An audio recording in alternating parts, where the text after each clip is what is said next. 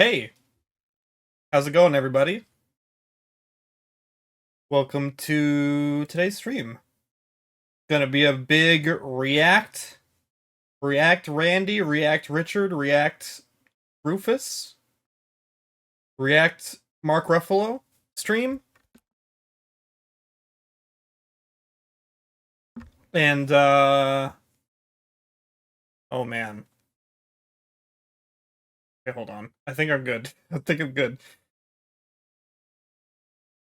Uh, Jeff Keighley's funny show is in 2 hours, I think, at this point. I think it starts at 3. And then immediately following Jeff Keighley's show will be the Day the Devs, which is like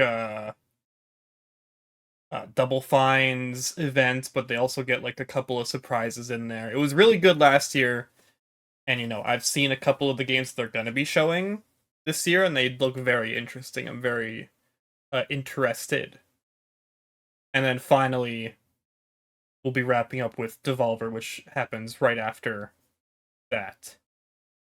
Oh my god, okay, I might have to, hold on, I have to be right back. Hold on, oh my god. Yoshi playlist, go! I'll be right back.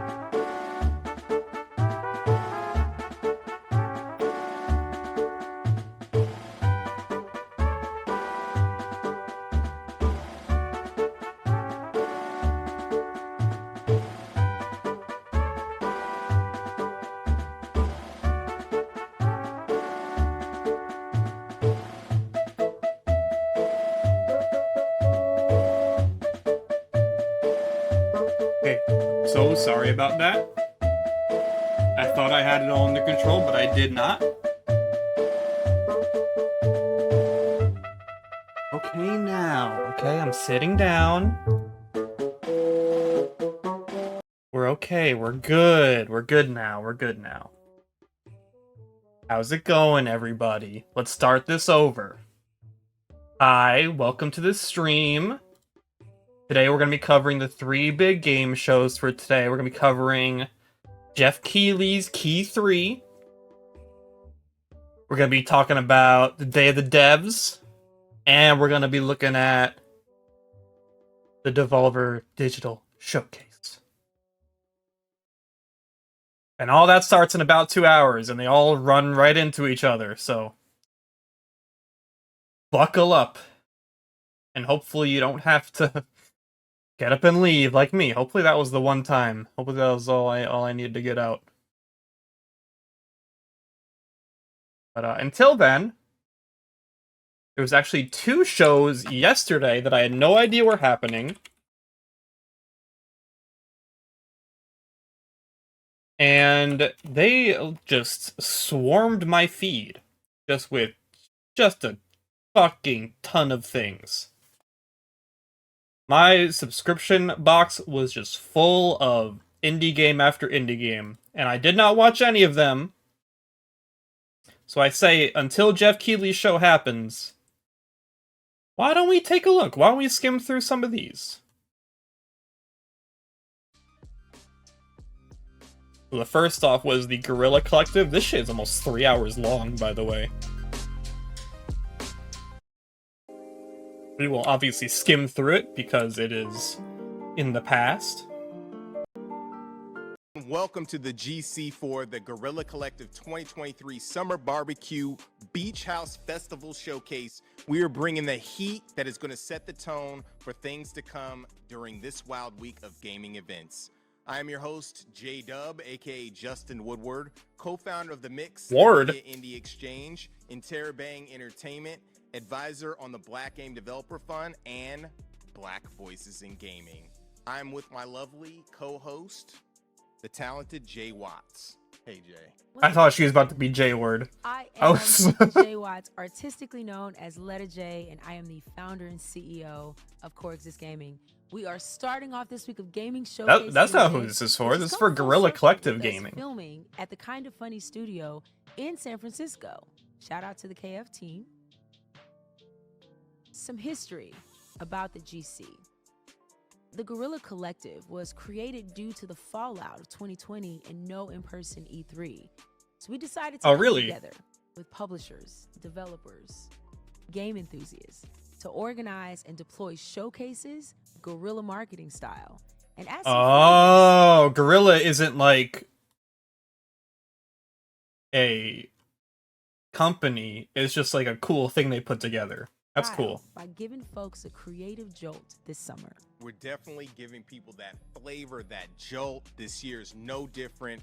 We are sparking off the summer sizzle by dropping some exclusive game drops, reveals, updates, and developer commentary for their titles. Reveals. Stop there, though. After this show, we will pass world premiere. Friends who will be making some more reveals and drops at the Guerrilla Collective Publisher Spotlight Show, featuring awesome new game announcements from Freedom Games. This dude is teleprompting as hell. If you're in LA, he is teleprompting. So it doesn't stop there. In LA, we're going to be invading the scene with 40 new games at Wisdom for a lot, and we have a live stream with our partners Viz and The Completionist. More info at MediaIndieExchange.com. And we will also follow things up next week with Black Voices in Gaming and Dames for Games, which highlights Black game developers and women in the game industry. Check us out on Twitter at Guerrilla Collect, not Guerrilla Collect, and at Indie Exchange. Oh, they couldn't get Collect. They got Collect. Guerrilla Collective and Media Indie Exchange. Make sure to tune in into our Twitch, subscribe to our YouTube channel. Did anyone get a funny Discord name? I tried to snatch up Walmart, but I couldn't get it. I just set it on bandana_D. Wait, you could do a space? Cash Jackson got a space in his. I didn't know you could just do a space. I did an underscore. How do you get capital letters? Cash? How the hell? As well. The developers and publishers on the stream have blessed us with the Steam keys from games in their catalog. What the fuck? When you see the following QR code, you haven't been prompted grab yet? Your phones, take a flick for your chance to grab a great game. We've also teamed up with the exquisite folks at Valve to showcase our stream on their platform in order to support the devs. Be sure to check out the event page on Steam where you can wishlist, buy, or play the games that are featured in this event. Definitely do that. It always helps. And we also have some amazing sponsors. We want to give a big shout out to all of them for helping us to make this thing happen. Freedom, Hype Train Digital, PlayStation, Raw Fury, Tiny Build, Assemble Entertainment, Akupara, Astro, HeroCraft, Joystick Ventures, Neon Doctrine, Yo, shouts to Raw Fury, Razer, Steam. I was about to say Stream. Yes Bird, Wired Productions. Dude, Raw Fury got 2 dubs this year. They got Cassette Beasts and Friends vs. Friends. And the developers on the stream. Those are some huge dubs. Twitch, IGN, GameSpot, Steam, and Kind of Funny for hosting us. Big Okay, up. can we see some games? God damn. World premiere. Exclusive. To the Guerrilla Collective. Yeah, this isn't the Jeff Keighley thing yet. Aw, shit. We're starting early. Discover the world of Terra Online. Now free to play to all players.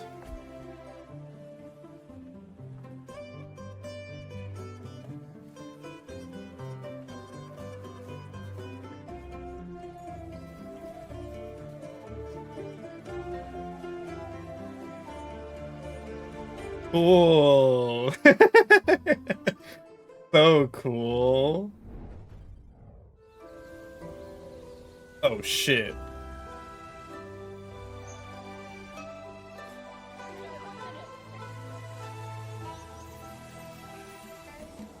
Sengoku Dynasty. Survive in feudal Japan. No way. Is this fucking Continuing Rust Japan? is where true strength lies. A tale can be told in an evening. A legend takes decades to build.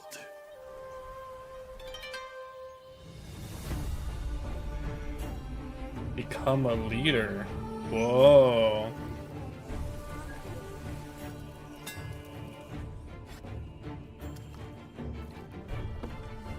I will never play this. It does look a lot like Rust.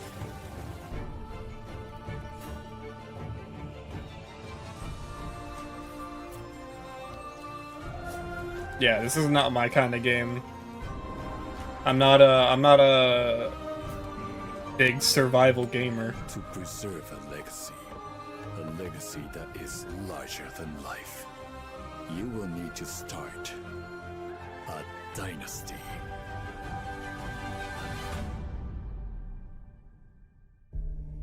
Sengoku Dynasty. Alright, next. Premiere World. Whoa!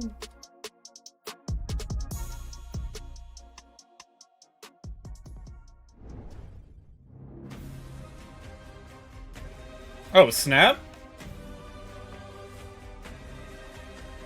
We got a bunch of varying art styles.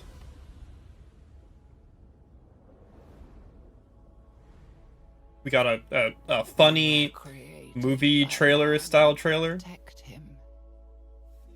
Is this a Pinocchio? I saw a wooden man with a nose.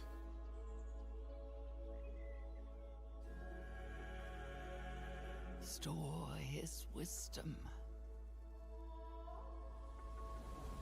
Conquer distances. And as symbols of his divinity. We are forgotlings. That's not Pinocchio. Wait, this is kind of clean looking though.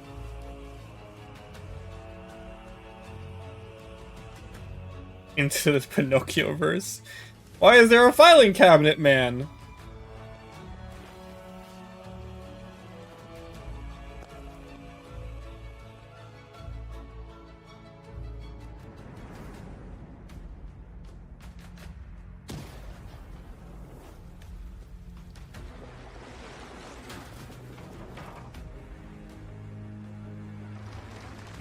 Okay, I saw a grill.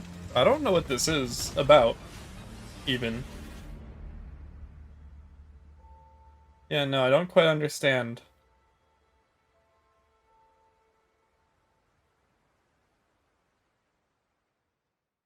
Such a profound image to end the trailer on. Nobody is beyond redemption, Chelsea. Everybody will understand and be excited. No matter who they are or Oh god. It's like... the right path is always there. If we choose to walk it. Wow, I don't like this, how this looks. I sacrificed my health, my body, my life, everything. It's like rotoscoped, but there's also like tweening going on. What do It's- you want? My employers have a job for you. You ever heard of the Underground Fight Championship? Yeah, this is really terrible looking to me. Oh, the game is still being played, Chelsea. You just never Anime realized at 60 FPS looking ass? Yeah, kind of.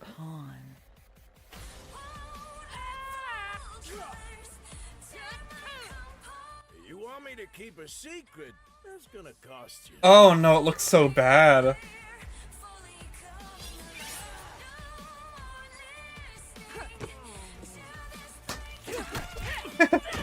Yeah! Got his ass. Oh, there's punch out in there. I'm not a pawn anymore. Now I'm one of the players. And I'm dead. I don't know who you people are, but I am coming for you.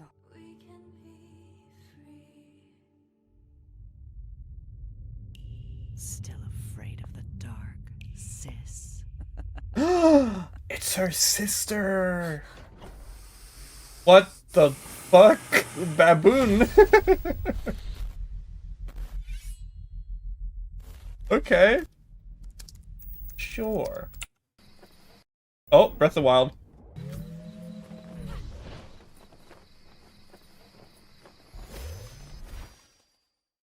From time to time, I ask myself, is it possible to miss something you've never known? 80. I think I remember this. I think I remember seeing something like this. To be homesick for a place Yeah. you've never been.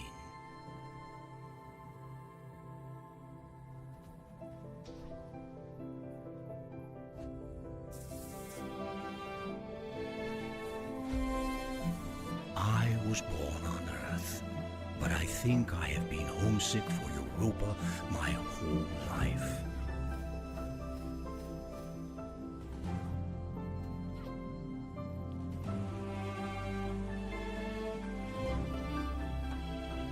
Sort of a little adventure game. By the I dig it. time you read this, I'll be gone, and the world will look very different from how it does now.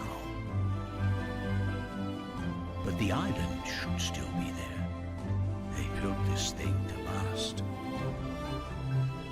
Like a little action adventure platformer type beat.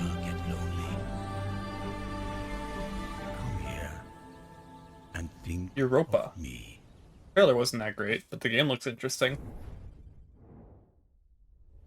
Little man in a big world. He fights big bad guys. It's Dark Souls.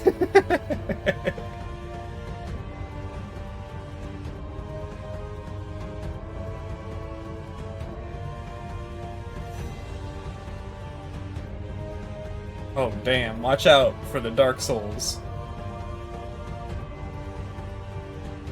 Yep, okay. I was joking, game.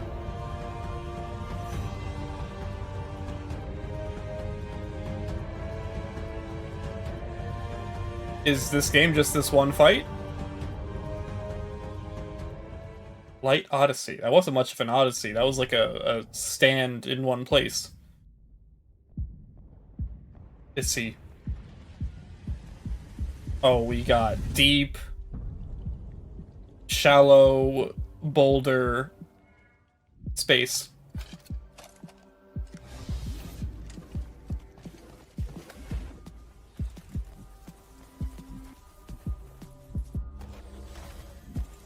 Can you speak up?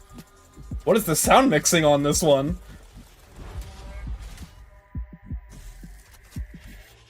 What even is Guerrilla Games? They're not a publisher, they're a group of people that put together a digital showcase to show off indie games.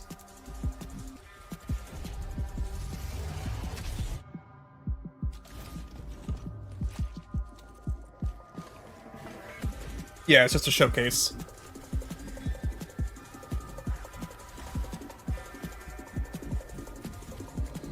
I just learned that 10 minutes ago. Abyss! Play as a little daddy. Available now on Steam. Exclusive.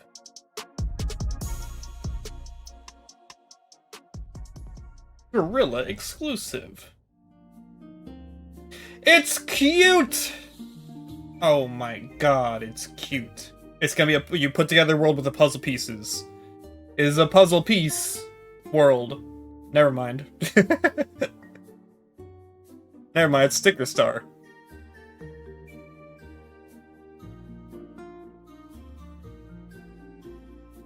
This is literally Sticker Star. That's crazy. The most creative Sticker Star fan in the world.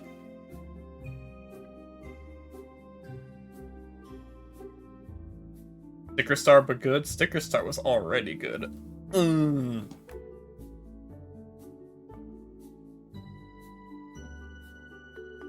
It's kind of like Chicory, almost.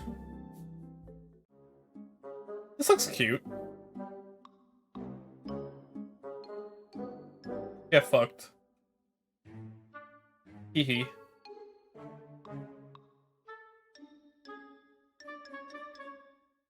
What? Was that like a joke there? Hello, Delvling, and welcome to Dwarf Delve, a randomly generated roguelite set within treacherous mines. I like my muscles instinctively went to skip once I heard a man speak. As a newly recruited dwarf in training, I don't know why. essential duties will see you scouring the deepest. The tendons in my arm were just like, oh! Value. Tin, gold, maybe even treasures of a less common nature. Stepping into the boots of a new Delvling can be tricky. Luckily, each time you risk your beard for loot and make it out alive, you can spend your ill-gotten gains on plenty of new tools and equipment upgrades. Assuming you make it back alive, I'm skipping. how hard you can hit, how far you I'm can sorry if shoot this looks your interesting to you. paintings, even new cushions. Here, and even do a spot of cooking. You might even find special edible ingredients, giving you special perks when you cook them into fully prepared meals. I'm sorry, In the Hannah. future, unlock the workbench to unpack and build flat-packed, newly purchased item blueprints. It is a following the Minecraft. included construction guide. Build a rail and minecart network to move your loot around whilst you dig deeper for rarer treasures. But remember, it's best not to get too greedy. These mines are ancient and Greedy unstable. to eat all One that. boot You'll cost end you up your with life. your gums all Dwarf Delve was grey. developed with a love of exploration and discovering shiny loot in mind. From sandbox titles such as Minecraft and Stardew Valley to No rogues way. such as Diablo and Borderlands, I wanted to include as many secrets as possible within the environment. From puzzle dungeons to obscure items that would make players come together to solve and build a sense of community. The experience is constantly evolving, and I look forward to raising up our battle mallets together very soon.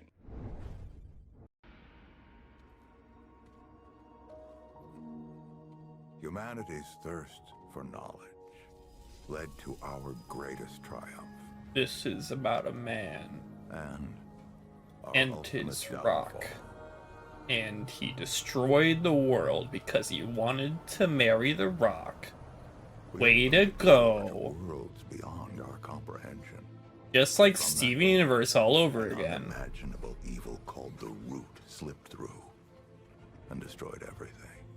And now we're in the hell world from that one VHS short, not VHS, Love, Death, and Robots, where the man was being mind tricked by a giant spider into thinking he was having sex with his long lost love. Step by step. And then he was like, I want to wake up. And she was like, you don't want that. And he was like, yes, I do. And then he got woken up. And then he saw that it was a spider. That's where you. We need you to journey to some dangerous yet wondrous worlds and stop the Root once and for all.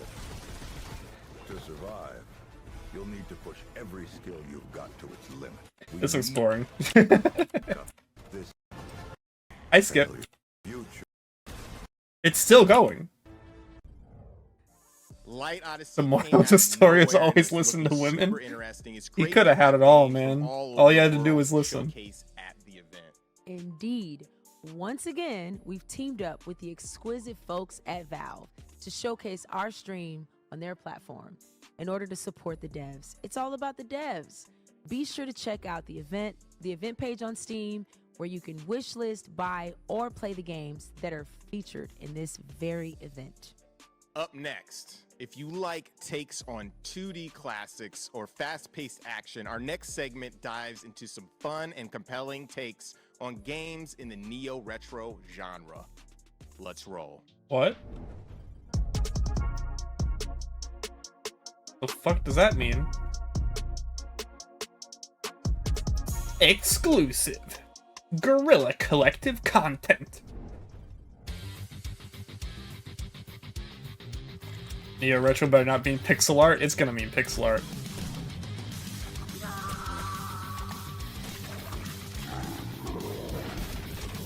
It's pixel art!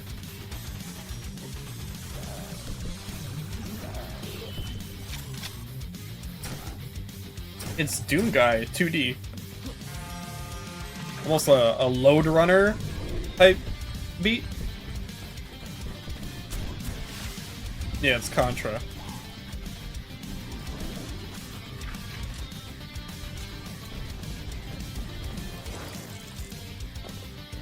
Yeah, this doesn't look bad.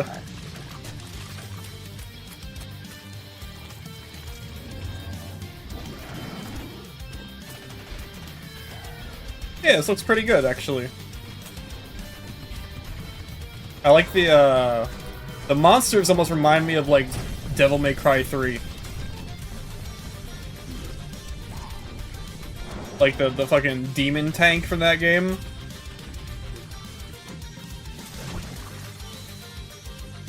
Iron Meat. Interesting. You know, pretty good. Oh, Modus. Pause for Modus. My name is Jacob, also known in the community as Hipshot, and I'm the creative Please buy this man's game. He needs better mics so bad.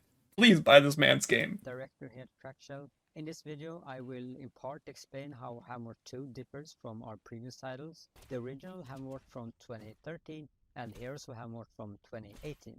I won't dive into everything different because it would be a video too long, but I will pick out a few major features. As you might know, the first game is a simple fixed hack and slasher, and Heroes of Hammerwatch is a roguelite with randomly generated levels. Oh no. Now with the sequel, we are going Downgrade. for a more open-ended action-adventure experience. The first big thing is of course player classes, the characters that you play as throughout your journey. They are very simple in the first game and you only have few active and So this is the first game, and now this is the second one. also expanded with more variation. Different damage types were added and various tweaks to all of this of course. With Hammer 2 we cranked that up with tons of active and passive What is this skills, called? which Hamor? themselves have cool sub-skills. And all classes now have a range alternative if they had none in the previous games. So it's actually possible to make an entirely ranged paladin in Hammer 2, no shield, no sword, but whatever class you pick still needs items and gear. In the first, that's You know what? game It looks experience, not pretty this. cool. You get some stats from making I don't really need to hear quests. more about it right We now. had very simple, now have a fully fledged out system with dialogue, different choices, Cool. and path where Cool little co-op, top-down, adventure, questy type dungeon crawly beat. Cool. On the Switch. Love the art already.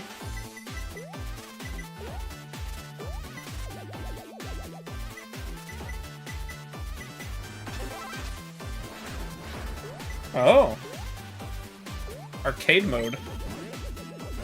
That's cool. It has like the instructions like on the arcade machine.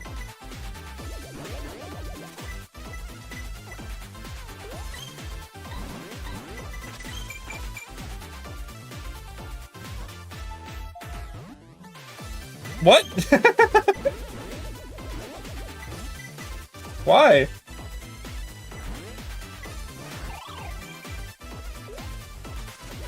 So cute. There was a game, I forget if I posted about it. It was like a bomb. Let me see if I can find it. Hold on, skip for a second. I forget if I posted this at all in the Discord. But I played the demo and it was very, very good. It was on itch.io. Good luck to me fucking finding this. Never mind, I found it immediately. Yeah, this. I played the demo for this and it was very, very good. And it's very, very cute. It's like, it's Dig Dug meets Bomberman. And it was very cool.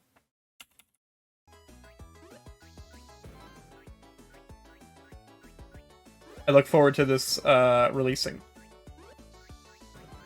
I like me a Dig Dug, and I obviously like me a Bomberman. So. No, me, both. Combine them. Hello?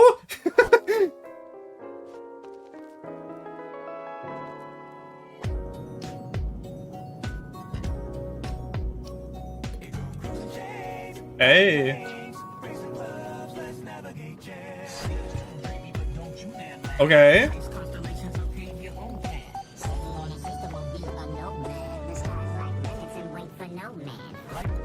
I love top-down space shooters.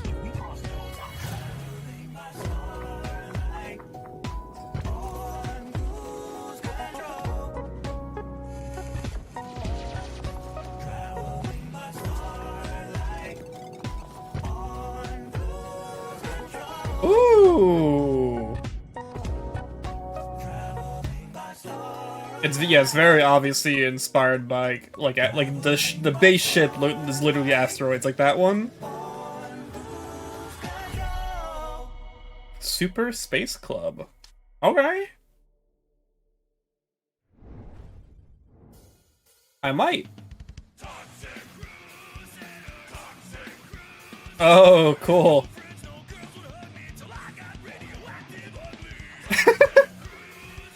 Wait, what? These are like a thing that existed before?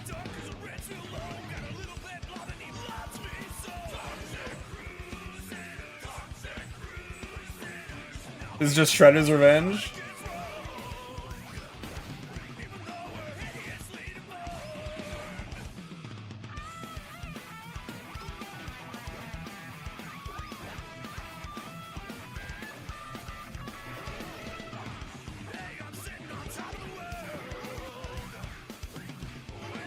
Why is everyone just like a freakazoid and then the girl is just like a normal human girl with like messy hair?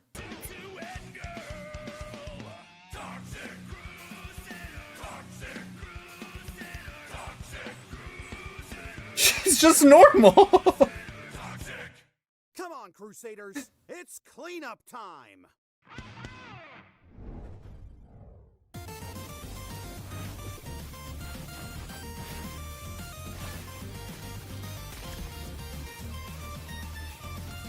She has a toxic personality. Okay. I never liked the look of these games. The 30XX, whatever.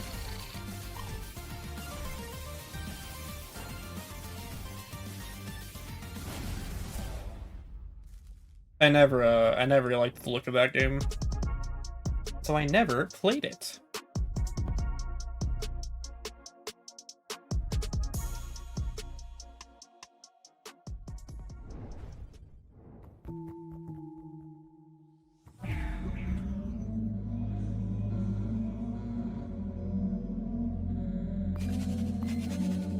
Ooh. Fromage. Die!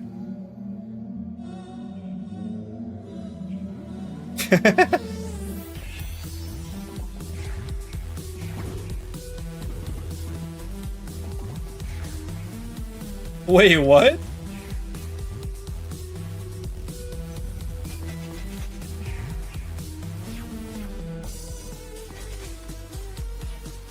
Sesame seeds, no!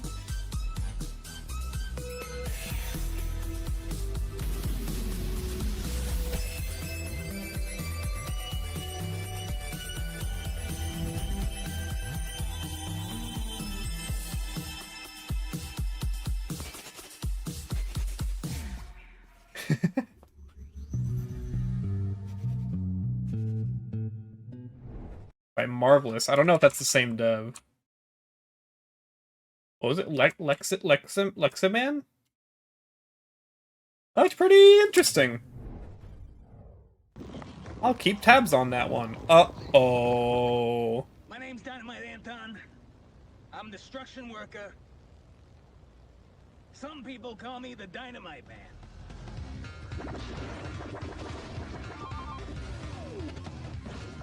You know, it's pretty hard being a single dad. You're raising a little pink hedgehog girl.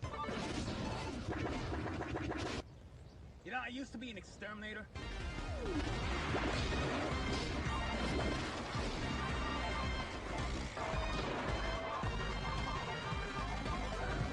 Jay Walker. It was a really bad job. I would fall down sewers, fall down manholes, and I'd have to climb my way back up. And then my roommate would just tell me, "You smell like shit." You know, kids always come up to me and they're like, "Hey, Anton, say the line. Anton, say the line." And I gotta go.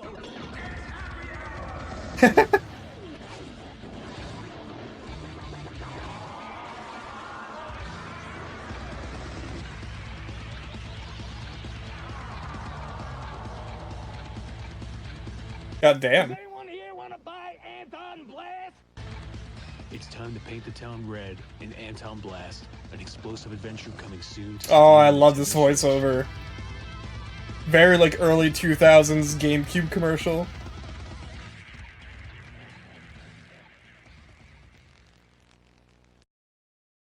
Ooh, a new demo. Okay.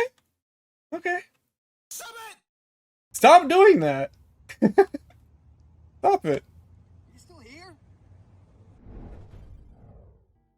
So Justin, I know you're making some waves. Making that happen. You making waves in the Neo Retro games. Shout out to Graham of Legend. What does for that dropping mean? His latest Super Space Club. It's part of the Black Voices in Gaming. What was What is Neo Retro? One of my favorite games, which kind of came out of nowhere, was Toxic Crusaders. I'm sorry, you two. I'm skipping. Can't.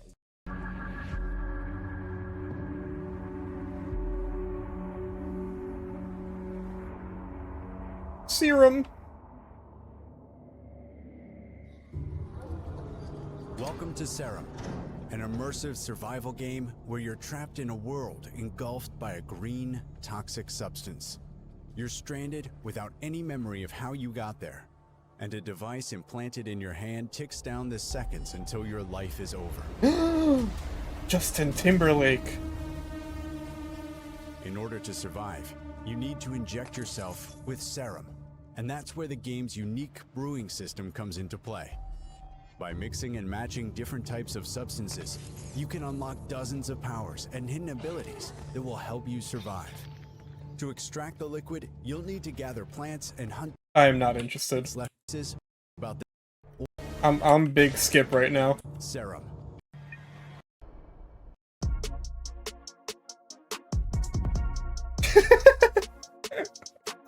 Every time I say I'm skipping, and it's like, yo! Every fucking time. This shit, we happy few?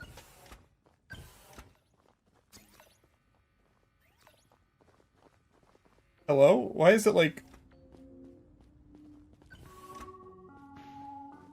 Grounded? Nah, Grounded's way cooler than this. Is this like some... Is this that shitty looking... mascot horror game in the campsite?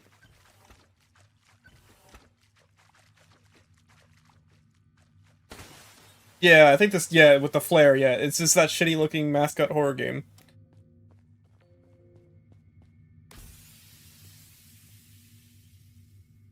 I forget what the monster is.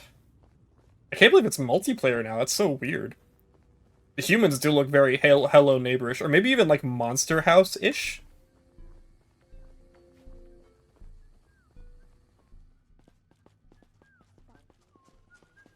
The lowest energy trailer of all time has arrived. Never mind. Okay, my bad, my bad.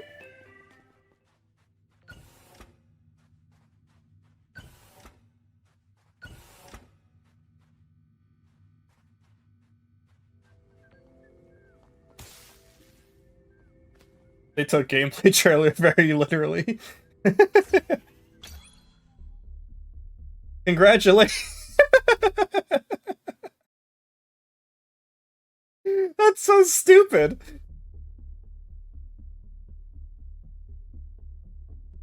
Yeah, Sparky. Yeah, no.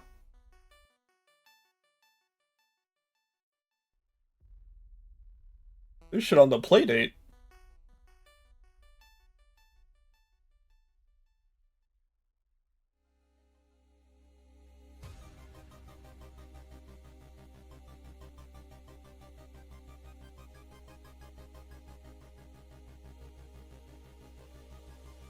That text looks too small to be on the playdate, actually.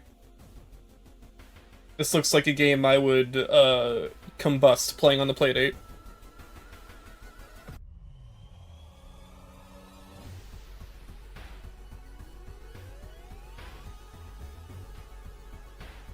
Oh my god. Die. World of Horror, this was early access for years. It looks intriguing. I don't know if it's my type of game, but it looks intriguing.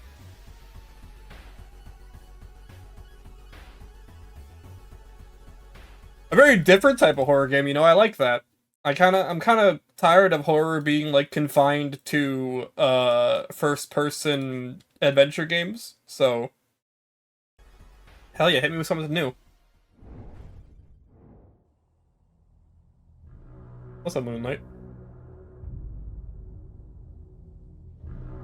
Milton, Missouri. You miss anything big yet?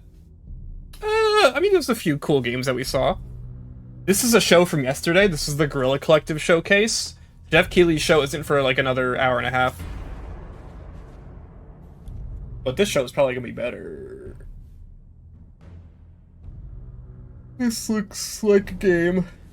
Nice frame rate.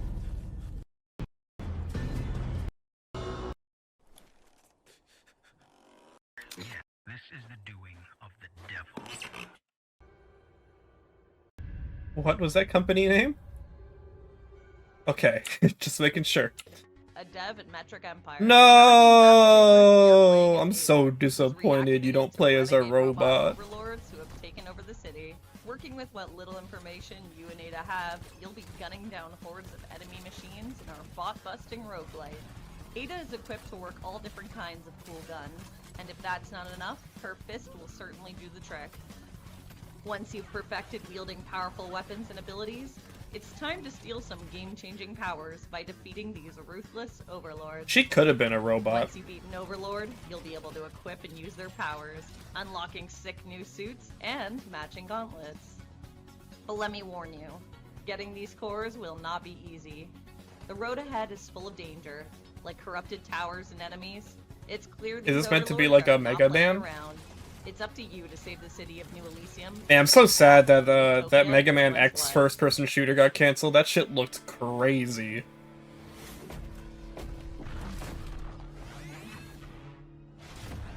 That was the trailer that he showed. No!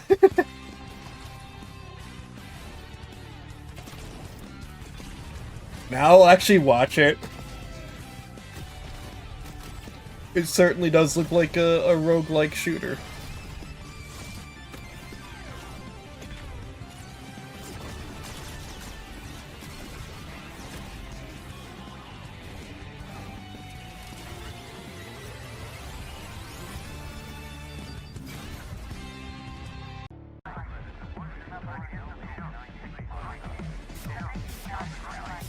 Give me a break. Shoot, shoot, shoot, shoot the gun. Shoot the gun. Throw the bomb. Shoot in time with the beat to make the trailer more epic.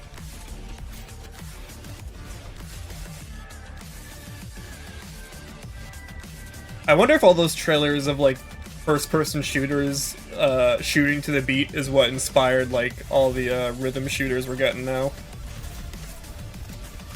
Like, oh yeah, those trailers are so good, we should just make a game out of them.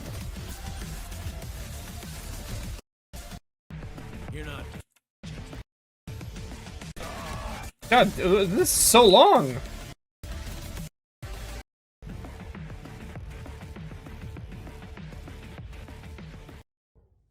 This land is cursed. Oh no. Die. Where my people roamed freely. I hope we see Wizard with a gun at Devolver. We haven't got an update about that in a long time. With the white man on his iron horse.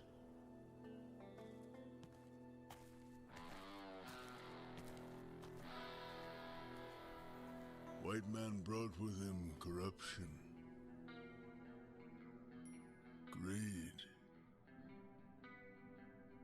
vanity, ignorance.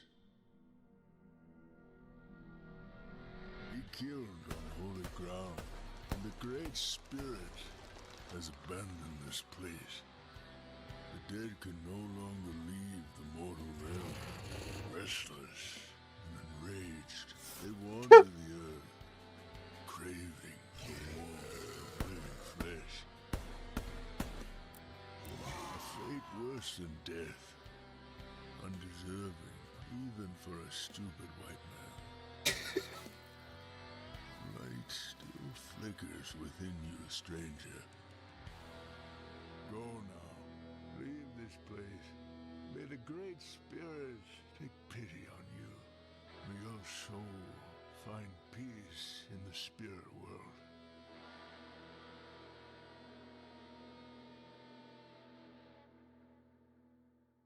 Okay. Cool Yo, game. Sparky is destined to be streaming and YouTube/Twitch famous. I can. It better not. That looked like shit. Also, Don't say that. Don't say that like it's a thing that should happen. That should look terrible.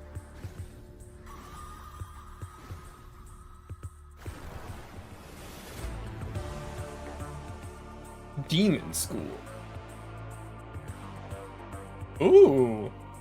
It's a tactical game? The art is awesome.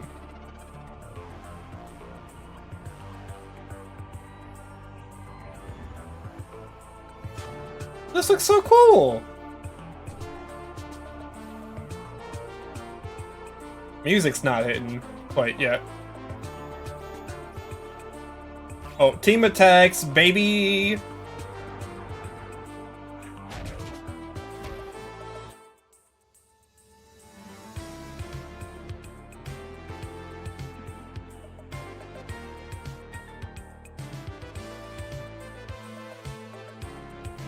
I should play Radiant Historia again.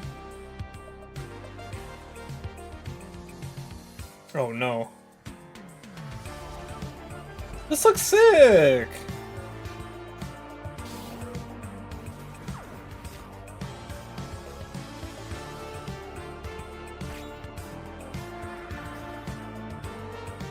Oh my god, it's spooky too.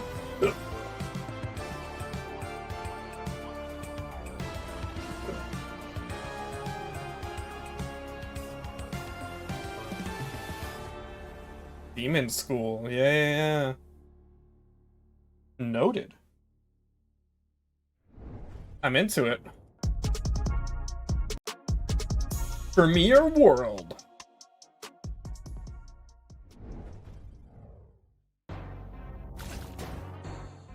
Oh, this was being talked about yesterday, yeah.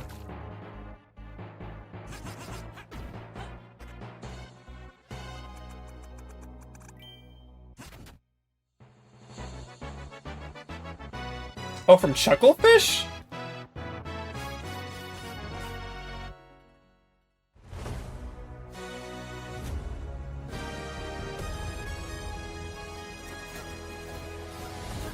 Damn, it's like not even trying a little bit to hide the inspiration.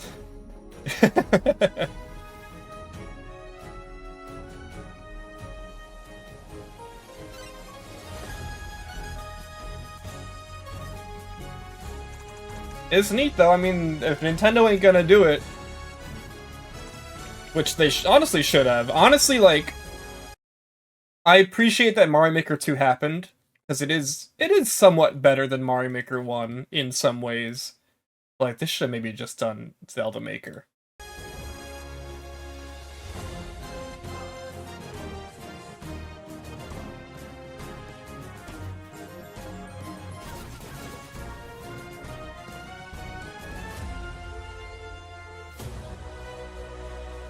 Oh, it's co-op?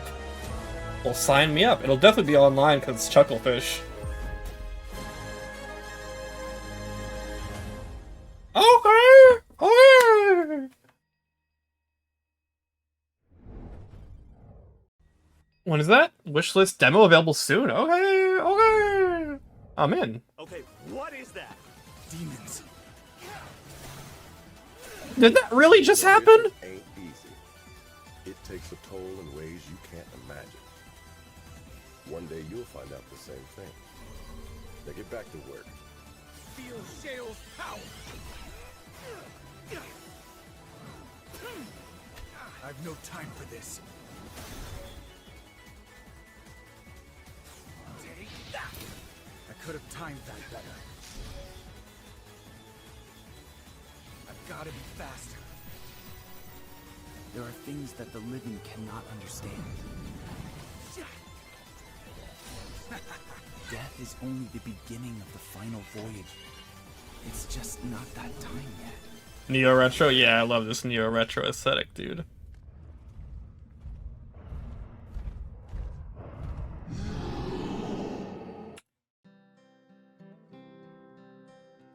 This is a puzzle game. This is The Witness 2. Oh my god, it might be. Wait, no! No! I was kidding! It was a joke!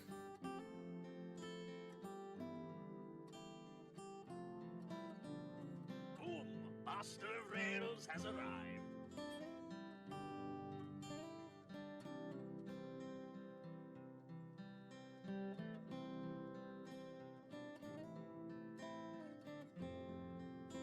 Ready for another adventure?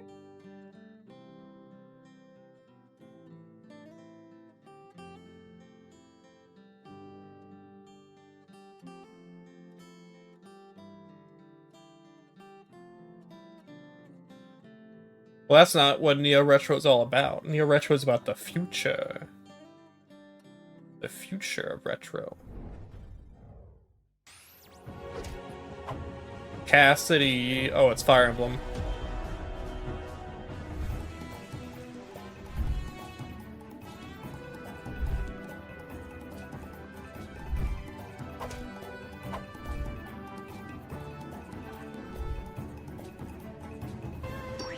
They only showed 2 heroes.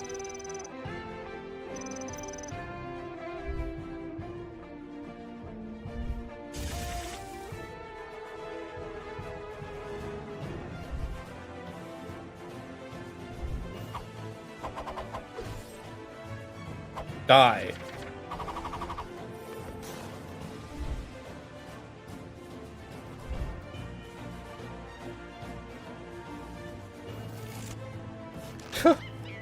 Monkey!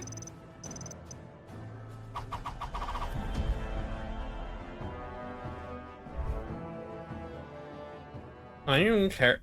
I don't care about that one. Welcome to WrestleQuest. My name is Zach. I'm the chief powerbomb enthusiast at Mega Cat Studios, and I'm here to show you some never-before-seen content. So without further ado, let's get Before seen content. So the area we're showing you today is the Jungleology Wilds. It is a jungle-themed dungeon. He still hasn't left this area. Okay. Bruder's gonna take care of him for us. Is this the same... Probably not team, but artist behind the sequel to that one fencing game? It looks like that art. So here we have this kind of You know what I'm talking about? Nidhogg 2? It looks like a Nidhogg 2 art. As you get even deeper into Jungleology, you'll come to this area. Like, oh my god, yeah, like the texture work on that little unicorn, like... Dramatic sprays of fire that are hot enough to melt the shades right off your face. I just took one. Darn it. That's all right. I just snuck by that enemy. Every enemy in the game has a certain movement pattern that if you watch and wait, you can usually sneak by them. A lot of times that forces you into a decision of, you know, do I want to fight this guy or that guy over there because of the way their patterns overlap. So the Bright Light Caves have these colored rocks and these you can combine with their statue area. What could it be with these scaly, slithering? Oh my gosh, it's Jake the Snake. That's right. What? The Snake Roberts is here in WrestleQuest. This is not how you show off a game. Sorry about it. No, Jeffrey! No, I'm falling into the Titan tree. We're on an adventure.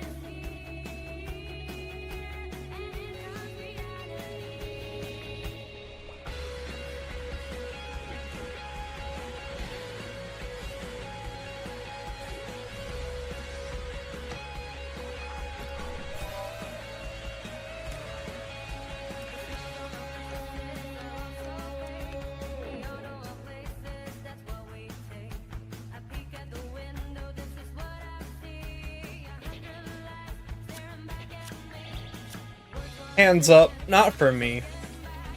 Put my hands in front of my face like I'm backing away, not for me. Oh shit, he's still there. He's in the void. Oh, they all got voided. Rip.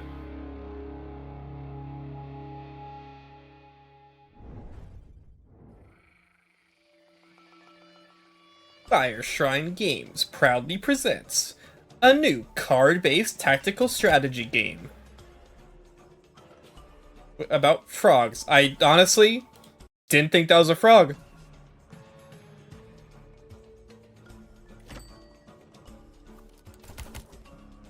I don't know why I saw like a pipe and I thought like, okay, you're not gonna believe me. I saw this and I thought all of this was like hair for some reason. And he had like a nose and the pipe was coming from underneath his nose.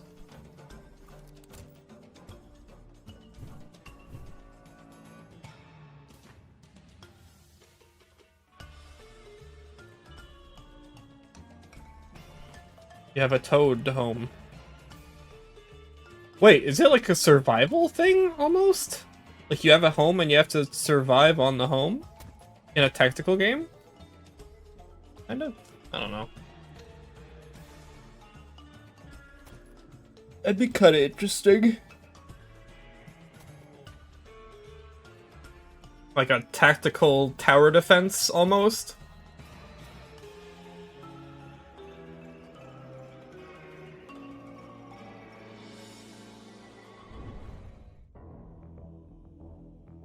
Ass Creed.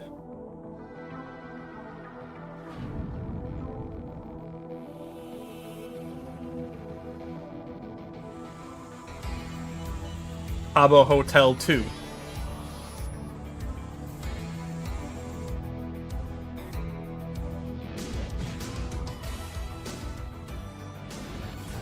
Stop the Archangels, already did that.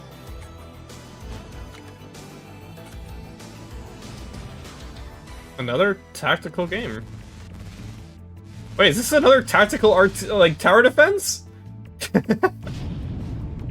We just saw this. Uh-oh, destructible environments, neat. Those buildings just moved? And it uses cards. What the hell? These are just the same game.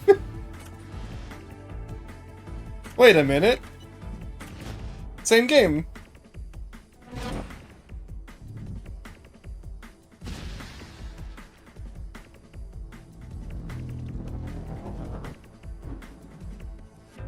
Why are even the enemies facing the same direction as your character?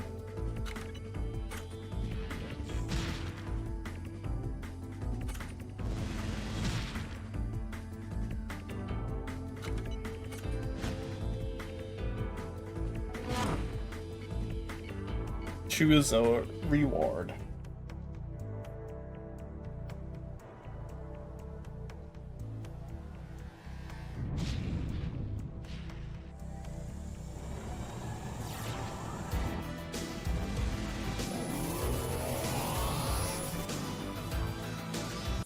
Yeah, okay. Ask Creed. We'll be right back. Come to Crashlands. 2. Explore a world filled with wonder, mystery, and some of these things. And then slap them. And slap those too. Just slap it all. Except these. What's this Rick and Morty ass humor? The great outdoors isn't so great when you've got no indoors. Best to make a home for yourself, but not just yourself. It's a survival game? Loneliness sucks. So build a friendship, because that kind of ship won't crash. After all, if you're gonna make it on this planet, you'll need all the help you can get.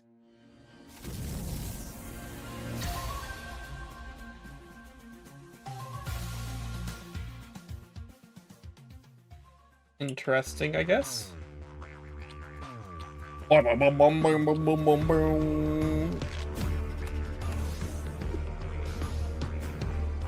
This art mixed with these little pixel dudes is insane.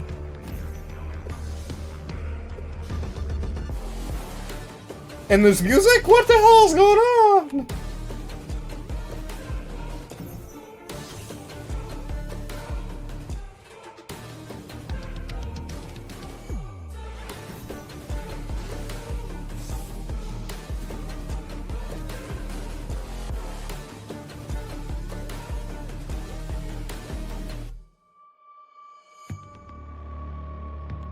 Deck of Souls.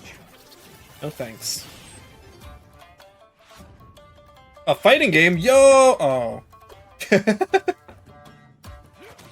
I was so excited to see an indie fighting game. You wanna fight? Rainbow! Can't catch me. Wow, I do not like how this looks.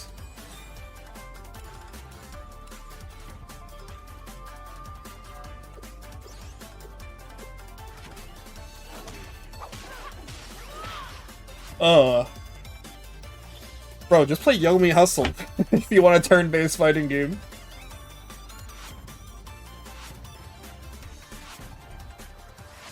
What? What? Thanks? I guess?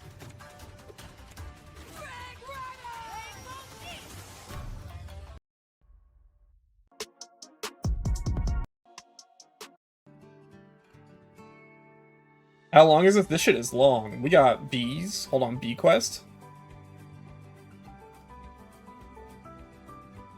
He's saying you'll have all the cards and no card packs. I like card packs.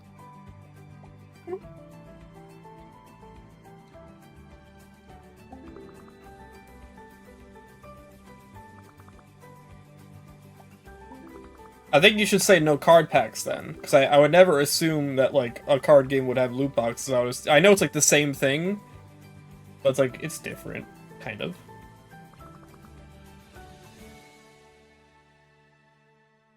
Growth.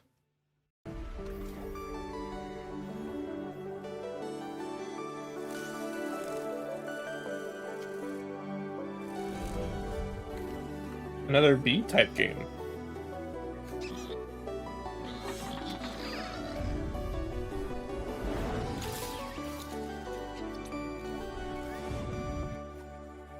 Oh.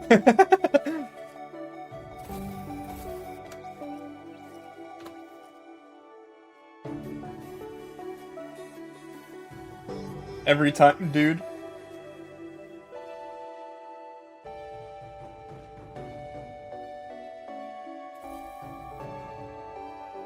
Oh, okay. I guess I should have expected it was gonna be like a building survival thing. You don't have the full trailer in here? Why? Welcome to Jumplight Odyssey, and let's take a tour of the SDF Catalina, because that's you. You're Princess Euphora, leader of the Palladian people and captain of this fine starship. From the bridge, we'll be able to upgrade numerous things, activate our holotable, chart our course, jump to other systems, and of course interact with our division officers at their command centers. But let's go down a deck. Just like that. Because in Jumplight Odyssey, you'll be able to navigate all of the decks of your starship using our unique, never-before-seen, incredible cross-sections inspired form of navigation. And this deck is the Promenade. Just below the bridge, this is where crew spend most of their social time and rest and recuperation, coming together for activities, strengthening relationships, and even doing a little spot of gardening or rummaging the vending machines. Now, let's go to the quarter deck. This seems interesting. The quarter deck is where the action happens, so to speak, whether that be manufacturing, building supplies, keeping the power running, showering your crew, feeding them.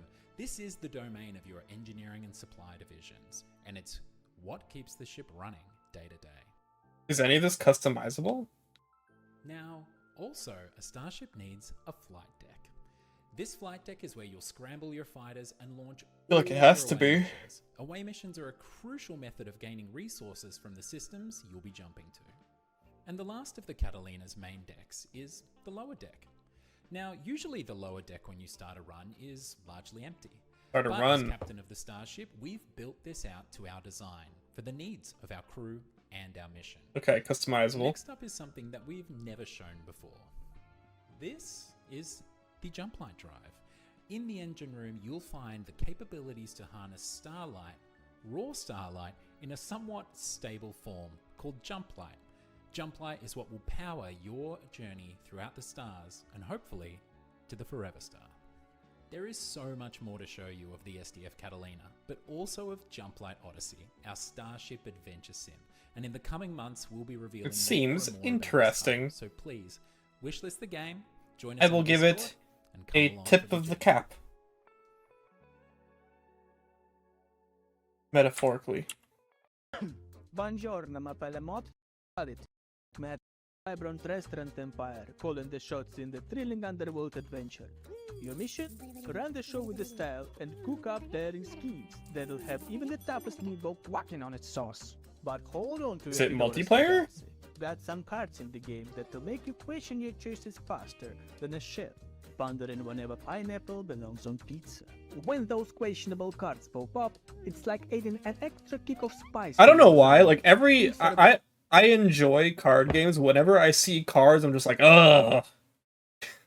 Like, oh, a card system. How brave. But then I always I like Slay the Spire and all that. When activities are done, the harder your suit gets. The police will be sniffing around like a seagull eye for Like, they're fun. seafood. Stay one step ahead of the boys in I like blue, Friends my friend. versus Friends. You be the maestro of culinary and gangster empire, orchestrating a team. Mario? In the trattoria and ensuring the pasta keeps flowing. Just remember, not everyone can handle two chairs.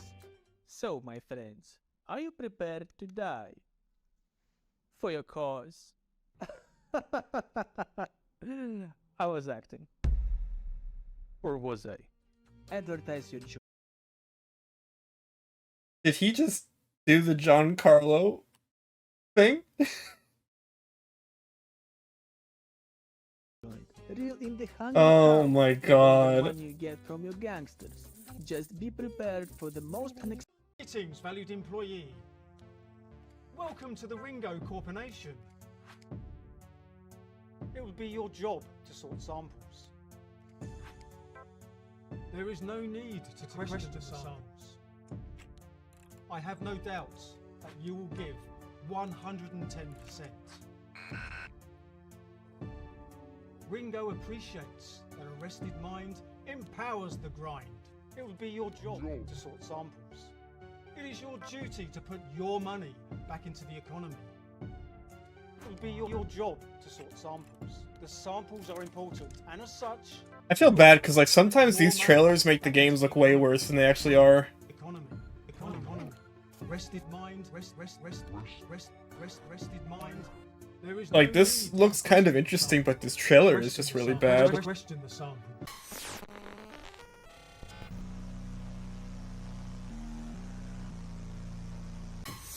Greetings, employees. I'm Vicky. And I'm Sam. We are You get a trailer the developers and a developer devlog? our upcoming dystopian narrative game. In Corporation, you'll play as Max, a lab technician working for a corporately owned state. We love games that foster a sense of routine, and so built our world around the work-life sleep cycle of the daily grind. Oh, why would you do that? What that looks like. In your day job, you will sort samples. The quicker you organize them, the more money you will earn. But there's a catch. Your manager will change the rules and add complexity. We've tried to emulate the satisfaction of a job well done and the frustration of arbitrary tasks. You might be wondering what you'll do with all the L money. Simulator.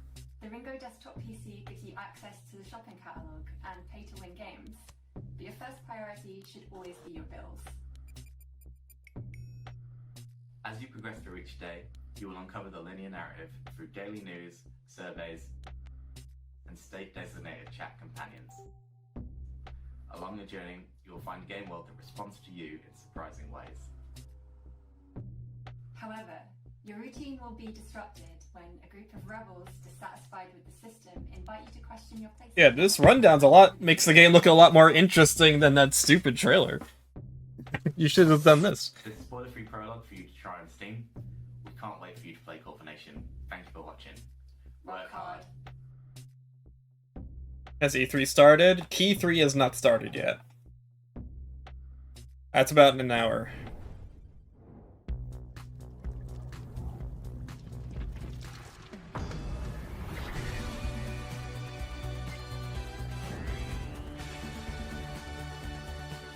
Yes, my Neo Retro.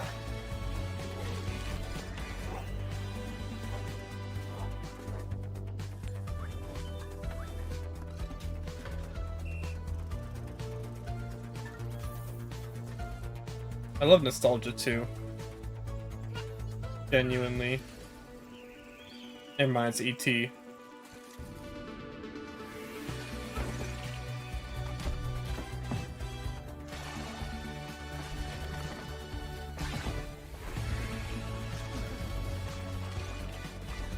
The hell am I looking at?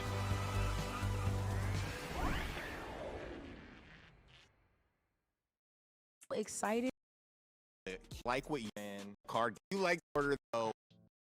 This showcase might be a bit too long. The Wii stick and push.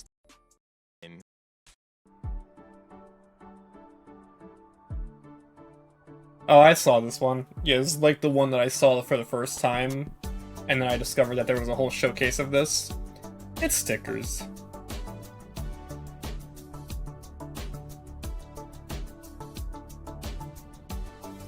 Yeah, it's just a bunch of random indie stuff.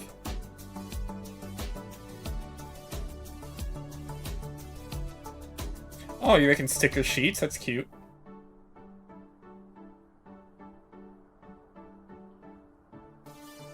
Little snacks.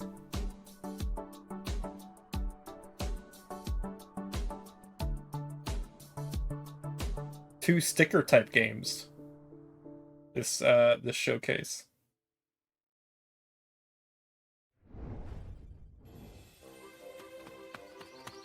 Yo! Oh, I thought it was gonna be like Finger People from Spy Kids. Oh, the dreaded Feet People. Kill them! Kill the Feet People! They're evil!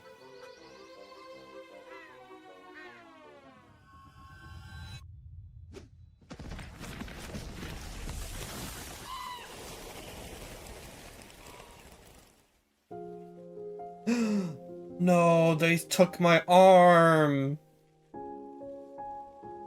And person, how could this happen to us? Oh... God. Oh... my God.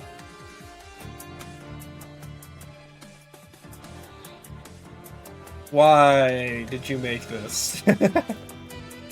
You didn't have to make this. Oh God. Oh no, the Feet People!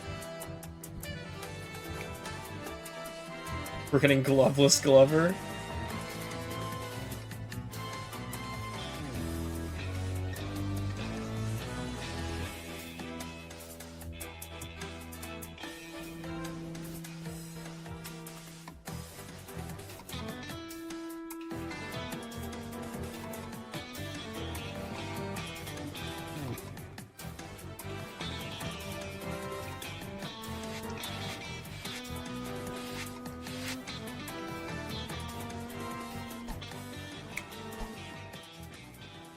I don't really like how it was like all physics based.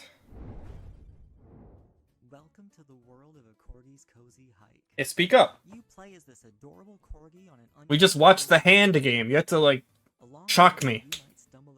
Shock me out of it. He wants to start an animal sanctuary and needs your help. Let's mark our territory so that dogs that we rescue can know how to find this place. Now let's set off. Wow, do I not like the look of this game. Where to go and what to do. Maybe you'll climb the mountain. Maybe you'll unlock all of the island's secrets. Oh, wait a second. What's that? A beach chair? Ugh, I can't resist the urge to relax for a little bit, take in the sun. There's a lot of little cozy spots like this hidden throughout the island. You can find them all and relax, but we need to go now. You can find ancient corgi artifacts like this beautiful cape or my corgi claws to let you glide or climb your way up. I'm speechless. Look around to find hidden secrets. Here's some ancient corgi butt power. The more you find, the higher you can climb. So let's look around and see what else we can see here. So it's like a short hike. That looks like a I just noticed the way the backgrounds fade out. It's literally a short hike. Oh my god, it's literally a short hike. Oh no. Oh no. Oh no. We don't have enough corgi butt power. We could find more, but let's find another way up. I've got an idea. Maybe we just need some fire. So let's just go over here, grab one of these sticks, we'll light it on fire, and then we'll see what we can do. Let's be careful not to cause any corgi chaos around here, though. We don't want to burn anything. But let's see. Okay, we'll just burn this. And look what falls down, a nice little mushroom. We can bounce up there, and now there he is. Oh, poor him, he's lost. He just needs a little boop, and then he'll be fine and ready to go. Now, if we go back to our animal sanctuary, we'll find that Treble made his way here, and he's enjoying living here. Let's give him a different bed. You can unlock decorations by recruiting volunteers for your sanctuary. Oh man, he really loves that one. This has been your early look at a corgi's cozy hike. We've only been working on it. Oh my god, they called it Corgi's Cozy Hike. Oh my god. Oh my god. No, they didn't. No, they didn't do that. No.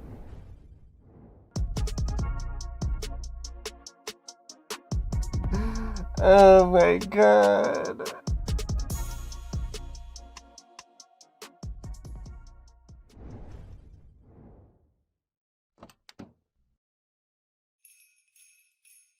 Christmas game? Providence Oaks. You probably already noticed it, but our beautiful little lake town is covered in snow. And to answer the question that's on everyone's mind, yes, we will have a white. Let's go! Last Christmas, I gave you my heart.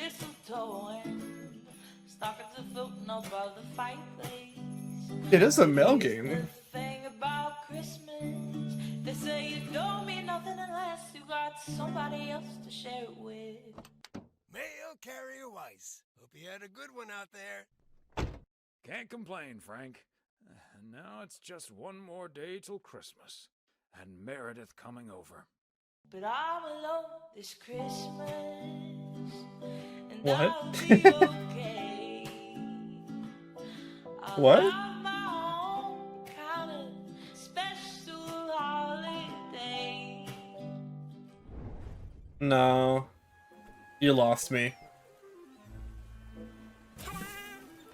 Oh, it's the pizza possum game!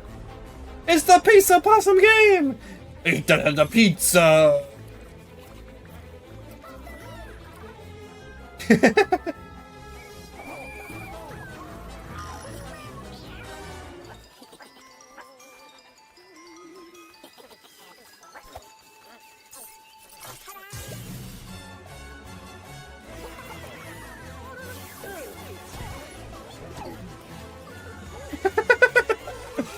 Now this is a funny game.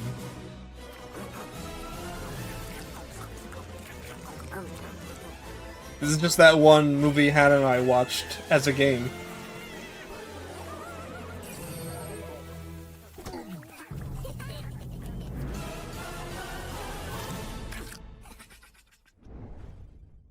Hey, I'm here to tell you about something a little different.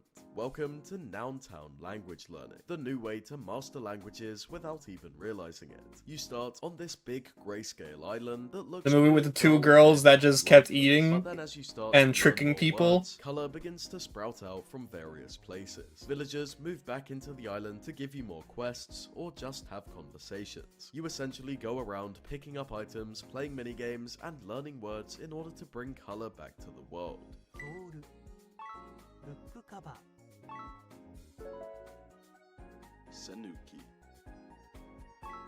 Sanuki. Ayari. Then Ken. Haburashi. Got it.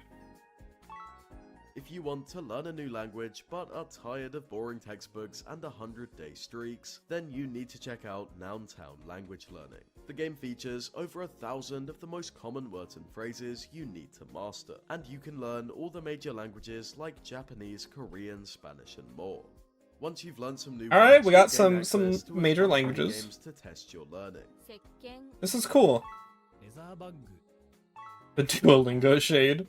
And when you're feeling a little more confident, there are 16 characters, each with their own personality that you can practice your speaking with. This is cool. Free of the fear of messing up or getting embarrassed.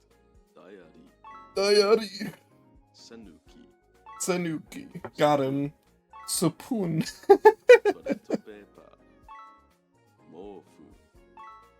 Supun. Nountown is available to wishlist right now on Steam, and is releasing this summer with console versions out in late. I think I have this wishlisted. I thought this was gonna be a VR thing, but I guess not.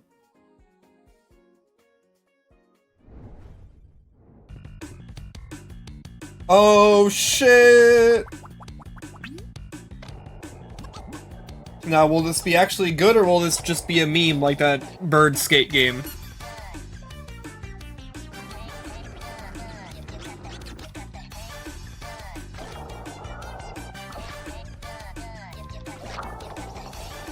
It looks actually good.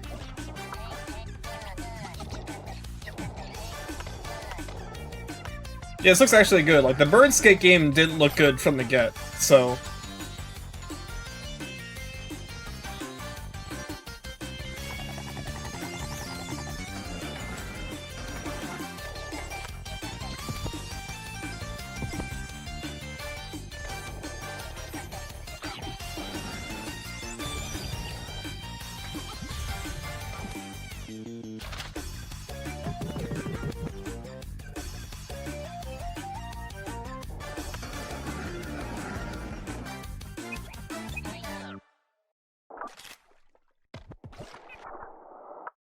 When is Skate 4 coming out? That's what I want to know. Those games. I don't care what you think. I don't want to know. Show me the next game. I'm bringing a basket of baked goods to my family. No, you not. Steel died. She's not doing any of the things we told her to do. We couldn't have been more clear. She's supposed to be enforcing martial law. You're sending me to jail? I'm a children's birthday party magician. Increasing my sphere of influence. The princess goes missing, and all of a sudden there's a no goblins order? I forget what I told her to do, but I think it involved somebody's pet. I confess, I was smuggling illegal pixie dust inside the dead cat. How do we get it through her thick skull that she's supposed to be listening to us? I am listening. Did you forget I was here again? What? Of course not. Who the hell is that? Papers, please. Yeah, it is kind of papers, please-ish. Okay, well, you got this. The day of the royal wedding approaches, but a change is coming.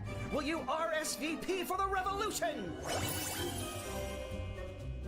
I know you couldn't resist the chance Except to place not? an illegal sports bet with the old pal Fredo. Welcome to Garby's Emporium of Wonder. I did not slay 90 ballerinas to be denied entry by some freckle-faced babe. I don't want to be rude, but you seem, well, pretty... Jail. Die. Absolutely. Oh, wait. Your name is Count Heinrich von Pyre? Yes. Why?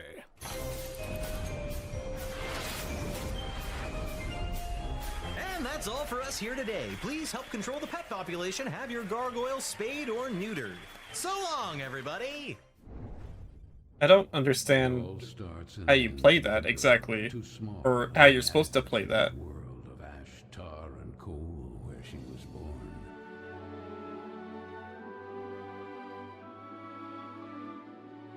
Oh, it's so pretty. Luckily, even if that place turned out to be very hostile for her, there she met Carol. Until She died. It's Disney.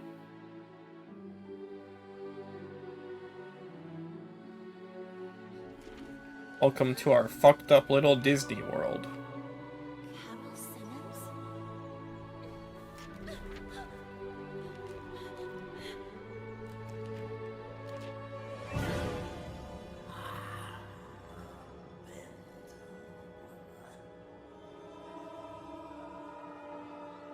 This is a movie. There is no game here. Go home.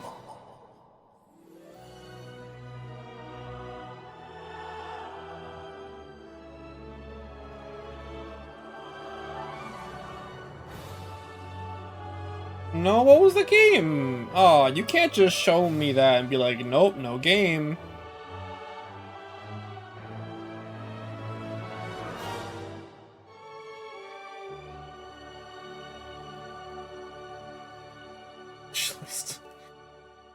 There's gonna be gameplay on the Steam, right? Okay, hold up, I'm looking.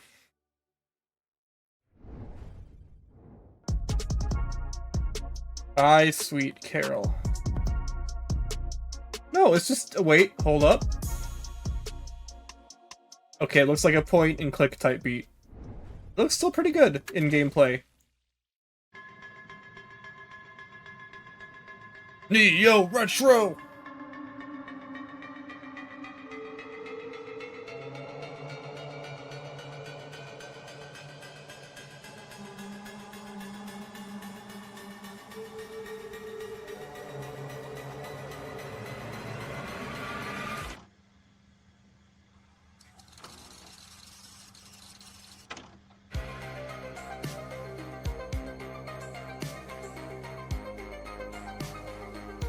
I will not.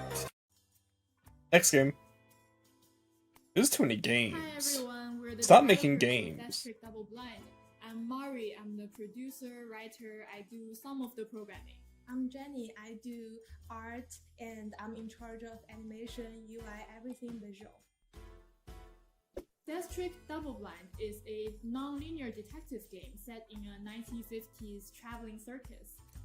In this game, players will have to solve the mysterious murder of the star magician before the circus has to leave town by the end of the day. All the evidence and witness will be gone. As we say in the game, it's like a Cinderella story, but instead of chasing a princess, we are chasing a murderer. Whoa.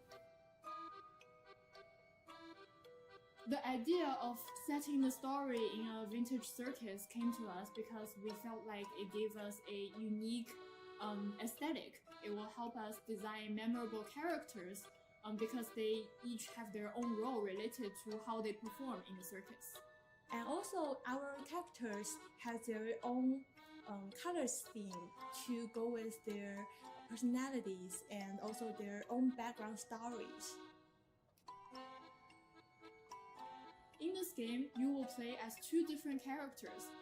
A detective that has been hired to Two different characters, really? And a new magician who has come to replace the amazing Hattie. The player will have to switch between these two perspectives to eventually piece things together and come to a conclusion. In this game, we have a system what we call collection system. So with every information or item you collected, you can use them either to inquire or to contradict. What I love about Oh god, his ass. It's like Ace Attorney 2. the story doesn't soft lock you until you find the right problem, so you are free to spot your own contradictions. When I see the chains pop out and they're like, contradiction. And you will pretty much always You need get a to unique response. break all the So chains each with your game is evidence. very different. The story moves forward based on what we call action points. So for example, investigating, inquiring, or contradicting might all cost action points. Oh, Once interesting. your AP runs out, So you this can't turn will end and you will do switch everything. characters and the game will move forward to the next It's like chapter. Dream Drop Distance? You might want to think strategically about which questions you want to ask and whether the contradiction you found is the right one. That's cool. We hope detective game lovers will enjoy the mystery and enjoy Damn. solving the case in your own ways. We also hope you might like meeting these characters that we've come to care for so much. If that sounds like something you will enjoy, so please wishlist Death Trick Double Blind on Steam and go play the demo.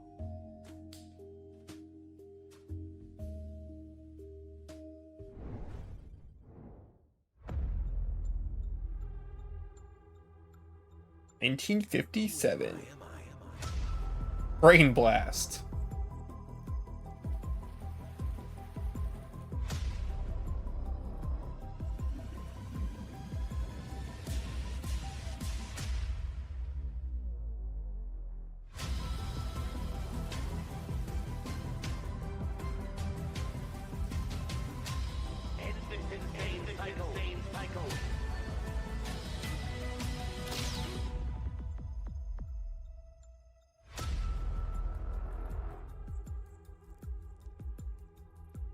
No. No, I'm good. Hi, I'm Marco, Creative Director at Ironlands. Today I'm taking you behind the scenes of Nivalis, the cyberpunk slice of life sim we are developing. Bonjour. Bonjour. Here we are in Paris at Mocap Lab to do the motion capture for Nivalis. Every morning our actors Christelle and Florian had to be prepped with markers that the Vicon system cameras can detect at up to 2000 frames per second. Oh yeah, dude. I mean, Characters like, play a vital role in mocap's old. the staff, the guests that come to your noodle bar, corporate security, gangs, and all the other people that you meet in the city. They all have their life, and we want their animations to be as true to life as possible. Besides capturing the body movement, we also capture props like umbrellas, trays, meals, fishing rods, kitchen appliances, as well as how the characters interact with chairs, tables, bars, and other objects in the game world.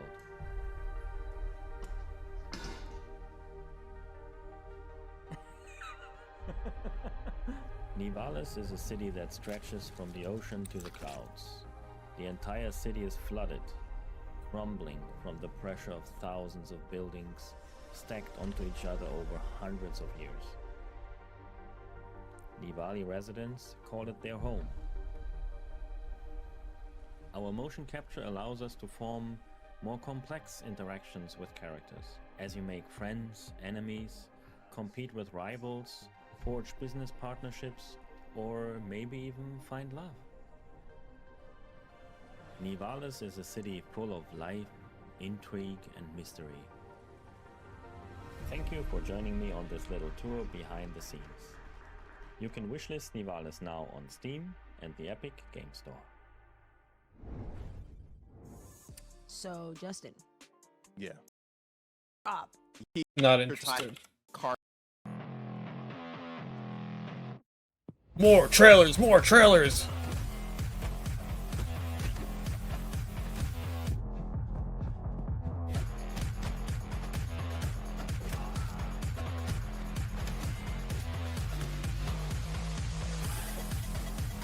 Like a little fox man.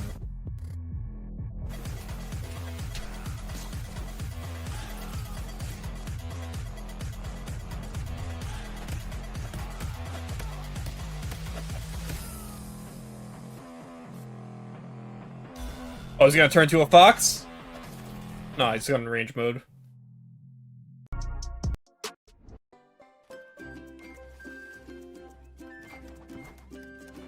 Ooh, a roll jump? I like a roll jump. And a grapple hook.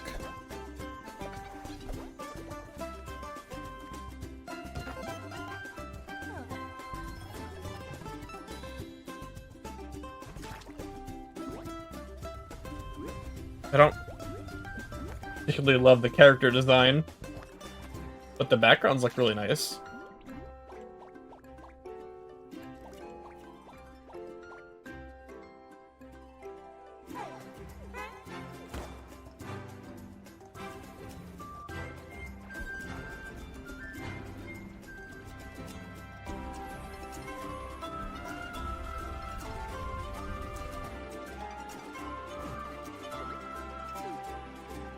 I appreciate that everything is done with the character, and it doesn't have, like, separate control schemes for some of the gimmicky stuff. That's good, that's good, that's good.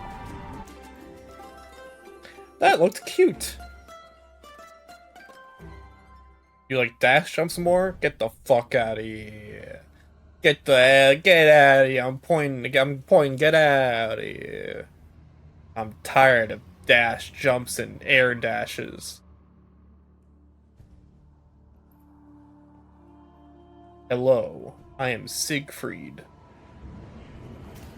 And this is my Shadow Man.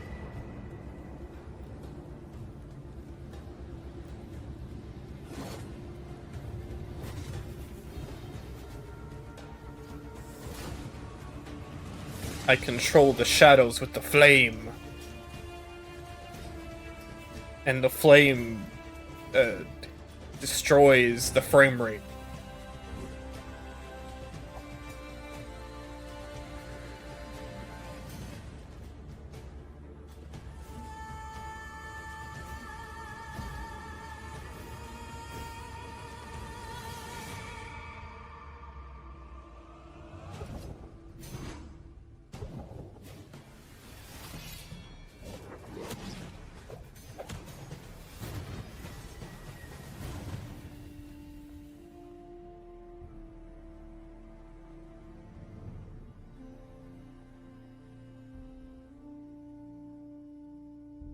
And the game looks different from the trailer because people like when that happens.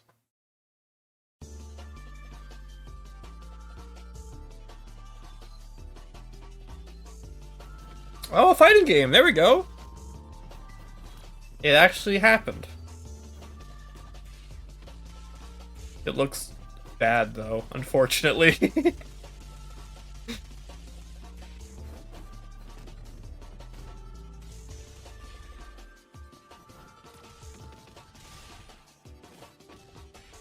This shit look like Paragon? Yeah.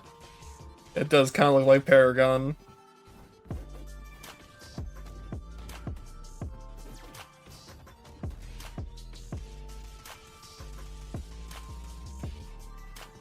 Oh, I'm gonna love getting hit by that combo every single fucking time.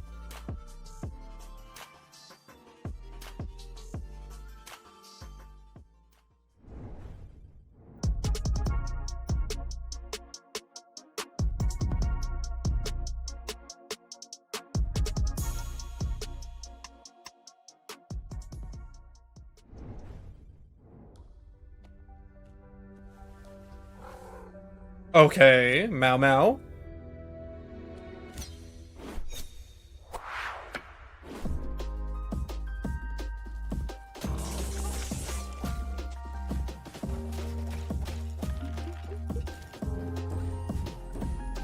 There's your air dashes, everybody.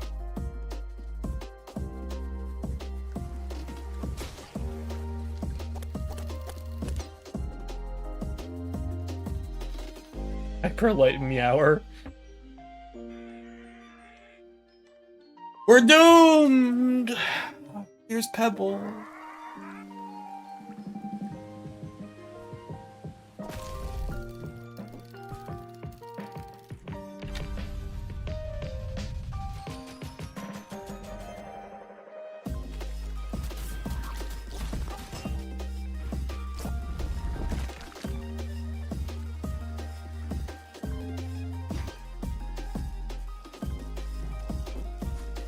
Not good something to death. That's why they got the circle underneath your character.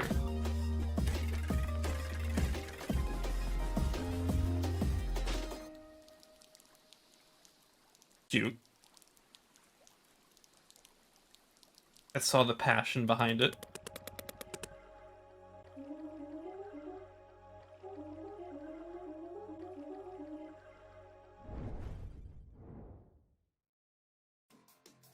Skate, do acrobatics, kill, and look cute while doing it. Gory Cuddly Carnage is a foul-mouthed third-person hack-and-slash action adventure. You play as Gory, a cute but deadly... Ah, yes, those are totally in right now. death-dealing hoverboard waging war against an army of mutated toys. Gory Everyone's like, yes, finally! Violence and gore. You'll have a host of combat options to decimate enemies in the bloodiest ways imaginable to really amp up the carnage. Skate and slice everything with Frank's built-in razor blades that he loves to use. Next is the slam wheel that will crunch and bash everything that comes in its way. Charge it in the air to unleash some hell on bigger enemies, or just slam everything in your path. That's totally up to you. The next move is my personal favorite. The hoverboard is also a rocket launcher. Fire smaller rockets against smaller enemies, or just soup it up and go absolutely nuclear. They go crazy. Everything you locked your sight on. Except for the slashing, the bashing, the dashing, and the shooting, there will also be an array of upgrades to cause even more mayhem in the full game. Look at him. I mean, the gameplay kind of looks fun, but this game is so ugly. It's just so ugly. Upgraded your way through a level, everything is of course topped off with an old school boss battle with all the worst, most mutated, and disgusting toys imaginable. These sections of the game will test your abilities against waves of enemies that will be destroyed in hellfire and a flurry of blades. But beware, some of these mutant toys will not die so easily. Oh, it didn't even like transform. It just got a new head. Cuddly Carnage will be available in like everything, so wishlist it today.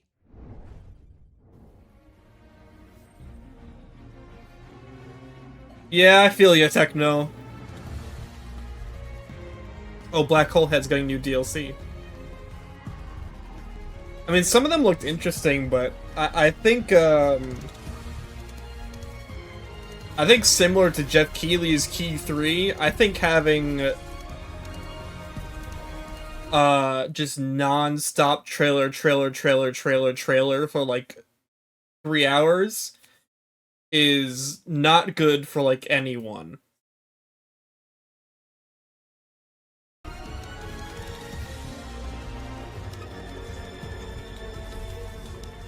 Because the audience is going to get fatigued, and that means every game that comes after that like halfway point is going to get like less excitement or interest into it.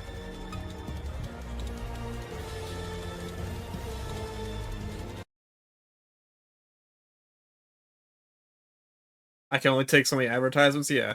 I mean, I think this is like a good reason to maybe space these out. Like, do, instead of one every year, do like 3 shorter ones.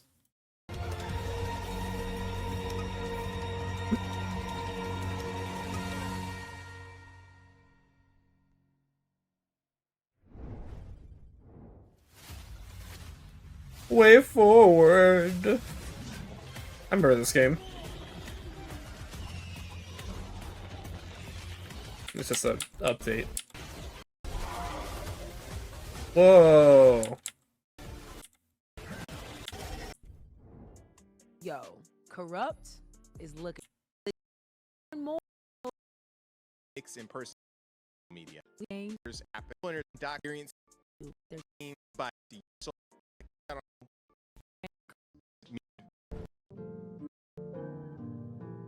Meeks.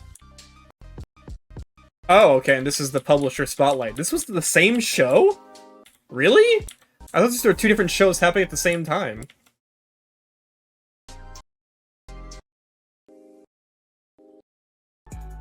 Are back. Justin challenging.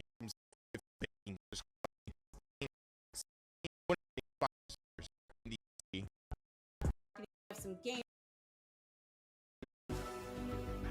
Farming. Alright, we're gonna speed through some of these. Farming. Wait, farming. Set within treacherous mines. Wait, we've seen this one. You'll be able to find when you Ferrari within Farming. Wait, this looks kind of cute. Wizard farming. Battling! Doom?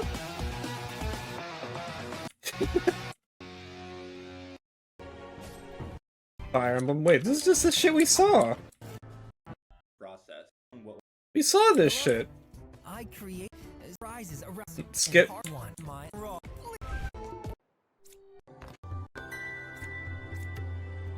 Card-based building? Civilization building? Vertical kingdom? Where the concept for Critter Crops came from. And like many games, I tell them that Critter Crops started as a college project. Then from there, after I chose to share it with the world, it became something more, and I decided that I would try my best to incorporate my favorite pieces of video games into a cozy experience. And that became pretty challenging when I started bringing in the core elements of the game, like RPG elements, class choosing, combat even. What game is that was a pretty bold that you're excited choice about? to include in a cozy game. And it's one of those things that I feel really separates Critter Crops from other farming games. It's unique. It has its own flavor of what cozy actually means, and that's pretty She's special, pissed. And the reason for it was purely because I was trying to make the game that I want to play. The story of Critter Crops is a pretty emotional one. I wanted people to She's understand redefining not only the main cozy. character, but the other characters that exist in this world, and really find someone they can relate to and choose their favorite people, build their world the way they would want their magical world to be. So my hope is that by the end of the game, everyone will have this harmonious, amazing place that they have built on their own from hard work, dedication, and loyalty, honestly. So I hope everyone that plays Critter Crops has a wonderful time. Thank you. What the hell is this? What the hell is this? What? Oh, it's over.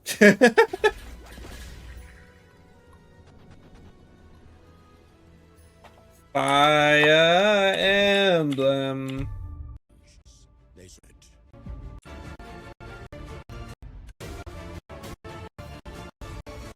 You know, look, it's too light. If you did, what if on the center part two joining Their team soar. Ride of a lifetime is about to begin. The hell is this? Oh, that game sucks.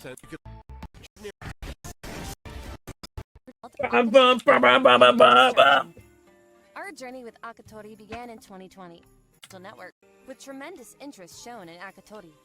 We've received over 100,000 wish lists solely through our social media. Potential game Congrats. test from the expanded our development team, switched game engines, and overhauled gameplay mechanics and visuals. We're now hard at work. We plan to launch a Kickstarter campaign to further grow and engage the Akatori community. And that's introducing you to bring this unique Metroidvania slasher platformer to Did the life. quality And we're descend? thrilled to Yeah, have it you went to join 480. us Dude, on my this internet is remarkable pissing and shitting itself. And skill to the wishlist Rune Coliseum today. Hope Nope. your spirit urge you to stay vigilant. Island, but that's a building for a long time. Farm. The game six alternating thing. Island is a unique game that allows players to immerse themselves.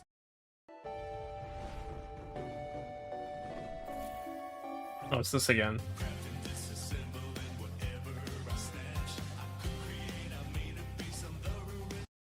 Slime free K. World complete with many unique floating islands. Travel through forests, farms. One thing is for certain.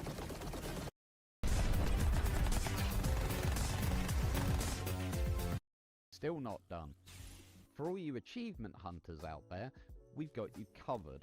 We're unleashing 10 brand new achievements, including conquering the grueling pain levels and show.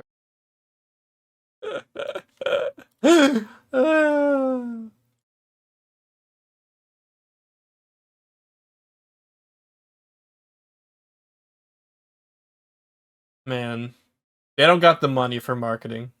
It's over. I mean, I'm done with it. So it's over for me. It's over for me. I'm done with it. I don't want to see any more of that shit.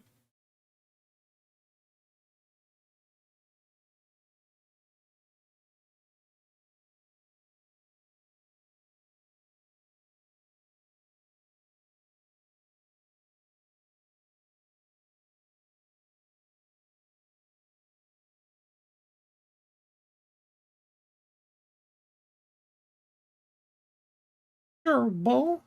Gerbil, gerbil.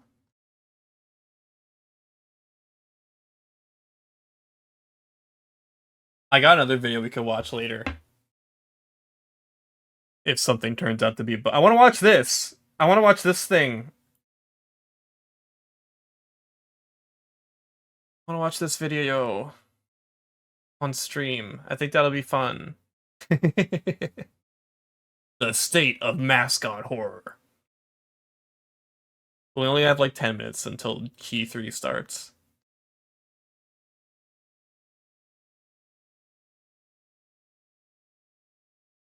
The absolute state of mascot horror. You got jump scared by that thumbnail? Come on. Come on. You watched all of that the other day. Was it good?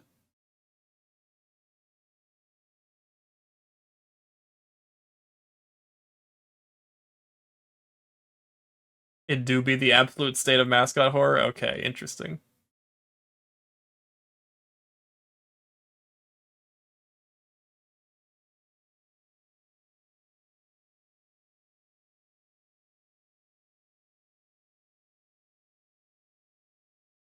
I'll keep that in the back then.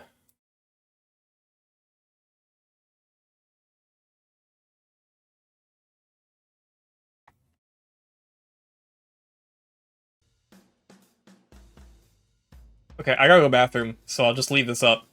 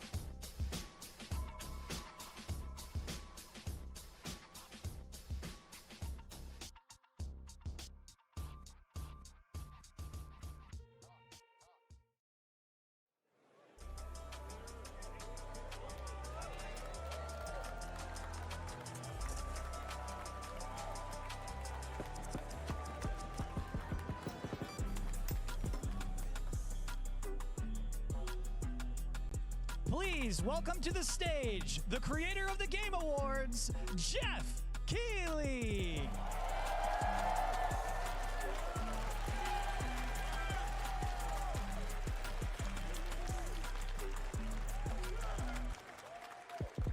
Hello, everybody. Welcome to Summer Game Fest. We are in person, and today we've got a look at what's next in video games for you. We are live here in Los Angeles at YouTube Theater, and it feels so good to be in person with a live fan audience for the first time ever. Welcome, everybody.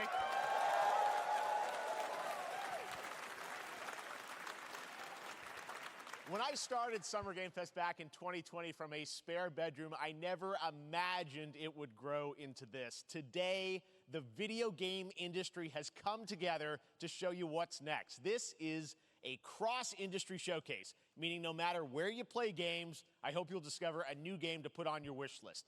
The landscape of video game events has certainly changed over the past few years, but one thing hasn't. There are a lot of great games in development, and our singular goal today is to get you excited about the future. In just a few minutes, we'll see the first extended gameplay of Mortal Kombat 1. It delivers, don't worry. Alan Wake 2, the reveal of Fortnite's next season, and yes, we do have a very special grand finale that you're not going to want to miss. That's all I'll say right now. But let's get right to the games and gameplay. The first reveal is something you're not expecting, which makes it that much more exciting. Here we go.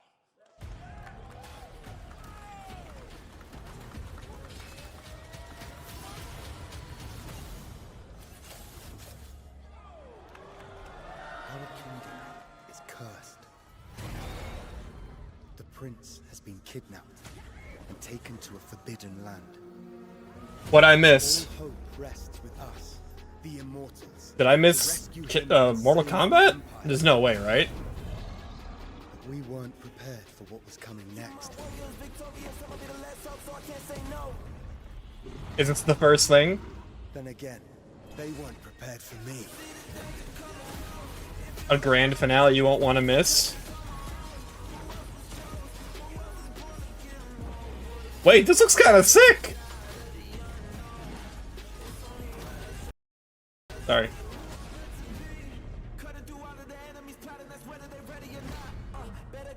Wait, this looks kind of sick. I'm rejuvenated.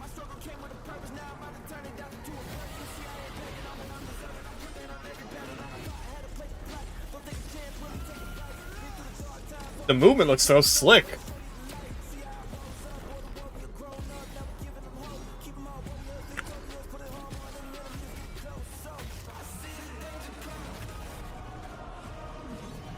In these times of darkness, hope is the only thing that keeps us fighting. I will fulfill my destiny and save the Uh-oh, evil mode. Oh, it's actually Prince of Persia. Okay, Ubisoft. Wait, did he get a live audience this year? Oh shit, Jeff! As a little surprise, Prince of Persia: The Lost Crown is coming in January 2024. A brand new action. I think Prince of Persia started as a 2D game. Series with deep combat, some huge boss fights, and of course, It started as like a 2D cinematic platformer and then went 3D. A legendary franchise. You'll be able to see more at Ubisoft Forward, streaming on Monday as part of Summer Game Fest. All right, let's move along to another iconic video game franchise. Rabbids. Just celebrated 30 Dab. years. That's right. It's time for Mortal Kombat 1. Oh god. Couldn't keep you waiting on this one. It has been 4 years since MK11, and ever since, Ed Boon and the team at NetherRealm have been hard at work on the most ambitious MK yet. That reboots the series. Who knew Ubisoft had Soul? Okay, we know Ubisoft Milan had Soul. Like they had Rayman and Rabbids. What does it look like? Who's on the roster? How do the new cameo fighters work? Well, now it is time for combat. No spoilers, but this video is literally insane. Here is an extended first look at the story, gameplay, Gameplay, and yes, okay. of course, the fatalities of Mortal Kombat 1. Let's do it! Show a superhero, please.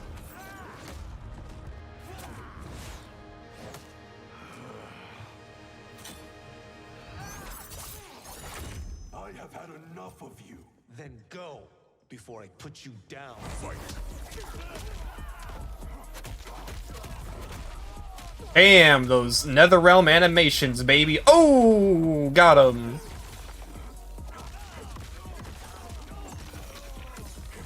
It does look like Mortal Kombat. Today, you have proven worthy of joining us. Come, there are other champions I must gather. What do you want? Sento. It's my family blade. Sento's mine. Man, I do not know Mortal Kombat. I don't know who any of these characters are. Like, oh yeah, spinning hat guy. I know him. Plastic spinning hat guy.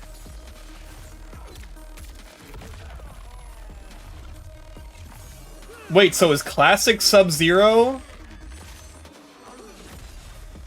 a cameo? Why are they like in casual wear? This is so weird. Wait, is that Johnny Cage? Who are you again? Lord Liu Kang, protector of Earthrealm, god of fire.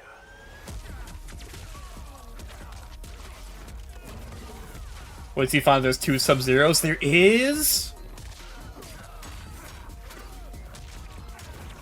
I was surprised to find out that Sub-Zero was like a bad guy in the Mortal Kombat movie. You have skills, Raiden, but you're inexperienced. Whatever experience I lack, I make up for in heart. The environments, I gotta say, are very pretty. I kind of like, it's very colorful. It doesn't look like super brown and gray like Mortal Kombat X or whatever, 9. Ew! If your disease becomes known, you will be banished. I only want what's best for you. Or do you secretly covet my throne?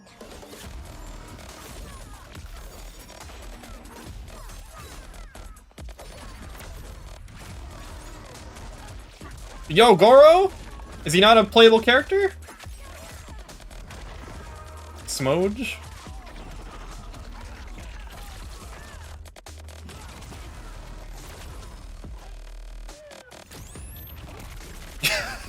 Fantastic.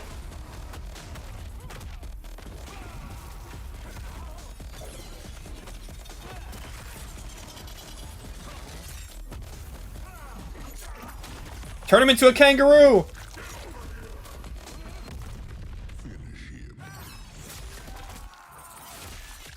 Jesus Christ.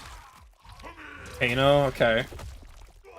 Ah, no, no, no, oh, God. uh.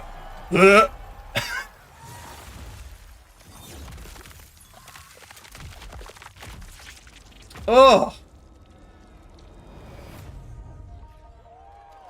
Wow, no, guest fighter reveals. Wow.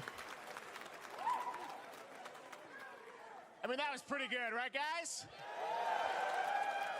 Now, I'm sure you have many questions about what we just saw, and to tell you more, I am so honored to welcome to Summer Game Fest one of our industry's greatest creators, a man who has been loyal to the same Yeah, Cash. for more than 3 decades. Please join me in welcoming to Summer Game Fest. I was really hoping, like, since they were doing a reboot, it would have been a bit more goofy.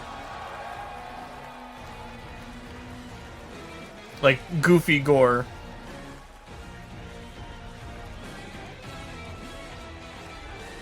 Congratulations.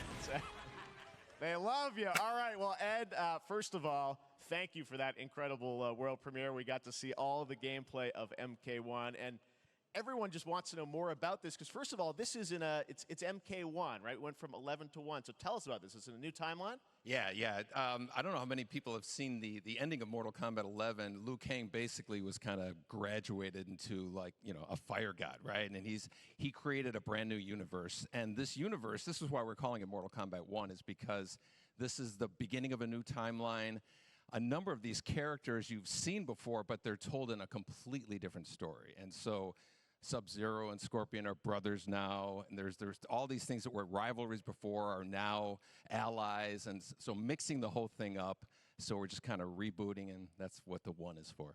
Well, it looks incredible. Everything we saw there was, in-game gameplay. Yeah, like I really enjoyed that trailer, except for the fatalities part. Like that game looks neat. Cameos because we saw very colorful, very the vibes were pretty decent. Your main, character that you'll pick, and then I know you also have a separate kind of cameo menu, so you pick sort of a pair when you start the game. Yeah, normally in a fight. But yeah, it sucks that like a roster the fatalities and the gore are just like such a.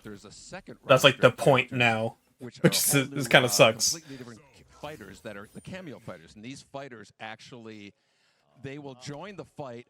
But they blank squares there. Yeah, so it's kind of like imagine yourself with Sub-Zero, but you have some of Jack's moves, and you can call him out. You can do it multiple times, as you saw in the gameplay. Oh, Kano's a cameo. So you can basically combine these two characters. All the characters can be combined with all the cameo fighters, and that's where you see. That's where the player's kind of imagination comes in, and they can actually customize it for what they like seeing. The best team ups. Well, so how does that work? So you're in gameplay, you have your main, you have your cameo. How do you? That's a cool way to do the loading. Base? Like how often do they come into? It's not a tag team thing, right? Exactly. And you're basically summoning them. It's just one button push is basically summoning, but they have a variety. So you can go, push that button with towards, and it'll do a different move. Push it with down, it'll do a different move. Okay. And so the combination. Oh, I see. So you can bring them in a combo. Almost. Exactly. And you see, there's like a meter up on top, which is basic. That'll limit it, so you can't obviously fire them indefinitely, but you can call them pretty much whenever you want, and they have like in the middle of a combo, the game looks clean. A lot of, basically a whole arsenal of their moves. So Sonya you saw come out there. Sometimes you'll see them appear twice in there. Amazing. So time-based, they come out, and then obviously as you go through. You revealed some of them there, but is it a different set of characters that'll be in the cameos? Are there some repeats from the main roster? How will that work? Yeah. Some of the characters are going to be available as cameos as well as the main roster fighters. You can play Sub-Zero with Sub-Zero, right? Same thing with Scorpion. But a lot of our cameo fighters are kind of like nods back to our first game. So you'll notice Sonya and Kano and Jax are in their kind of older costumes. And so there's a lot of that novelty. We have a lot of like really surprise ones. I think you guys saw Goro. Yes, Goro. I did see Goro. So there's a lot of like. He's on the roster, right? Raise my eyebrow. As getting, we really love the novelty of it. We really want the cameo characters to feel, kind of nod to the old games. Well, speaking of not the old games, let's talk. You confirmed, I think, or it's at least known that Jean-Claude Van Damme is actually going to be in this game as Johnny Cage, right? Is that true? Yes. That was people don't know the story. I mean, Bloodsport was such an inspiration for Mortal Kombat, so he finally is now part of it. It's a huge first full circle moment. The first Mortal Kombat game we originally wanted to be Van Damme the video game, and that never really worked out. So I can't tell you how many times over the what would be crazy? You know how like Last of Us had that big Mortal Kombat moment in the TV show? Imagine the bloater as a character in Mortal Kombat. Wow. Well, I know the team has been working so hard in Chicago to build this through COVID, and it's coming out in September, so we don't have to wait long, right? That's right. This has been a very difficult secret to keep over the last. They wouldn't do Joel. They wouldn't do Ellie. They wouldn't do Abby. We could not be. They wouldn't. I wouldn't want to see those characters get fucked up Mortal Kombat style. Showing a lot. That's for sure. A lot more characters, a lot more cameo characters. So there's a lot of reveals that are coming up. Amazing. Well, Ed, thank you so much for giving us the first look at MK1. As you said, this weekend people will be playing it, press and media, so we'll be seeing lots more coverage, lots more characters to reveal on the main roster and cameos. It is cool that he's doing like the demos again. Like he has that little demo hut Amazing. So excited about that one. All right. Next up, it's been a fun couple weeks for action RPG fans with the release of Diablo 4, which is truly fantastic. Another big and anticipated ARPG is Path of Exile 2 from Grinding Gear Games, who have faithfully been updating and patching the original PoE since its release in 2013. We haven't seen anything on the sequel in over 2 years, but that changes right now. Here is your first look at a raw gameplay capture from Path of Exile. Why are people 2, donating to Jeff Keighley? Engine and gameplay to a new level. He's got money. Come on, guys. Where are the guards? Hey you! What's going on?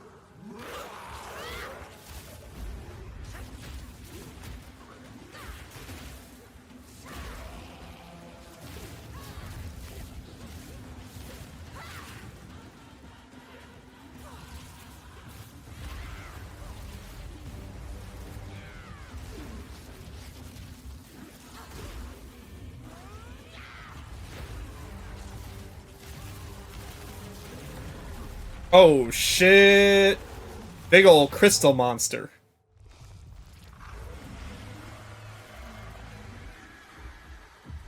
Oh, spooky. Hella spooky.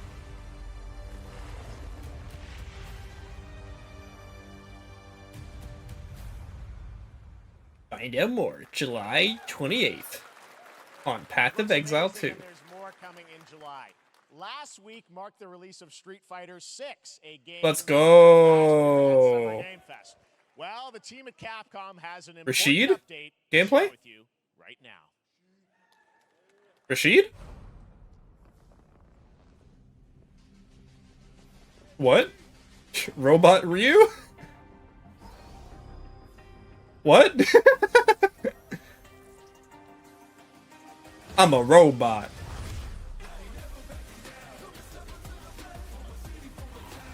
I am the advanced artificial intelligence, Leviathan. Oh my god, it's Exoprimal! What? Ryu's gonna be an Exoprimal? Ryu is a mech? And Guile.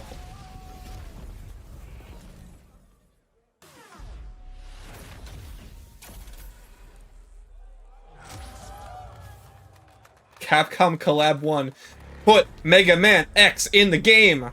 That'd be so sick. Alright, stay on Game Pass. Yo, hoy. Street Fighter facing off against a dinosaur probably wasn't on your bingo card for today's show. That Street Fighter Cross Exoprimal collab will launch in the fall, with the game coming out on July 14th.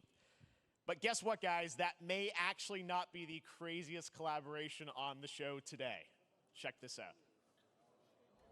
Oh shit. Nothing more powerful than imagination. It can shape the fabric of reality, transforming everything you may think you know. Oh. We know this.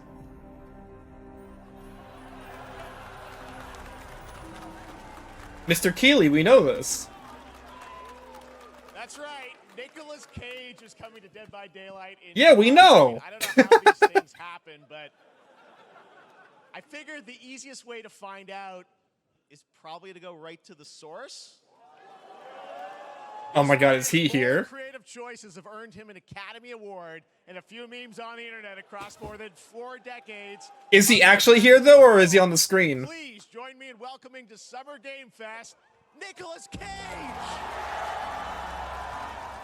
No way. What the hell? He looks so young. Thank you, everybody. Thank you. Happy to meet you. Nick, I gotta say, welcome to the video game world. Oh, wow. Yeah, thank you. I'm so happy to be invited to your very, very cool club, everybody.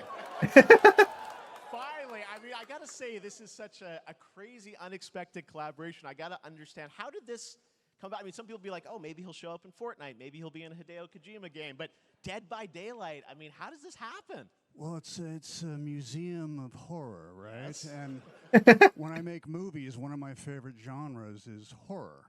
And in this, and in that genre, there's a character, a murderous ghost named Sadako, who I think is amazing, and she made an appearance in this game, so that was good enough for me. Okay. Yeah, I mean, that's what's fun is you're playing one of the survivors in this game, and It is some E3 energy. Having the live audience helps a lot. Because then you can do stuff like this. Like if Nicolas Cage showed up in like a pre-recorded show, it'd be like, cool. Exaggerated version of a film actor named Nick Cage. He's going to a location thinking he's making a movie, and instead he wakes up in the fog. And in the fog, he's surrounded by crows and serial killers, and it's rather amusing. And there's something about it that I think, as a survivor, is like a bonding experience. It's a bit like hide and go seek. You have your 3 other teammates who are survivors with you, and it's teamwork. You're working together to pull through, and I like that. And so that was a large reason for wanting to do it as well, that feeling of bonding with your friends. And The bonds. we heard your the voice, ties. recorded lines for it and everything. See, I want you to know when you're playing the Nick Cage Survivor, I even have when you're... Cash, we gotta get on the bonds again. We gotta get the Vsauce gang back. I want you to know that you're with me, that we're one, that we're fused. And so it was important to me that everything I do, everything I say, from the scream to the grunt, down to the most minimal, exasperated expression of a sigh, whatever it is, it's my voice, so that we are fused. All right. Fully method, Nick Cage. I love it. I mean, this is so fun. This game, as you said, is such an awesome kind of, collaboration with so many different characters. For you, I mean, how did you find out about Dead by Daylight? Do you know much about the video game Somebody world? very important in my family is a Dead by Daylight enthusiast, and that really put the hook in. Ha, pun intended. See, Dead by Daylight to me was an opportunity to branch out. I've never been invited into this space before. Yeah. I'm always looking for new adventures. So this to me was like, wow, I can make a whole new audience, meet a whole new audience. Oh, he said, time to build my empire. I didn't say, it took me nothing but a split second to say yes. And speaking about split seconds, what I noticed, excuse me, sinuses, allergies. What I noticed was that every move you make when you're doing this, when you're in the gaming space, it's timed down to the split second. It's a very immersive experience when you're acting out in this space, because every move, every grunt, every sigh you make has to be timed perfectly with the gamer's moves. So that was something that I learned from this, and I'm always looking to learn something. Well, we love having you in the video game world. We want to see Nick Cage in more games. Thank you. Thanks, guys. Nick, thank you so much. Hopefully the first many. Nicolas Cage, great to see you, man. Awesome. Bye, Nicolas Cage. Who want to play Nick Cage in Dead by Daylight? The chapter officially comes out on July 25th on PC and console. But PC players Skillup's in this room, by the way. The player test build I think McDermott is here. And here's an exclusive first look at Nicolas Cage in Dead by Daylight.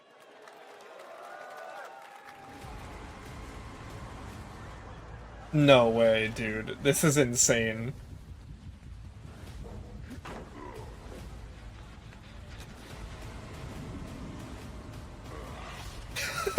Damn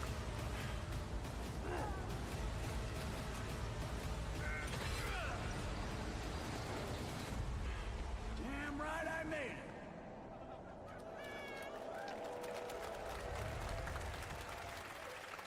Damn, that game's ugly. Anything goes here at Summer Game Fest. All right, thank you very much, Nick. Now, Oh yeah, I heard Party Animals is gonna be here. Game adaptations. But back in 2019, The Witcher on Netflix, inspired by the Witcher book series, showed the potential of well-done adaptation. I hope it's a shadow drop. If there's a Party Animals shadow Now drop, it's time for the world premiere of the trailer, introduced by Henry I will go Cavill. pog crazy. Hello, Witcher fans. We are all gathered here today to share something with you. Be sure to tune into The Witcher Season 3. No. I don't think... Are people excited about this? I thought people were mad at this. Only on Netflix. Get ready to watch the world premiere of our brand new trailer for Season 3 of The Witcher. Thanks for tuning in to the Summer Games Fest and enjoy the trailer.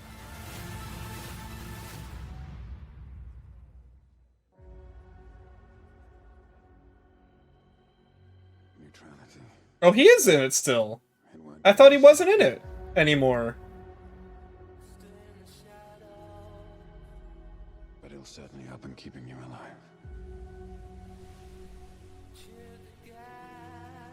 I genuinely don't know what's happening. I thought they kicked him off, and now he went to go do Warhammer. Is that him? It looks like him. That is him.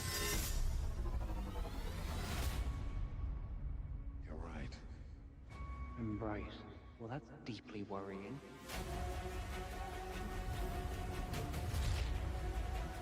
Everything that's happening. He's definitely not Superman anymore. It's all connected. And she's at the center of it. If war is coming, Well, now he can be a space marine, so you know what? Was that Loki? Sure about this? Are you? I can't tell if that's him.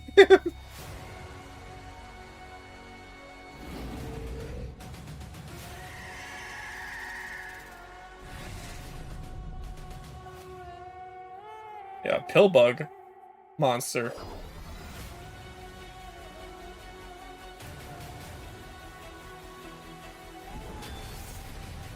History has a way of repeating itself.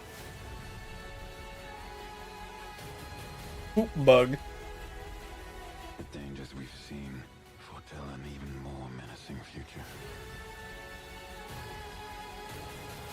Yeah, I don't understand what. Maybe it's season 4 or something?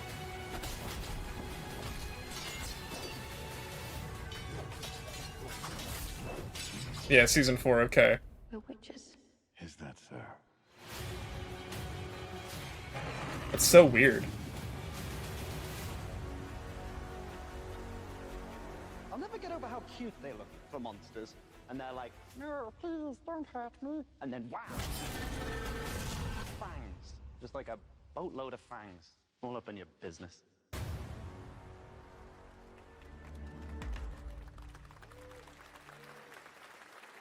Do you think the kid is gonna be here this year? The very funny kid that just shows up everywhere? Oh shit, here we go! Witchfire!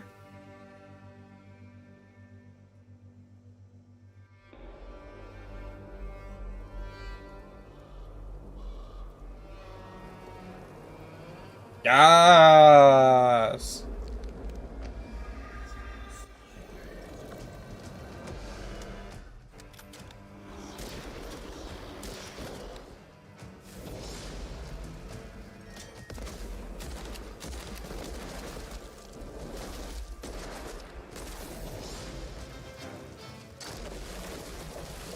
Ooh, what? He's got a Yondu arrow?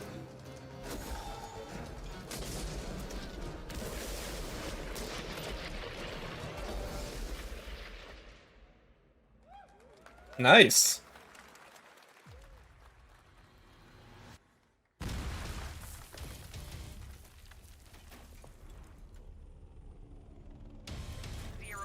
Operation Control clears you for engagement.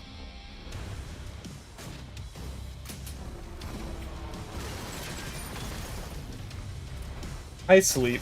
I just saw a gun game like, oh, yo, Witchfire! And now another gun game like modern times? Honk shoo! Man, I'm shooting VR game, yeah. We love to shoot in VR. And it's co-op.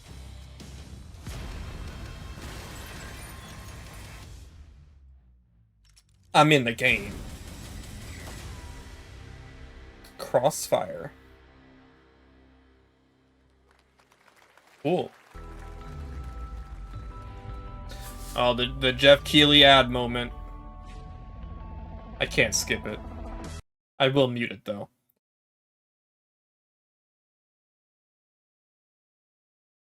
I didn't set up Peggle. I should have set up Peggle.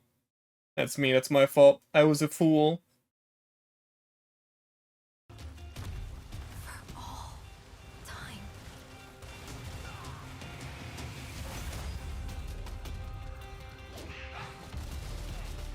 Big old goat with a big old tail. Kill this man. Oh shit, it's the Rock that guy wanted to marry from the game, from the Love, Death, and Robots. Is this the same game? Wait, I skipped that one. I forgot. I skipped that one. Is this that game again?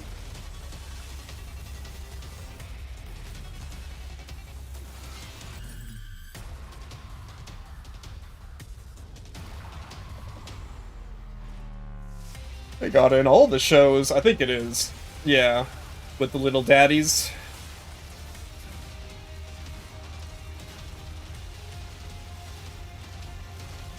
Yo, Emmy? That shit look like an Emmy.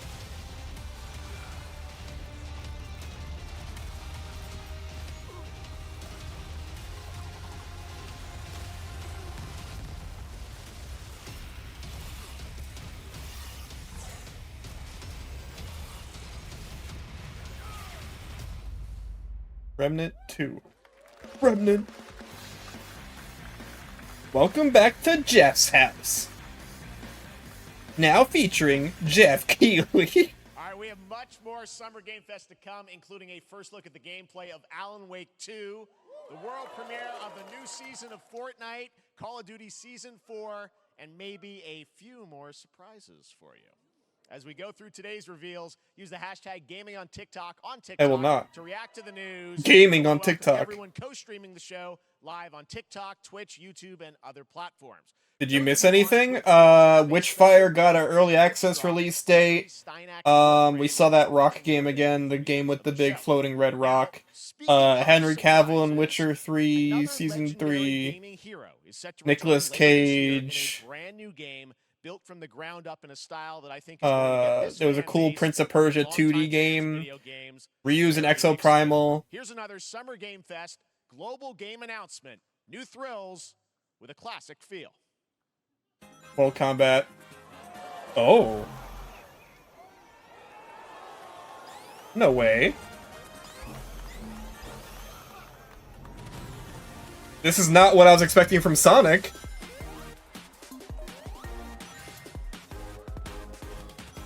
Sonic 4? Ooh, Donkey Kong Country Returns? Grind Rails in 2D?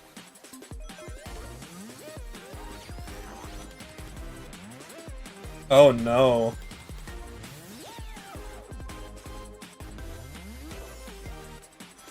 Knuckles, anyone else? Amy, nice! And it's co-op like New Super Mario Brothers? With 4 people? Oh my god, I'm gonna play this. Oh no. Oh, fuck, I'm gonna play this. Oh, it's weird! It's gimmicky and weird! Yes! Oh my god, it's gimmicky and weird, yes!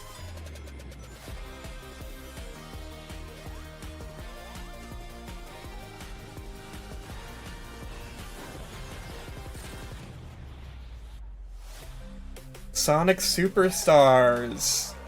Awesome! Sign up for an exclusive Amy Rose skin, what the fuck? Whoa! That looks awesome! How about that? A new standard for 2D classic Sonic that's bound to appeal Don't to say Nintendo standard. fans alike. This past April, Honkai Star Rail launched, and as you're about to see, the game is bringing an exciting new character to space fantasy RPGs. However, we don't just have a new peak for current players, but also for those awaiting the game's release on PlayStation. Take a look. I wish this universe had a few more things to do. Don't you get bored running across the map every day? Team Trailblaze back from duty. Mission 1 accomplished. Where's our next stop? I can't wait. That Sonic game, okay, so shut up, Honkai Star Rail. The Sonic game looked very cute and good, but also like, ooh, you know what I mean? Like Sonic Team Classic Sonic, ooh. You have to worry about that. Those physics are not gonna feel good. It's gonna be a little ooh. But you know what? It looked like it had enough gimmicks to make up for it. I will play it. I'm gonna play it. Kind of looked like an Xbox Live Arcade game, and you know what? We need more of those. I will play it. I miss the Xbox Live Arcade era.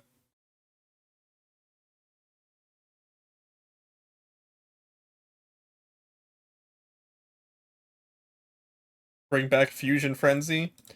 Bring back fucking Castle Crashers. I'm surprised, like, Behemoth hasn't made anything, like, culturally relevant since, like, Battle Block Theater, and even then, that wasn't super culturally relevant. Like, the biggest thing from that was, Stamper. Lies of P is a Soulsborne-like game from the team at NeoWiz, which is coming to Game Pass, PlayStation, and PC this year. Well, if you're wondering exactly when, we have news to share with you on its release with this brand new trailer. Oh, nice. Oh, cool. White Pog. Oh, it's Lies of P.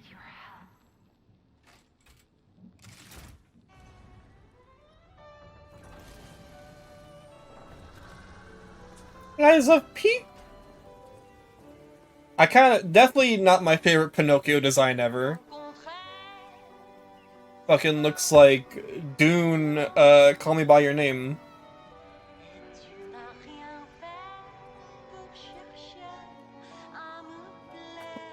Why doesn't he, like, not look wooden, like, at all? That's the thing that's getting me.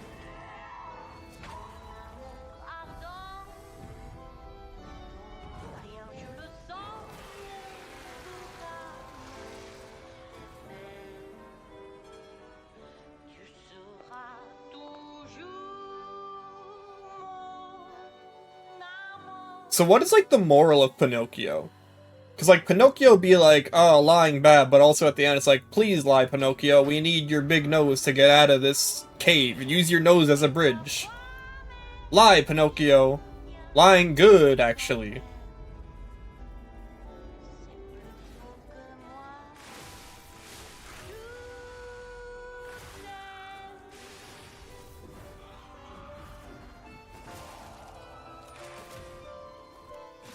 Ooh, get him, P. That meant to be the big fish. Listen, pal. Nice landing, but let's not make it a habit. Is that Jiminy? Oh shit! Nah, that's the Pinocchio I want to play as. Hell yeah. Ooh, a demo! Ah. A demo for Lies of P is now available. I'm gonna be lying my pee off. Check it out and prepare for the release on September 19th. Now it's time for the reveal of a visually stunning new game based on a classic manga with a story and world created by one of the most celebrated anime artists of all time. This is one of those games that I feel lucky we get to reveal for the first time here at Summer Game Fest. And I think you'll be pretty hyped once you see the gameplay, all built in Unreal Engine 5. Here we go. Is this Budokai? No.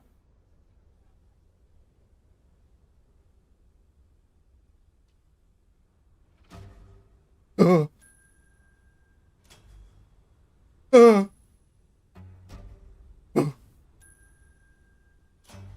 is it?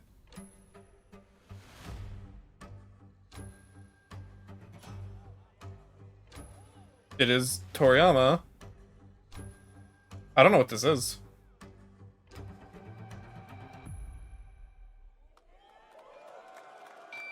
Is it a new IP from him?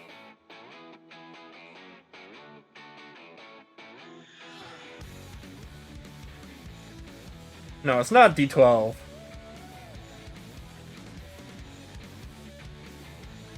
I feel like this is probably like a new IP. Ah, yes. My favorite Akira Toriyama jam.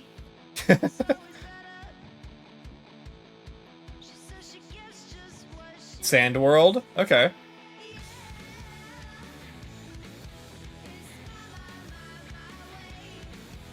Okay.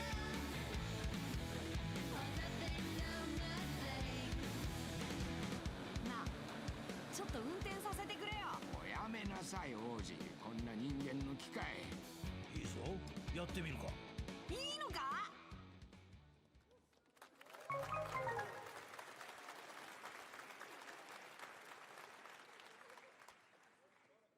Sandland, get ready to become an unlikely hero in an adventure where you don't need to be human to save humanity. That's coming from Bandai Namco, and we're excited to see more of it soon. Independent games are such an important part of the industry, and one thing that's very important to us at Summer Game Fest is supporting those creators as well. After the live show, stay tuned for Day of the Devs from I'm 8-Bit and Double Fine with some incredible indie games. Hell yeah, I'll be watching. Now, one of the biggest independent publishers is Annapurna Interactive. Yo. Later this month, as part of Hold. Summer Game Fest, they'll be revealing a number of ambitious new projects. Let's Really? see how many you can figure out in this little tease. We love Annapurna here. They're not doing Stray 2, are they? No, okay. This is just showing their sick-ass lineup.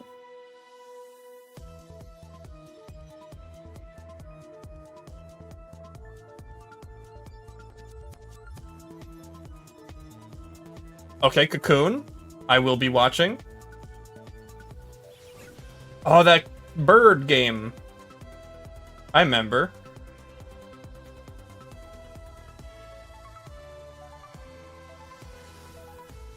Oh, that's gonna be one to watch for sure. Annapurna publishes fucking cool-ass games. I wonder what that was at the end. We'll find out later this month. All right, next, we're stepping into the world of Throne and Liberty, a free-to-play PC and console MMORPG from NCSoft and Amazon Games with an always-changing environment, Ew. massive scale, PvPvE, and the ability I to hated both of those words. to battle across land, sea, and air. Here's a look at Throne and Liberty. Our guiding star has shattered. Its shards scattered across the world.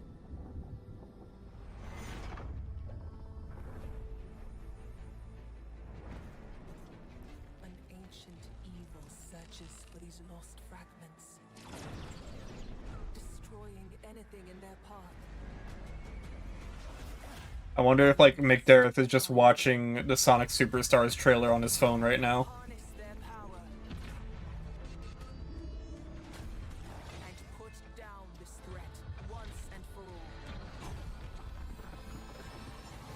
Show me the axe. Yeah.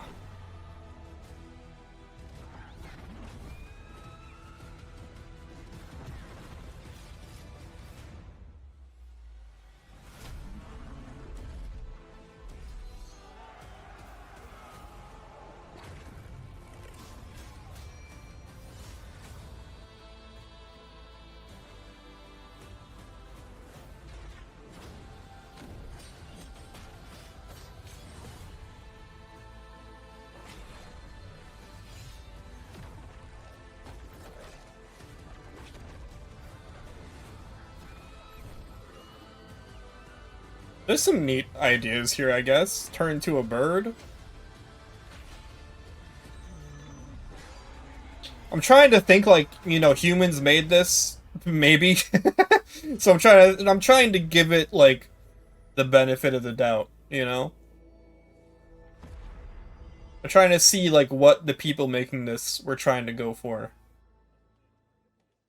I will not be testing your game for you. Test it yourself. Looks great. I also want to say hello to everybody watching on Steam right now. I'm sorry we don't have any free Steam Decks for you right now, but on June 19th, Steam Next Fest does return, giving you a chance Really? to try out hundreds of new in development. Yes! Is the free-to-play medieval fantasy sword fighting game Warhaven from Nexon, which lets you transform into supernatural immortals. Here's a new look.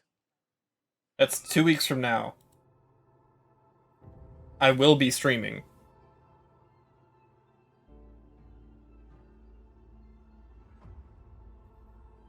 No! Man, I'm dead. Every battle, cease and desist.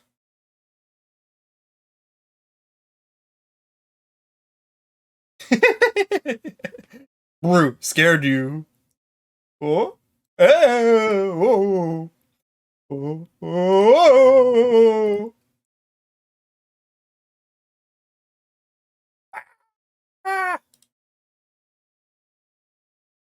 Got you.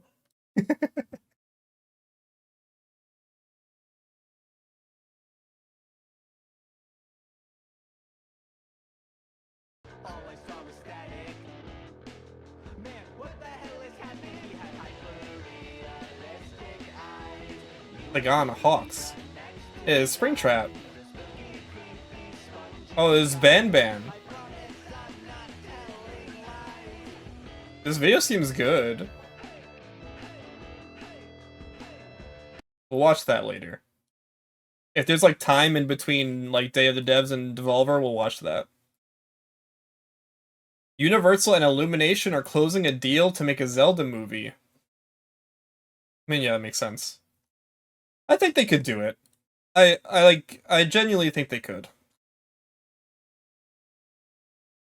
Party Animals! Let's go, Shadow Drop! Party Animals available now. Available right now. Send it now. Party Animals available now.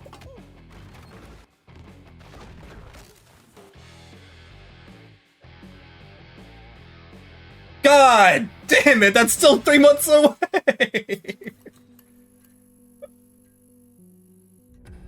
Pilgrims, summer is coming, and with it, a lot of cool stuff will make its way to human.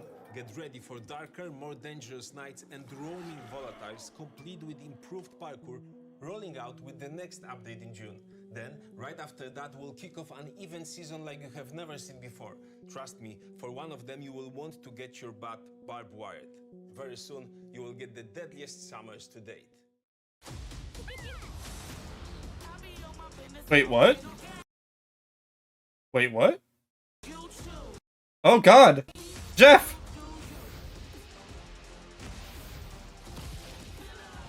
Ripperoo! No, guys, this game was fun!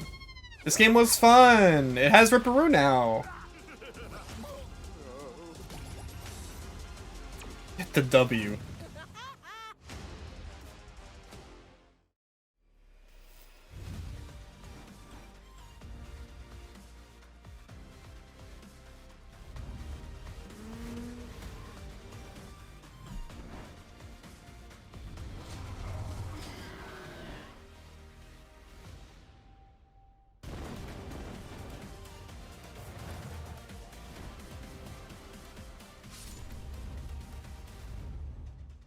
Dude, Party Animals is so far away, bro.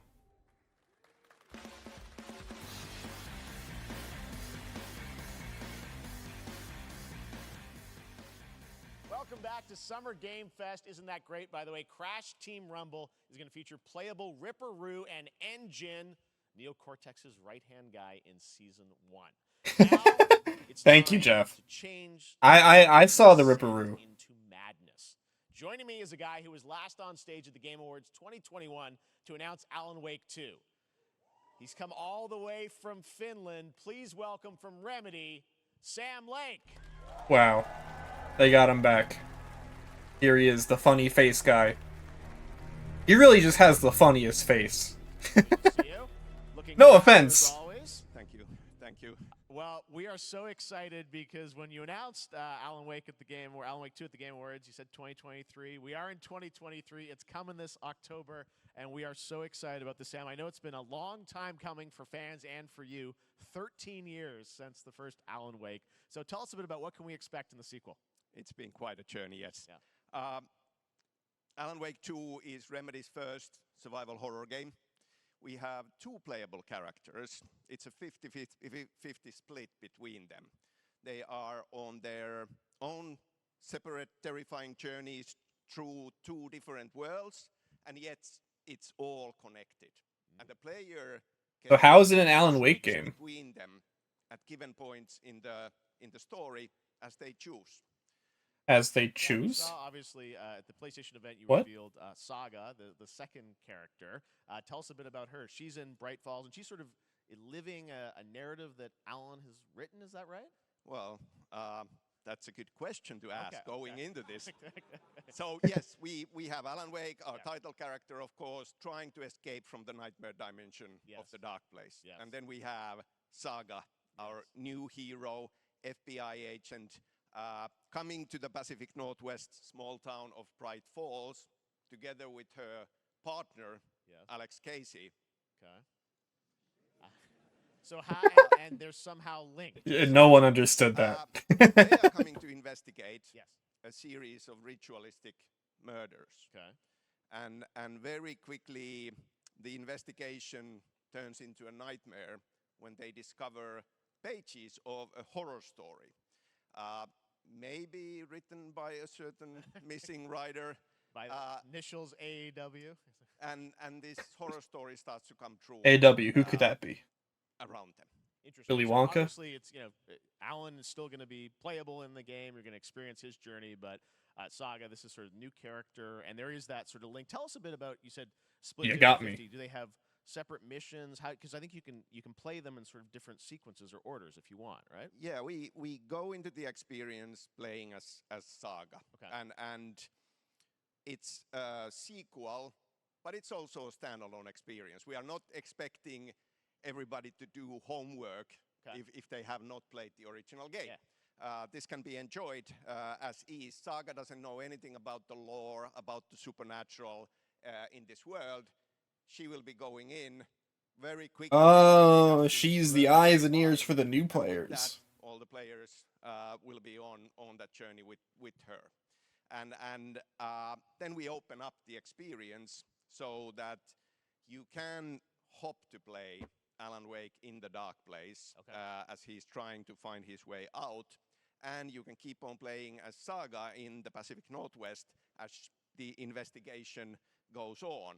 And you are free to switch between them. There are a lot of connection points in many surprising ways, but there is no right way to play through this. You can choose. You can go on as Alan all the way close to the end, or as Saga. Or you can keep hopping. Oh, okay. So you choose when to swap over the story. I feel like that's a bad idea. Narratives in unique ways. I mean, Remedy's always been known. I feel like there's another game that did that recently and it didn't go well. I'm sure throughout the experience. Today, though, I know you brought with you some gameplay of Saga's adventure. We're just going to see a raw segment of the game, right? Yeah, raw gameplay for the first time ever. This is early on from the experience. They're hyped, Sam. They're ready for it.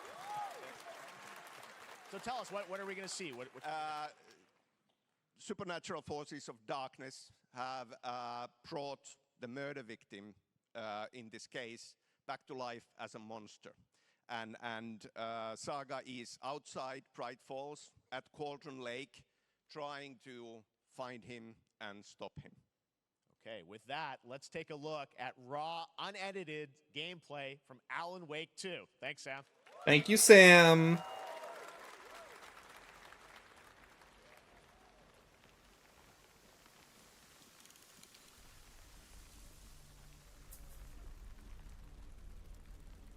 Yeah, I don't know much about Alan Wake 1. All I know is they really hyped up the fact that you just use your flashlight the whole time. And that's why I'm kind of surprised this one you have a gun.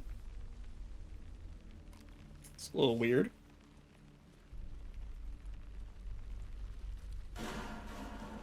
Sounds like somebody's home.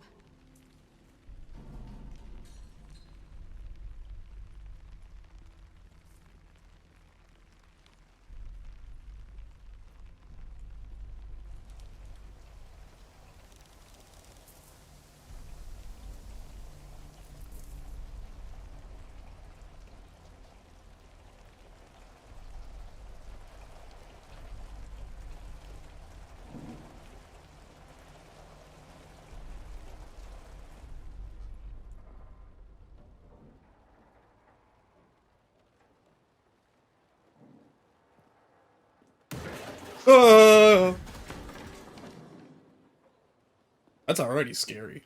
I'm scared. Not quite as scary.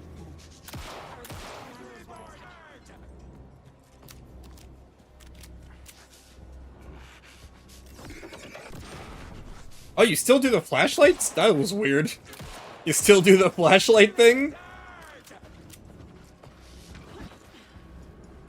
Oh, we got dodges. We got dodge rolls.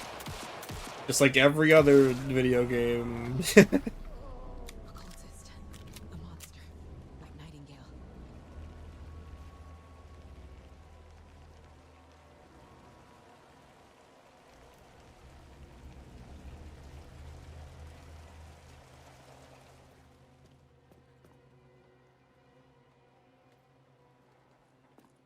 I love the press conference gameplay, the very cinematic, playing it like it's a movie. Hi, Advent.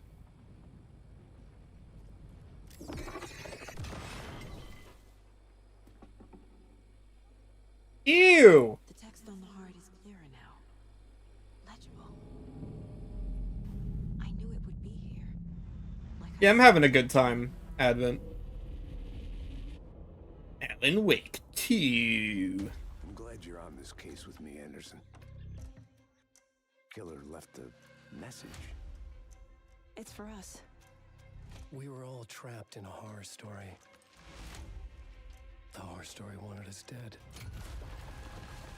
There's something I'm forgetting. Yeah, I haven't felt the need to break out Peggle yet. So. But we gotta hold.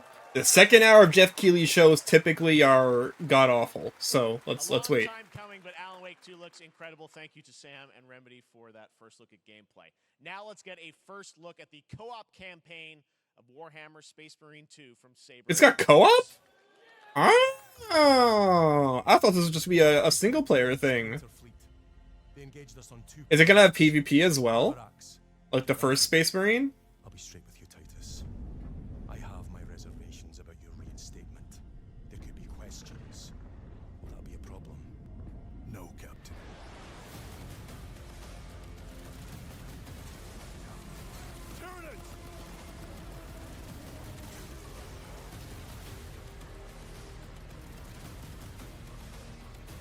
My pledge is eternal service. Xenos inbound! Where's the co-op part of this campaign? Come forth and be slaughtered.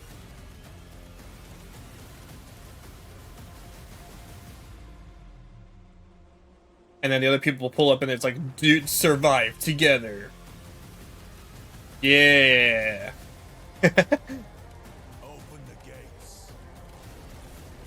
Care to see if we can slay more Xenos for the Chiron? I thought a piece of that statue would offer more sport. Hold them back, damn it!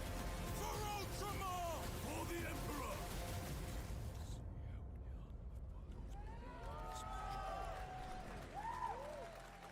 Dude, this crowd loves murder. This crowd loves it.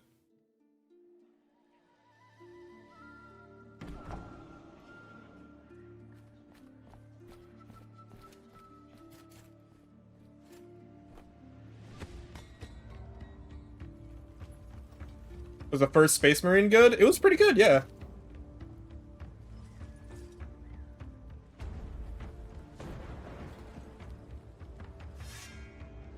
Oh no!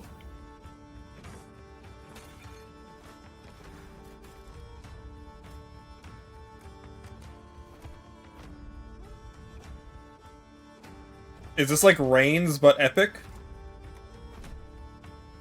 This looks like Reigns.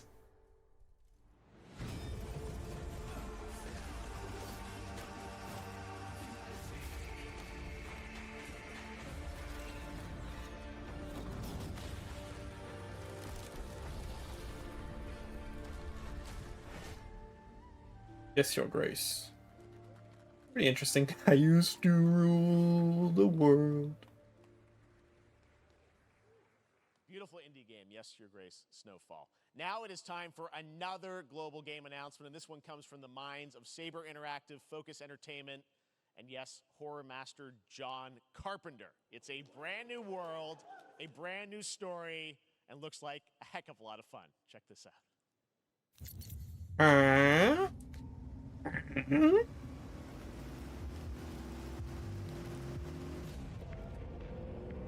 CG trailer.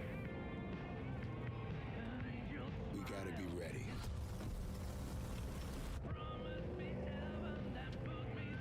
Nobody half-asses it this time. CG trailer.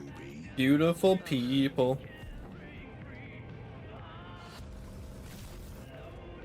On my mark. 5, 4, 3, 2, 1. Shot through the heart, and you're to blame. You give love a bad name.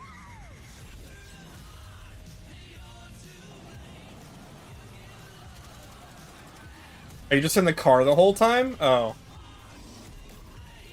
I thought it would have been kind of unique.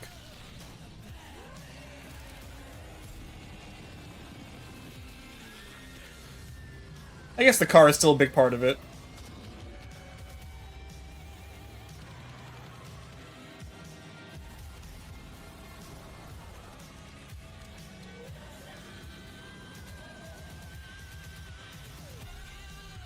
This might be cool.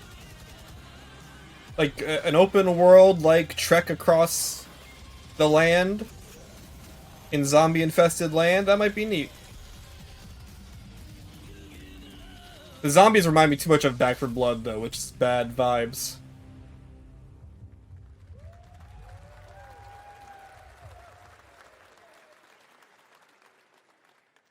More unexpected collaboration. Sean Carpenter and Saver with Toxic Commando. That looks tons of fun. You guys think any of those zombies made it? I don't know. All right. Well, this August brings the long-awaited full 1.0 release of Baldur's Gate 3. And today, a new member is joining the cast. We're about to see the reveal of Lord Enver Gortash, the commander of a mechanical army of Steel Watchers. He's a second antagonist and is voiced by a familiar name.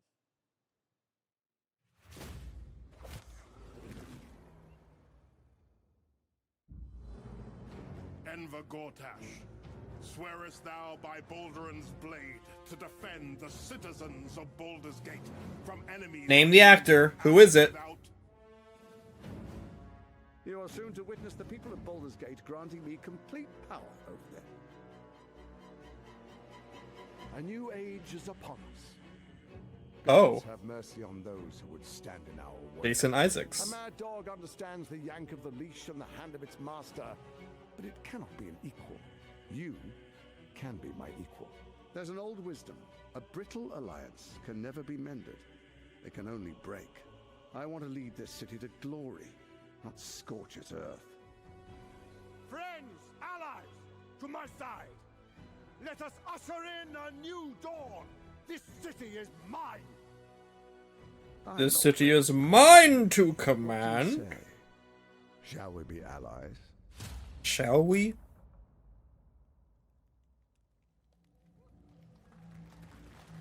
You said it was under control. It isn't you I answer to, Gortash.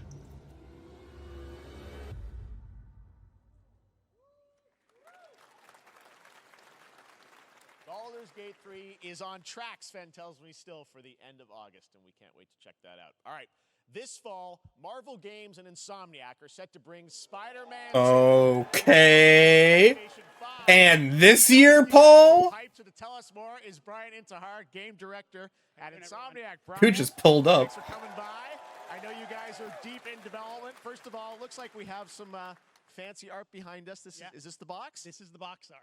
Okay, I've got some bad news, guys. Here it is. I mean, The Sonic game is $60. It has de novo, and it's local co-op only.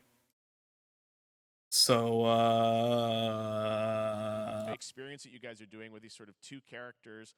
We saw some great gameplay at the PlayStation Showcase, but I want to talk about the two villains, I think, in the game. There may be more. there are more. There are more out there. I Two promise. main ones, but we have some new art to show of, we obviously, Craven, we got the reveal at the PlayStation event. So tell us a bit about him and how he factors in. Craven's very different from any character we've done. He's not, he's not powered by magic or, tech. He's just the best hunter in the world, and he's coming to New York for his greatest hunt. And what's better than all of the Marvel characters that live in New York City? So Peter, Miles. Hey, listen, we got Steam Remote Play together. Do Steam Remote Play with your friends. Yes. But Venom also, obviously, And wait for the de novo crack. This whole story, as we saw in the gameplay. Oh! I saw Venom and I clapped. I don't know how much you're gonna tell us about Venom. Is this? Can you tell? Is this an Osborn Venom? Can you tell what's the origin of Eddie Brock Venom? Or it is not Eddie Brock. Okay. It's not Eddie Brock. Okay. No. To tell the original story, something you haven't seen in the comics or the movies yet. Obviously, we love Venom for a reason. Venom. All those things you love about the character are going to be there. Venom. You have to play the game to see how it goes. Really? Yeah. Wow. Okay. There's a bit of a tease. Now, obviously, the symbiote is a big part of the gameplay, and one of the things I think we were all struck with. No, we're talking about how the new 2D Sonic game has de novo. It's $60 and it's local multiplayer only. Playing as Peter. So tell us a bit about that and how the gameplay is going to be dramatically different. Yeah, I mean, I think you saw it in just the raw power, the strength, and even the transformation of. Wait, Venom's not playable? Honk shoo! We call him the acrobatic improviser, him and Miles, but you can tell there's a lot more strength, a lot more raw power, aggression, which you saw both in the moves and how Peter talks. So it's not just what happens in gameplay; it's what happens, how the story plays out. I'm gonna make him wish he never came to New York. I saw some of that, and there's much more of that journey when you play the game. And I know the journey is also more expansive. You've got Queens, Brooklyn, so even more of sort of I mean, the city is pretty much doubled in size. So it's Manhattan, Queens, Brooklyn, and then being able to use the web wings to traverse at speeds way faster than they were before is really awesome. Hugely ambitious game you guys have been building over the past few years. We saw at the PlayStation event, it said at the end, fall 2023, and I think we're like getting close to that. Are you guys feeling confident that you're gonna make it this fall? Jeff, I know you like exclusives. Yes. And I can promise you we are very confident what we're going to tell you right now. Oh. Yeah. Okay. Yeah. Let's take a look. Oh my god!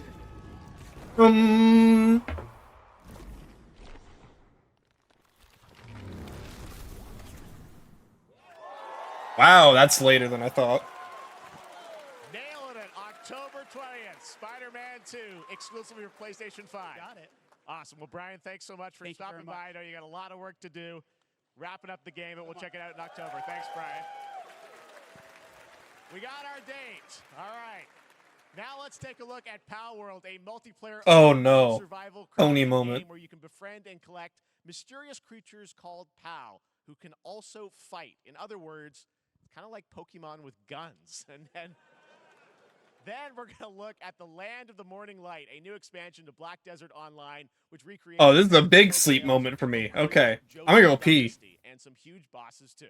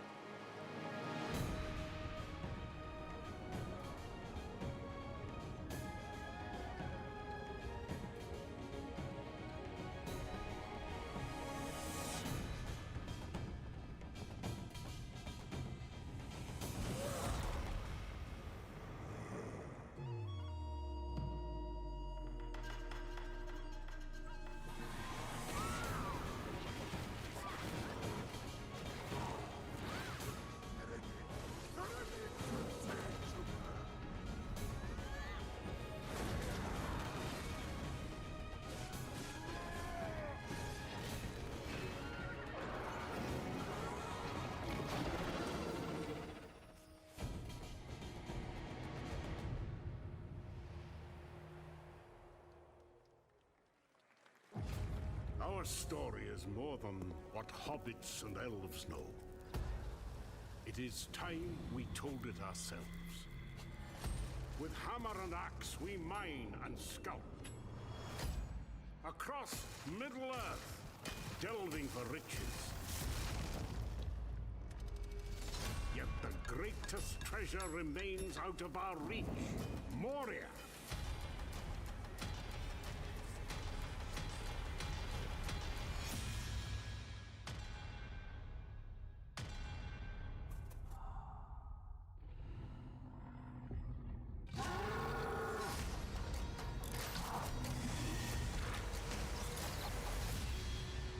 Come, my fellow dwarves.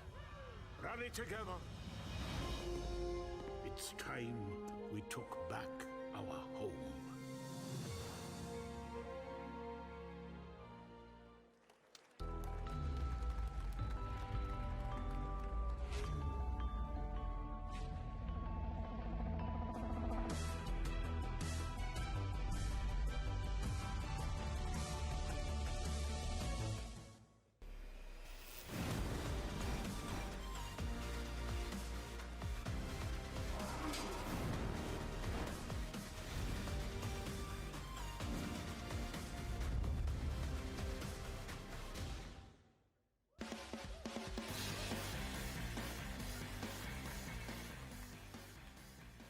All right, now we're going to look at an exciting new mobile game from a legendary franchise.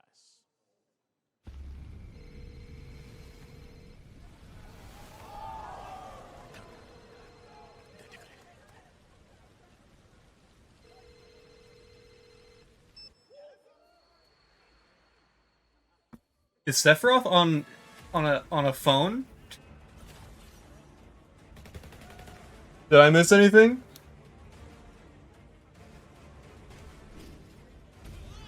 What did I? Why was Sephiroth on a phone? Hey yo!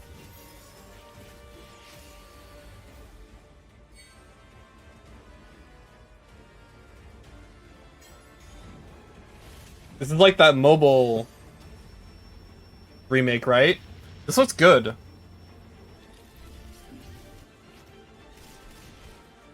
I missed another Lord of the Rings game.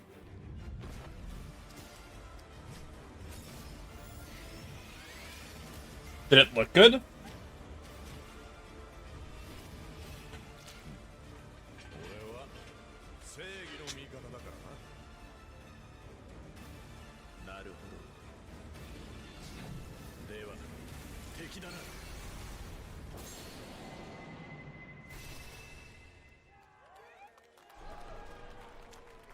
Ooh, pre-registration begins now, which just means like notify me. For Final Fantasy VII Ever Crisis has just started, and users will have the chance. They should put Ever Crisis on like anything other than phones.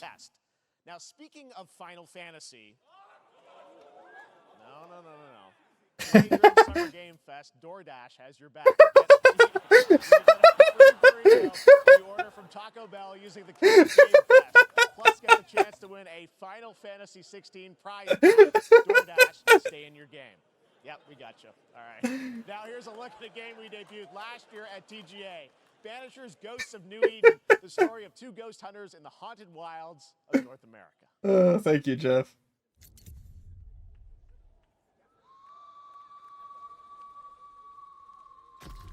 Life to the living, death to the dead.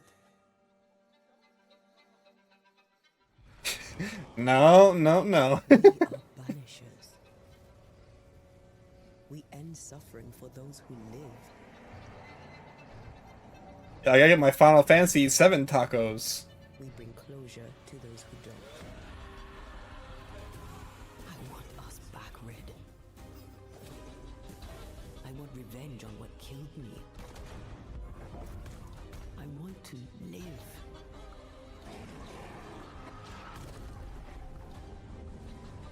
Wait, is this that game that they showed like a CG trailer for like last year at Summer Games Fest?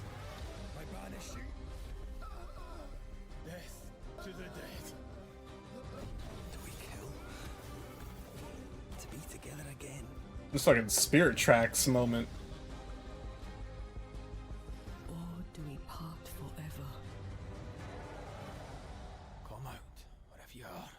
on, show yourself. Red. Every bloody time. Kind of an interesting setup. Vanishers, Ghosts of New Eden.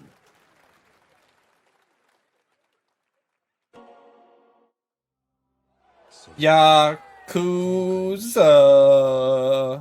Like a dragon.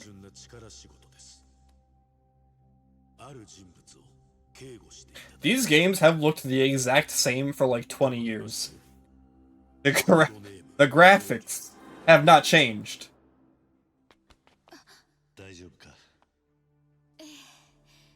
お待たせしてしまってトラブル発生車はまだか到着まで3分何があったお前らも今回り右すりゃ無事に帰れるさもなきゃこれから起きることは全部お前らの選んだ結果だ Wait, what? I thought they weren't doing action anymore. What the fuck? Why does he have magic? Has he always had magic? He has powers? Alright.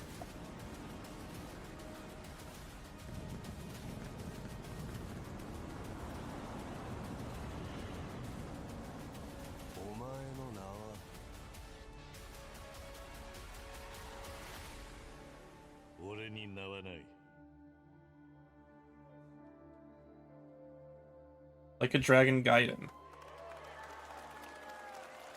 The main series isn't doing action? Is that not the main series? Oh, right, because the main series is now a brand new guy. Stanley, it is 7:32 a.m. I hope you have a productive day. Change username to just... Me when I'm Oscar Isaac. Adjusting morning wake up. Good morning, just Stan. Base to capsule 12.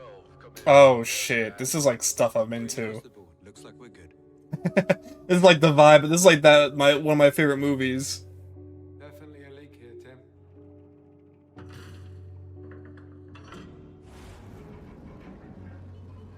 What? How long has it been now? 3 years. Yeah, you would think like the game, because I thought the whole Like a Dragon thing was meant to be like it's like Dragon Quest. That's why it's turn-based. So like I don't know why Like a Dragon isn't the RPG. Someone there? This doesn't make sense. Someone else down here. No. Are you there? I might play this. Yeah, I might play that.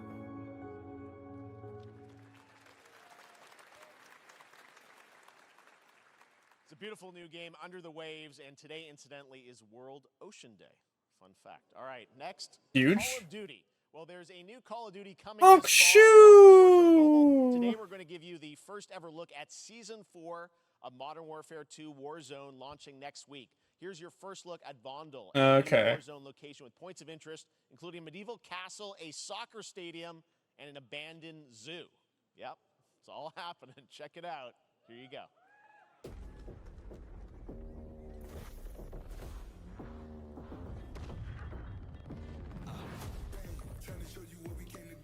The final Kiryu game? Okay.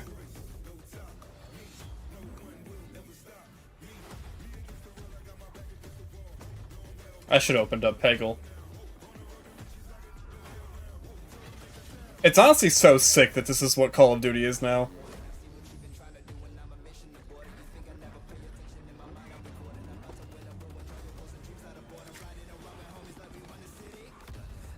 No, I could not run the streets while also watching a stream. My computer would probably implode.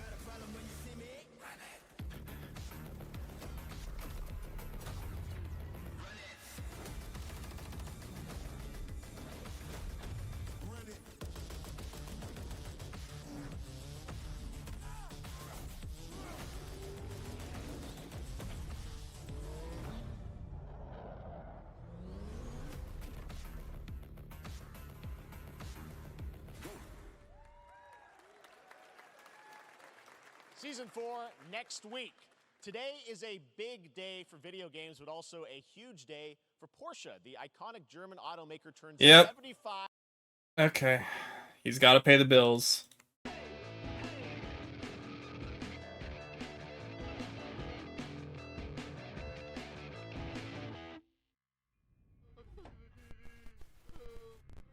What? There we go. Alright, so before we get into the genre's evolution, I feel like we should come up with a workable definition of the subgenre. Because it's a fairly new term, and I don't feel like I've seen a super clear definition as of yet. I believe the earliest use of the term was a John Wolfe tweet, and it hasn't got much clearer since its inception. It's one of those things that... What was that tweet? Was a John Wolfe Read on the state of horror games. With the rampant success of Baldi's Basics, it further proves we're in an era of mascot horror. The only horror games that achieve widespread popularity are the ones with a clear mascot. Baldi, Granny, Bendy, the neighbor, Freddy.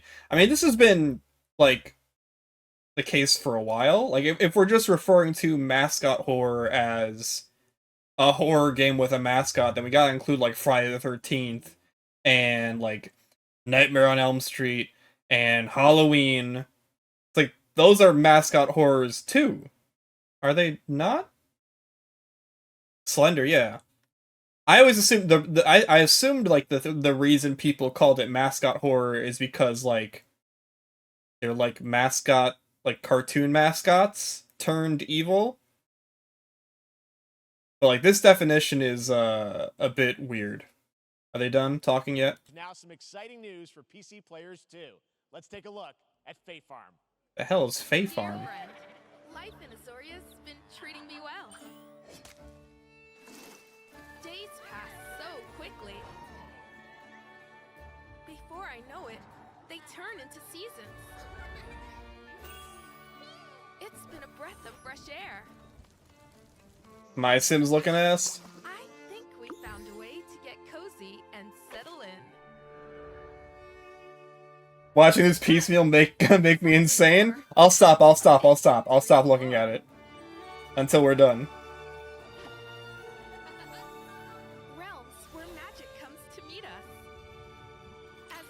Why did all these, like, cozy-ass life games have to be taken over by farming? I don't like the farming part of these games. My Sims didn't have farming.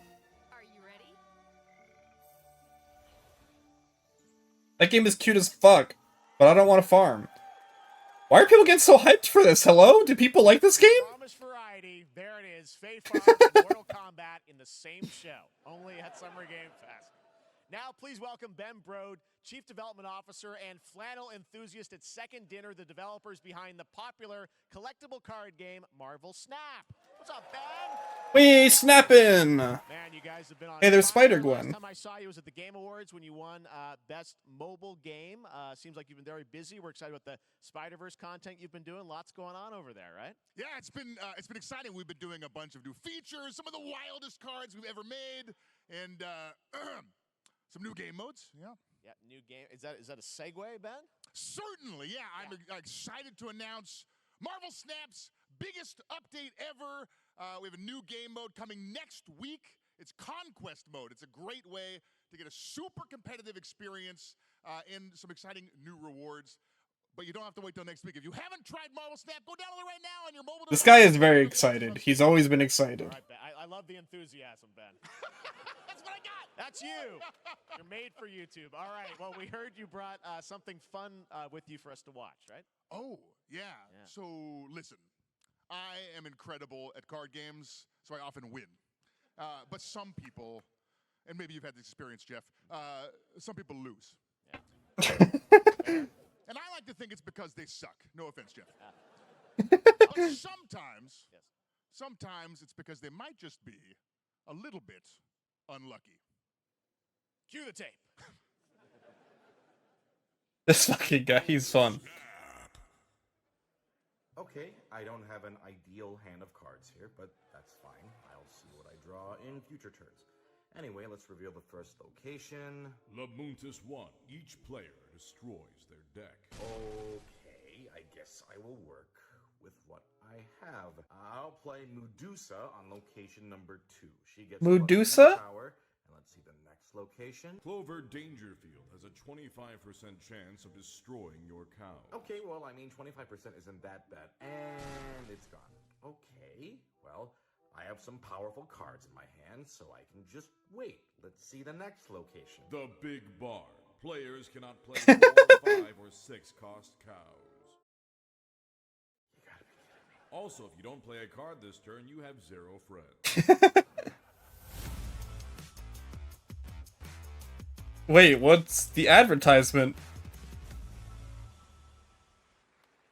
Still to come, we're going to look at Immortals of Avium. Was that an announcement? Descendant and the world premiere first look at Chapter 4, Season 3 of Fortnite Wilds. Now, if you're looking for the smartest way to level up your gaming this summer, compare top credit cards side by side with NerdWallet and start maximizing your Yo, any nerd walleters in chat? Wi-Fi to headsets. Any nerd walleters? Legends Rise, a new cross-platform UE5 game for mobile and PC, a Fantasy Squad RPG adventure that is available to pre-register today.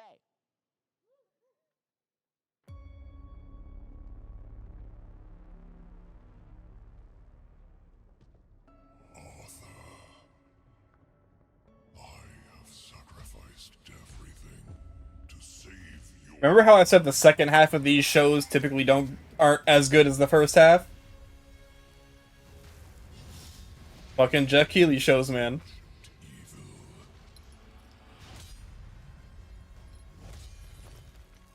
Fight with honor. Vanquish the wicked, and you may prove worthy of your legacy.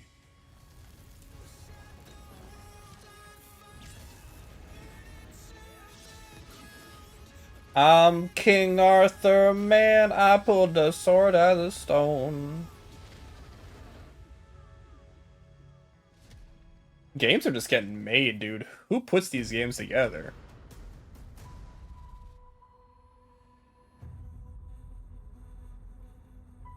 Wayfinders. Do you remember the fall? The gloom descended on Skylight. The gloom? You rallied Like Zelda. and paid a terrible price. You fell, and the world was broken. This is like Zelda. Who you are. Guys. Turn to us. This world needs champions.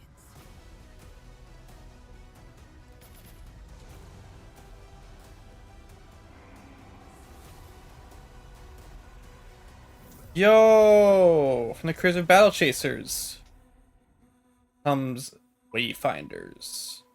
Looks a lot like the Way Forward logo.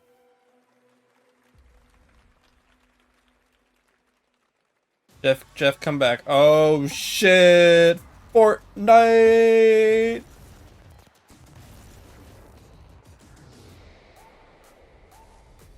It's not this cool, guys. Nothing this cool is actually in the game yet. You might think this, but nothing this cool is actually in the game.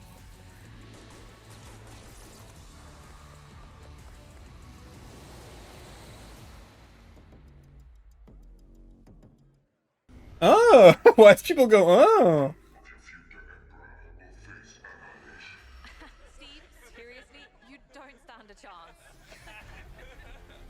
Who is laughing? Project under construction.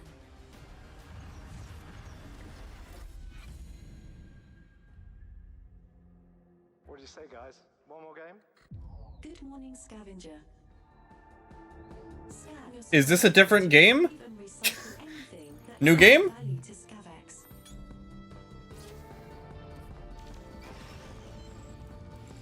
Oh, this looks like shit.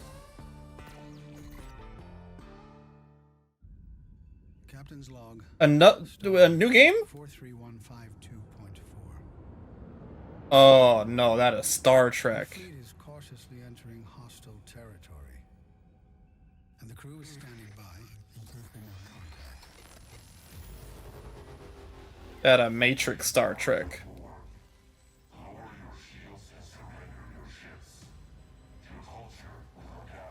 What is this? $70? Bruh, bruh, bruh, bruh, bruh, bruh, bruh. Hey there, Summer Game Fest 2023. It's Will Arnett here. Yeah, right? My buddy Anthony Mackie and I have been working on this for some time now. We're really excited to share with you Twisted Metal, which is streaming only on Peacock starting July 27th. And I'm very excited to share a sneak peek of the character of Sweet Tooth, who I had the pleasure of voicing. Hope you enjoy it. Check it out. This is gonna be fun. Swung a little wide there. Well, aren't we a tall glass of water? Me? I'm more of a Hawaiian punch. Oh, that was a good one. You don't fight much outside of your car now, do you? Look, clown, I don't need 4 wheels to kick your ass.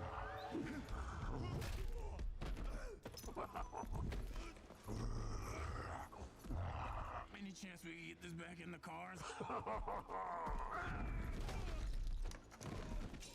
How about a little? Sorry, dude. We don't have the budget to have cars this episode.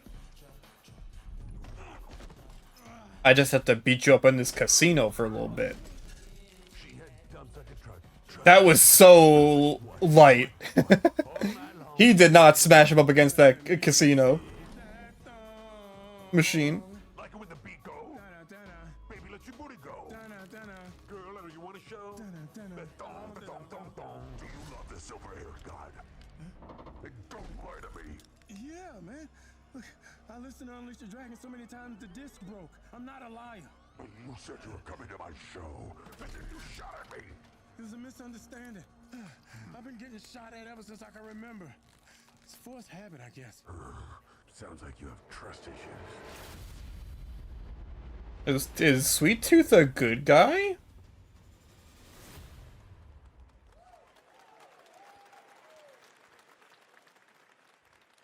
Who hasn't dreamt of duplicating oneself in order to multitask? This new hack and slash game with a tactical twist allows you to do just that. Brought to you from France. Here's the world premiere reveal trailer. From France? The time shift Oh, coming later this year to PC.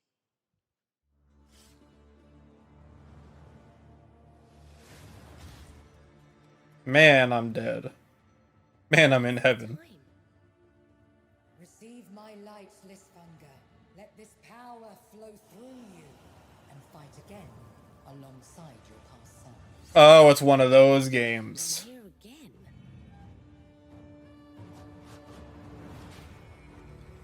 That's another me. I look good. I rewind. I begin again, but with another me to fight with.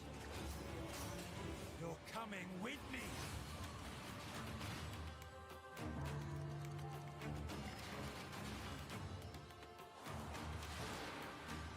This might be neat. Kind of sad the art style got fucked up from the animated trailer. I will become Legion and crush these demons. Onwards. I can feel that there are more. That looks neat. Very cool independent game. All right, next up is a brand new IP from Ascendant Studios, a single-player, first-person magic shooter called Immortals of Avium. It's fast and No. fantasy setting, kind of like Oh, I'm so tired of seeing this already. a great cast led by Darren Barnett as the main character Jack, and he joins us now. Hey, Darren. Hey guys. Oh, and they're gonna talk about it. This is such a cool game. Super high production value, spectacular gameplay. Tell us about the guy you play. You're the main character, Jack, right? Yes, I am playing the main character Jack, as seen behind me. He's a battle mage that controls all 3 forms of magic, triple threat. He's brash, he's funny, but he gets the job done. Well, it's the gameplay, as we've seen, is just so fast-paced. There's so much action in it, with all the spells, the spell casting, and the magic. What can you tell us about the story and sort of how this battle mage, Jack, comes in? He sort of becomes a battle mage, right? Yeah, he kind of comes from nothing. He's, I guess they call him a street rat is what he was. But he, during a He kinda comes. time of intense trauma, he summons the power to control magic. becomes He part of this summons the power to There is control a magic? squad of this world called Avium, and they are in the middle of an ever war fighting for the control of magic. Shut the fuck up.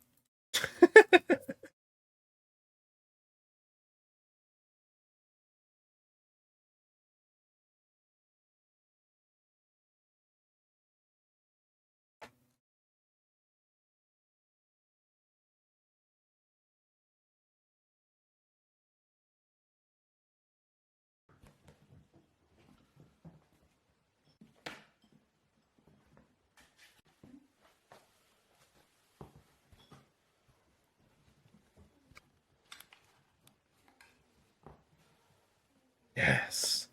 Feed the kittens.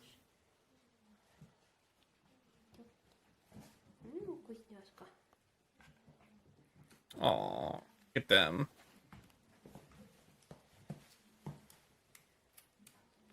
Oh, this kitten has a zoo pal. Alfonso. Why does artist get 2 scoops? Okay, there we go. Aw, it's okay, Alfonso. Hey, hey, third one. That's not your food. Never mind, it is.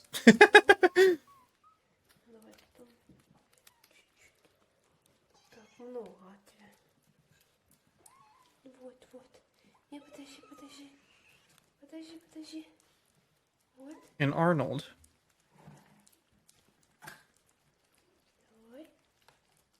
Oh my god, look at them all eating together. Oh, they're such little babies. There was a third plate though, is there gonna be more? No way, there's another one. Oh my god, there's a 5th plate! Or a 4th plate.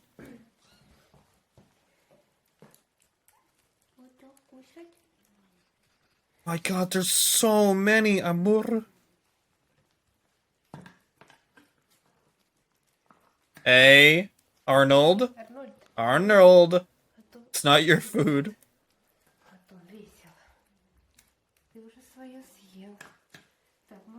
Arnold. Arnold!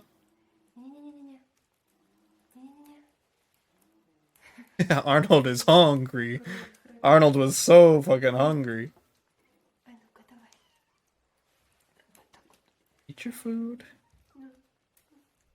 Oh, they've all finished their singular dish. Oh, this one is having trouble eating. Oh no! Arnold!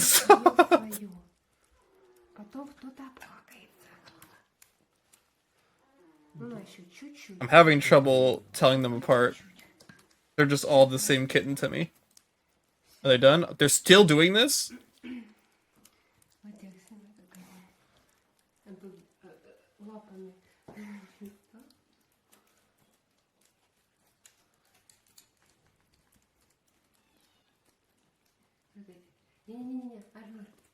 Arnold. Stop, Arnold.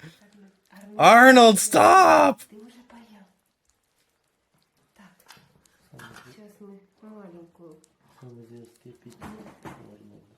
I think you don't just need to give Arnold another scoop. Arnold is starving.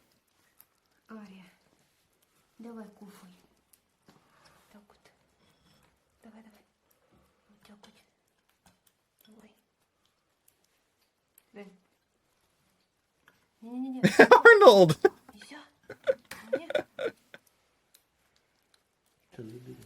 Oh my god, Arnold.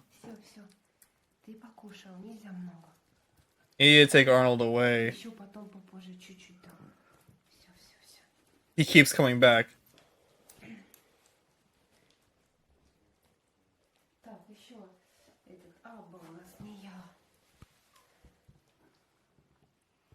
Aw, she's got a little on her face. Now, how come you're not picking that cat up? That cat's obviously stealing. Why did Arnold get so much shit?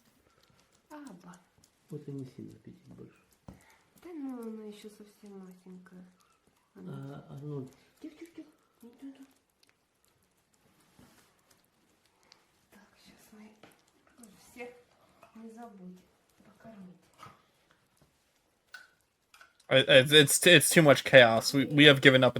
Why does Arnold keep getting shit? This one right here is stealing too.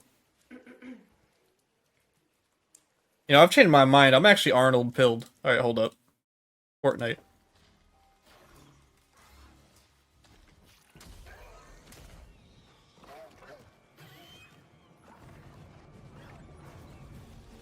If this is like a sequel to my favorite season, then I might be about this one.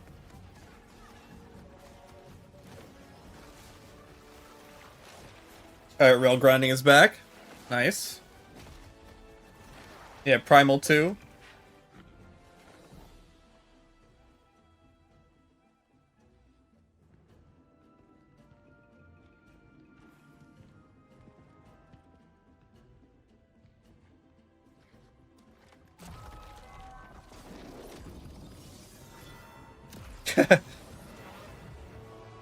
I will not be this big in the game. Yep, here I come. I'm small now. You look so weird small.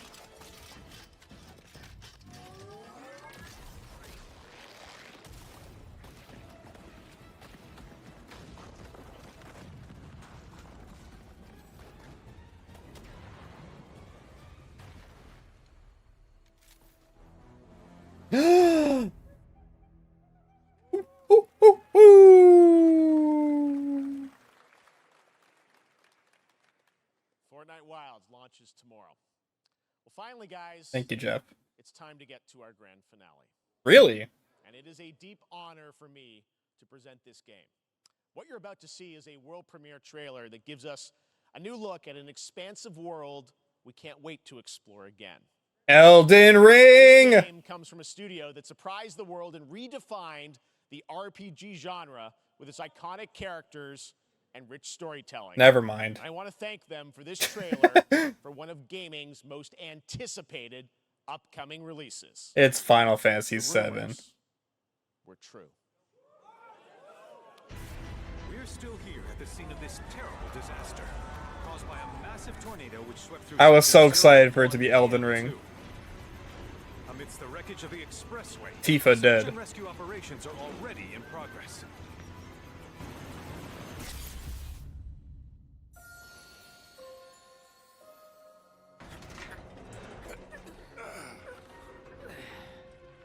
Wow. Just look at it all. It's so green. Even after everything we've done to it, it's still going strong. It may look that way, but in reality, it's barely hanging on. Was wondering, what's Cloud been doing these past 5 years? Where's he been? And you're asking me this? This is gonna sound crazy, but Chocobo. as far as I know, Chocobo! you were in Nibelheim 5 years ago. The life stream. It is the very essence of our star. The blood coursing through its planetary veins. According to Hojo, they're connected to Sephiroth. Shadows of the Mad, I believe he called them. A lot of walking. Sephiroth was in Midgard. We fought him. Whatever happened, he's alive. But why come back now? After 5 years, doing who knows what?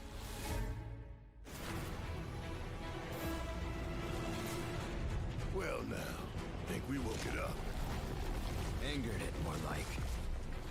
Why is my internet dying now? Like the one everyone was excited for. I'm sorry, guys. Feast your eyes on the Turk's latest and greatest, Elena. She may be new, but she's still a Turk.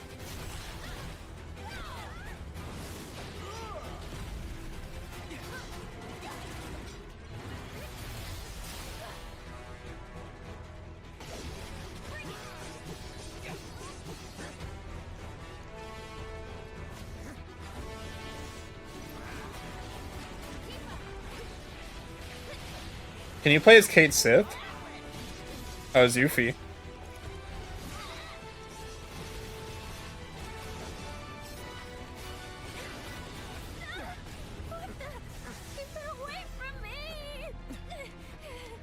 They say she's a monster, that she can peer inside you, into the very depths of your soul, that she can become those you hate, those you fear, those you love.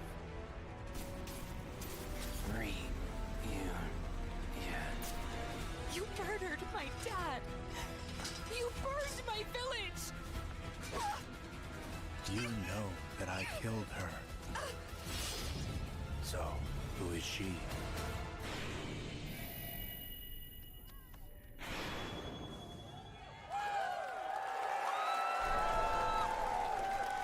Oh, on 2 discs? What? There you have it. That was Final Fantasy VII Rebirth coming early 2024 to PlayStation 5. What? Thank you so much. All right. That's going to do it. How many discs is this remake gonna... Okay. That is not the end of Summer Game Fest. Stay tuned this weekend for updates on many more games during SGF Play Days, a hands-on event here in Los Angeles. What does that mean? Do you know how far they're gonna go? No. Far. Really? They're going far, dude. Oh my god, we're gonna get the gold saucer. Fuck, dude. 2 billion gigabytes. How big is it gonna be? Was it on PS4? Did it say? I did not see. 2 discs on the PS5 is huge. Thanks for watching, everyone. We'll see you soon. Oh, Mike. Oh, dude. Oh, man.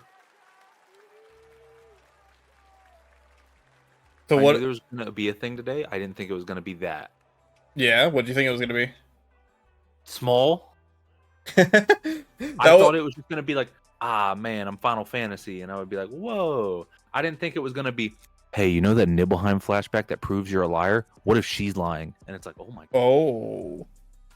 Because the Nibelheim flashback's whole point is for Tifa to be like, I don't really remember Cloud doing that. But now it's like Cloud going, I don't really remember Tifa doing that. That's a good twist. I like that. Yeah. Oh, man. 2 discs? 2 discs. That's insane. Why is it 2 discs? Logo only has PS5, by the way. Oh, shoot. Oh, wow. Wow. Okay, let's see. Making a tweet. 2 discs? 2 discs? But only PS5? Holy shit. They got 2 of them? 10K HD Smell-O-Vision.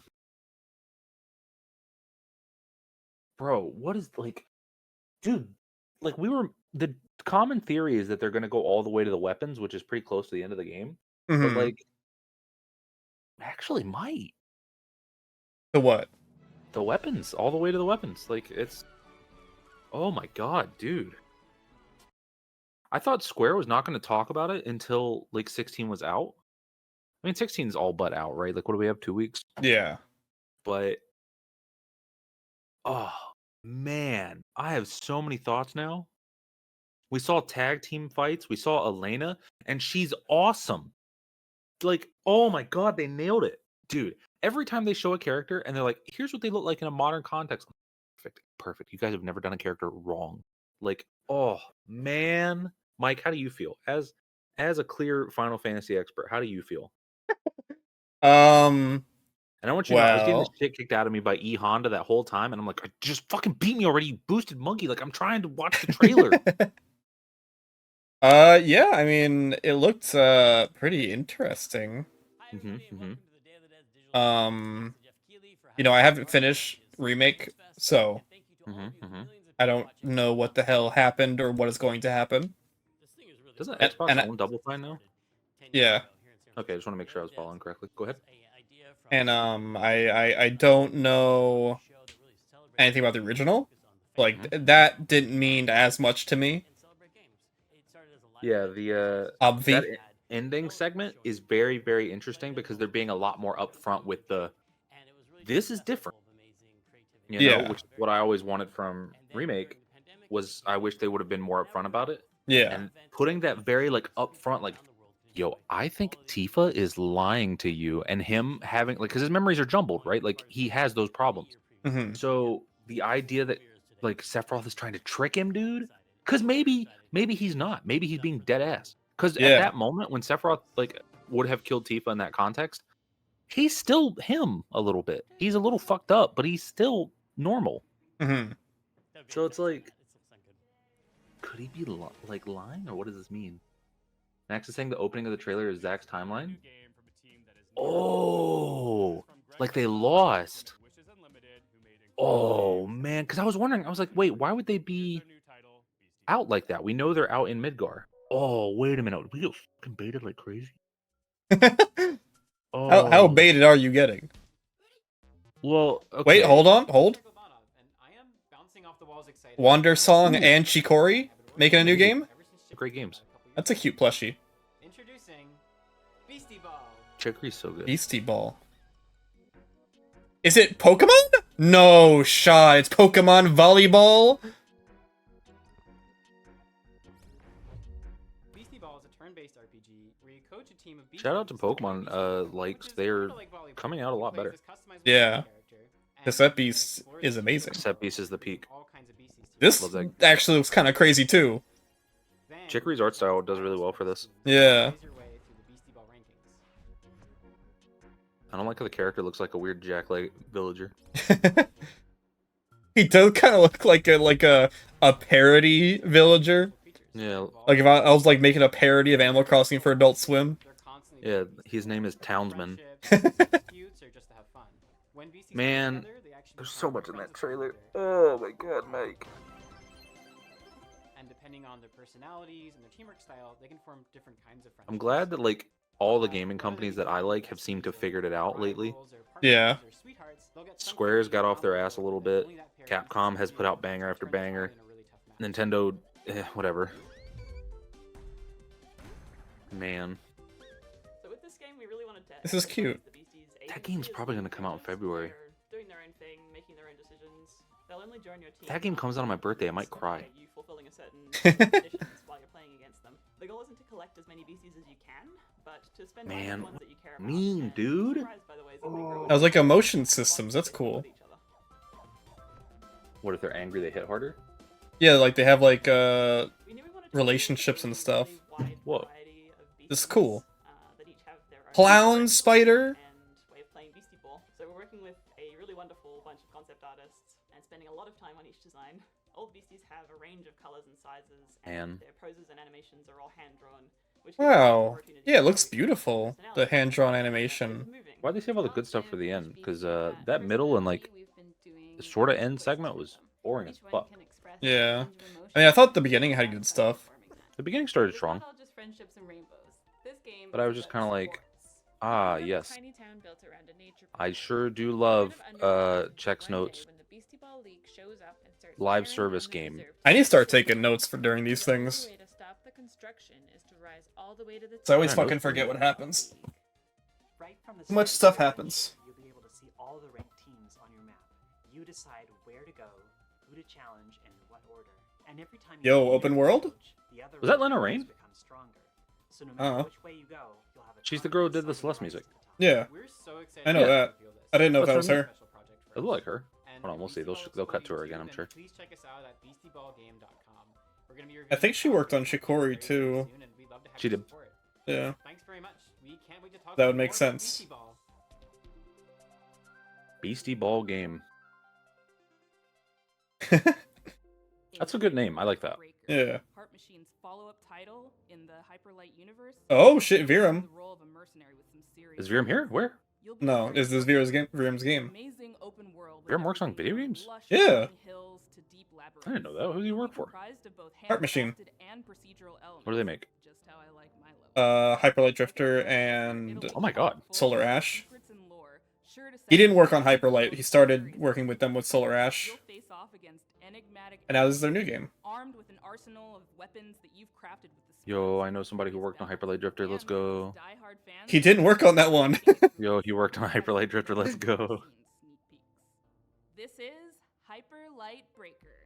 Hello, I'm Alex, creative That always director. No, amazing. this is the man. And we're making Hyperlight Breaker. Yo, Virum looks great. Didn't realize he cut his hair. Oh, is this the new Hyperlight Breaker? Yeah. Yeah. This looks sick. You know what I said? when I first saw this gameplay. I said, this shit Genshin Impact. This shit Genshin Impact? You're right. It's a major landmark for us, and the first of its kind. An open world game where you never return to the same world twice. Oh yeah, it's randomly generated. I forgot about that. Games like Breath of the Wild, distilled into the format. People really like Hyper Light Drifter though. Yeah. You can play alone or with friends. Wow, that's a statement. He just said it's Breath of the Wild meets Dead Cells. That's a good thing to be. History of this world and lost land from long ago.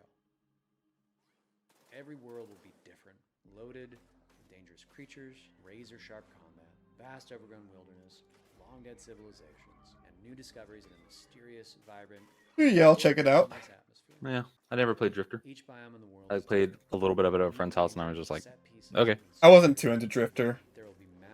I'm sure if I sat down and played it on my deck or something, I'd like it, but I played a bit more Solar Ash. Challenging sub-bosses scattered throughout runs. You'll pick up new gear. But Solar Ash was a bit too into its story. Like, Solar Ash was more into its story than I was, so. Isn't that the best? So much from our previous games, building up amazing tech and a deep well of Oh, I am getting bucked by this Jamie. Holy hell. here's the culmination of all that incredible work. I'm trying out other characters other than JP. I don't know if we talked about it at all. Not really. Been going well. I learned I can't play Blanca. Closer and closer to early No, come on, that was your guy. I know. They changed him though. He's a different type of character now, and he's above my pay grade. Unironically, the way that Honda is the way that Blanca was. Traveling halfway around the globe to Transylvania to bring you a game that is not. It's a what you bummer, expect. but I will live. From developers Stone Skip and. So what is this now? Is Jeff Keighley done? Yeah, Jeff Keighley's house is done. This is Day of the Devs. Jeff Keighley's house. And enjoyable. It's chill and vibey. Let that anxiety go while you play simpler times.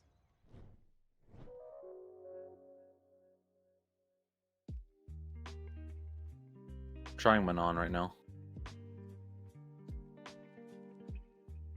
Run. I will say, like, Silver players are really good at combos.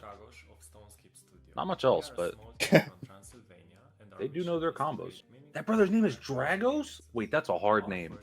Simpler Times sheds light to the beauty of the ordinary and serves as a place from the past where it can be present. Combo?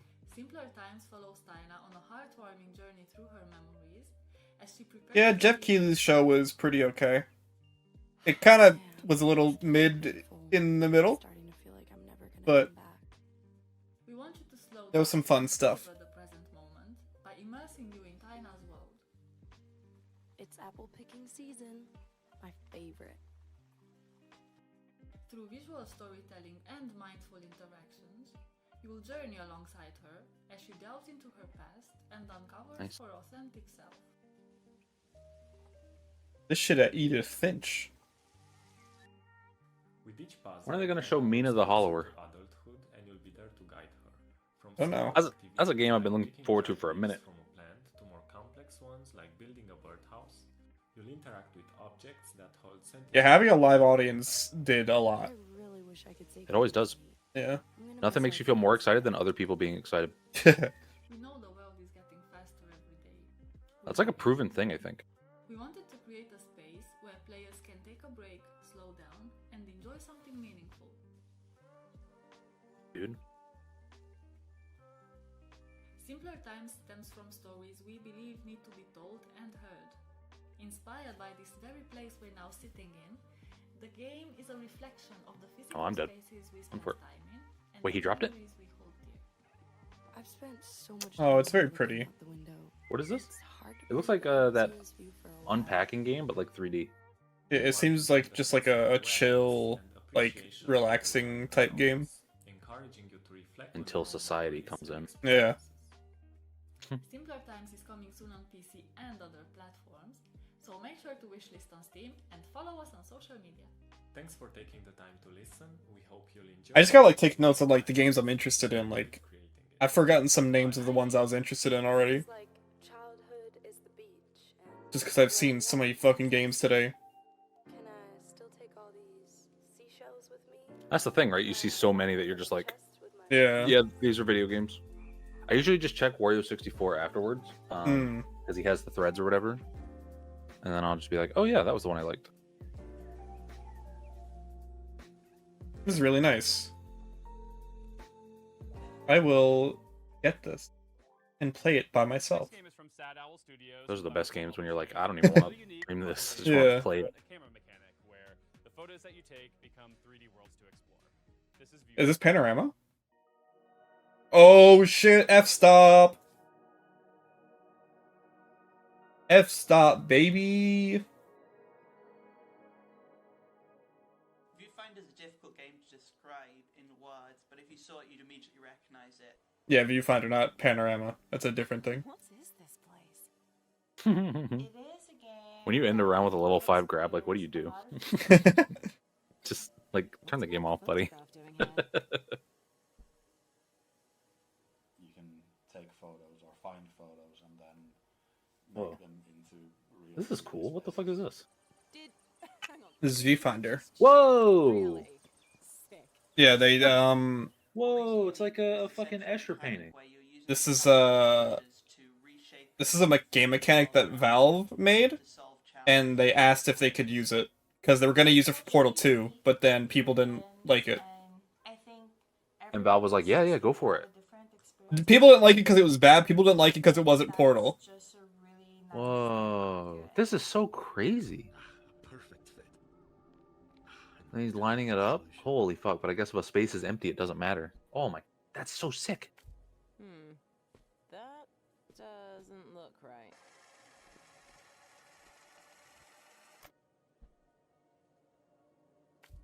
You can rotate reality too.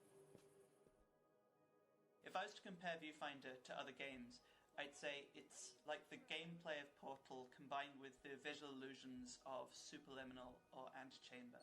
People have also compared it to. Bro, I'm fighting a DJ who's like really good. And, Manifold Garden and various other In silver. puzzle games. How are these brothers stuck?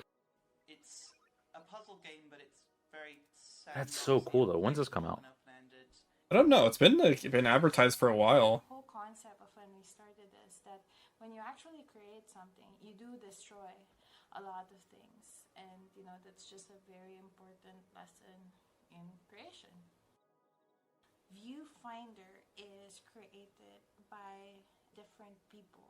And, Crazy. You know, Whoa! all over the world who have such a diverse That didn't connect? and Alright. interesting cultures. Each character comes from a different culture. There's a lot of sort of culture-specific props and items and themes. I was really hoping the break in between Jeff Keighley and Day of the Devs would have been longer. I need to get water. No, they said you will consume content now. Yeah. That really represent that character, who they are, what they like to do.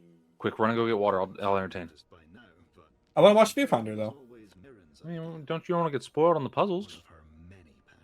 You right. I'll be right back. Alright, chat. Now he's gone. Let's play Street Fighter. I'm gonna take over his stream. Whoa, that's cool. It's like a Zelda picture. For us to just put in what we know, so that the rest of the world could also, you know, have a glimpse of the experiences that we've had. This must be the next stage. Let's go.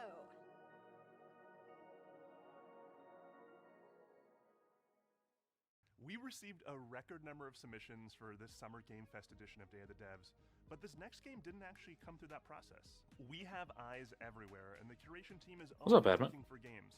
This guy's got a terrible haircut for like his head shape. He should have got something with a little more on the sides, make him see a little more balanced out. So here it is, this beautiful, Okay, so I can EX there. hand-drawn ghost story called Haunty. Hello everyone, my name is Leo Dasso and I'm with Moonloop. Together we're making a game called Haunty.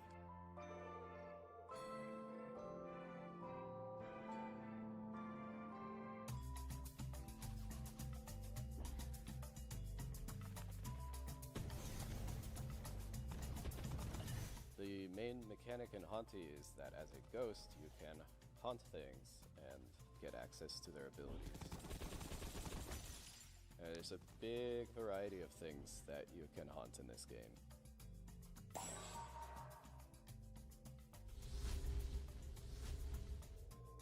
think you'll have a lot of fun sort of exploring around and seeing what different things you can hunt and the abilities that they give you. Core mechanics resemble very much a twin-stick shooter. However, unlike twin-stick shooters, it focuses less on the high-intensity moments and more on finding Whoa, this game's creative pretty. ways to use the twin-stick Fuck's this shit paradigm called? to create fun solutions to the challenge. Well, yeah, aren't like Xbox and Atlas like really close now? Monty follows the story of a ghost in the Makes sense. afterlife, and beyond that, it really expands into a lot of ghosts in the afterlife and sort of the stories that they have.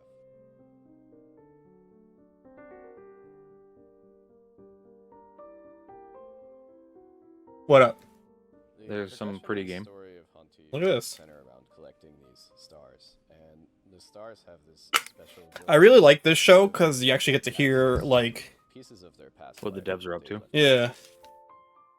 It's a very unique take. The environments Yeah. and characters are all carefully crafted with. And also like all the games are just like super interesting. It's not just like I wanted to make a farming game. I wanted to make a farming game because Stardew Valley sold a lot, and I want to make a lot. Yeah. Like all the games are like super unique and interesting. Like look at this shit. This is like nothing I've ever seen before. Yep. So it all sort of comes together to give you this sort of tour through the afterlife, chilled out experience.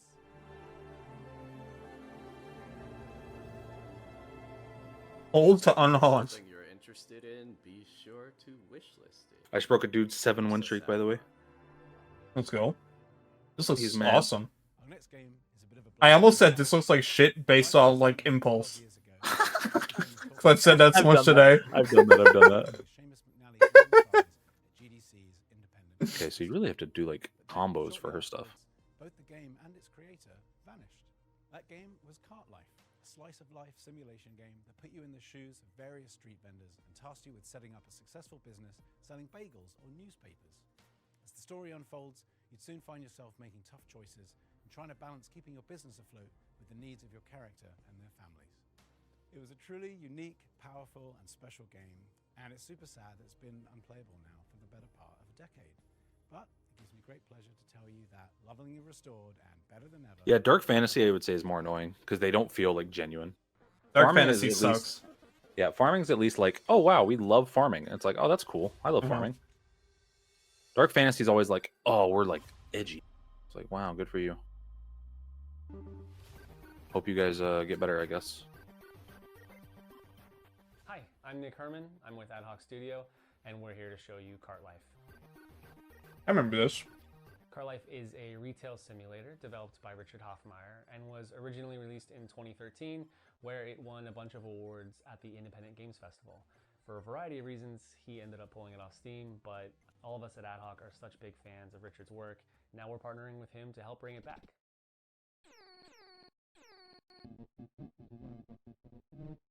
Please bring it back. Please. Okay, Mike, I'm gonna go examine that trailer now. Bye. Okay, bye.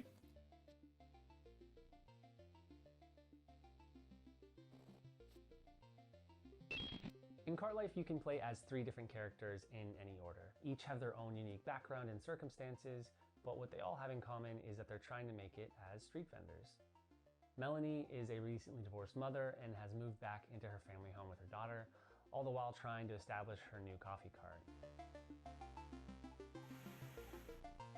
Andres is a Ukrainian immigrant who is trying to put down roots in a new town by opening a newspaper stand.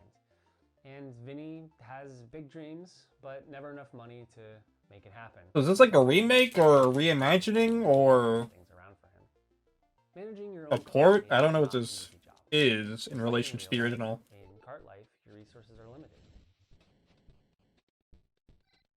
You need to take care of yourself and others, and how you prioritize the needs of your cart against the personal needs of each character will determine the outcome of their stories. Jesus.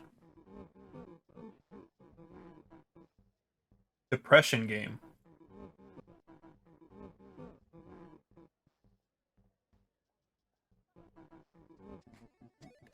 The world of Cart Life is alive. Never mind, happy with game. Characters who are potential customers that you'll get to know as you try to build your business.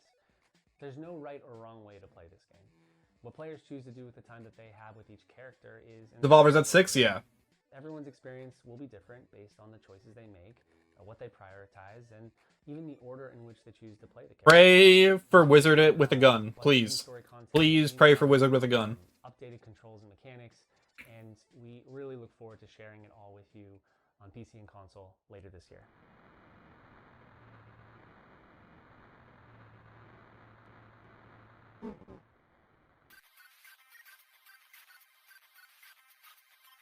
Neat. The skateboard renaissance has been going on for the last couple years in games, and as we get deeper into the grind revival, things are getting a little more avant-garde and daring. This next one. This man is long. Sorry. He's just very long. This is the world premiere of Hellskate. Hello, my name is Jordi van den Bussen, also known as Kwobbelkop. I'm the CEO and founder of Phantom Coast, and today we'll be talking about Hellskate. Alright, peace. I'm gonna go enjoy nature for a little bit. Take a break from the trailer slop. Alright, Anton. First try. Here we go.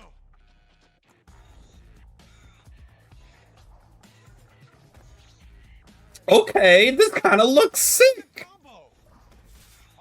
Okay. Wait, hold on now. I was about to complain.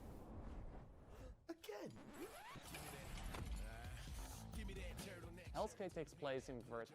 Here you play as Anton Falcon, a skater through and through. All Anton wants to do is skate at Wertheim's fabled beach, even if that means... Yeah, me when I want to do that, but the air is polluted. And his skater friends from doing what they love most. The skateboard mechanics Thanks, Wildfires. like games such as Tony Hawk Pro Skater. I mean, our lead game designer Steve actually worked on Tony Hawk's Underground. It started a long time ago, the idea, and the far-off, far-flung land of 2002, I worked on a game called Tony Hawk Underground. And at the time we were working on it, we were thinking, man, this really looks a lot like an RPG or an action RPG. You have all these stats and you're upgrading and all this kind of stuff. It's super cool, super neat, right? But of course, we're bound to Tony Hawk, we're bound to the real pro skaters. It always seemed to me that skate graphics create and imply such an interesting world, but it's not a coherent world that you can visit. So that was one of the motivations. Oh, that's interesting. Like, the skateboard graphics were inspiration? That's neat. Old school skateboarding with the tricks and traversal, manuals, grinds, jumps, balance meters with This is cool. structure. Just like with other games in the roguelite genre, death is a central mechanic in the game. Wipe out! When you die in a run, thankfully you don't lose everything. You keep your resources, which you can use to get permanent upgrades such as tattoos. Oh, tattoos are your upgrades? That's awesome. Act as weapons.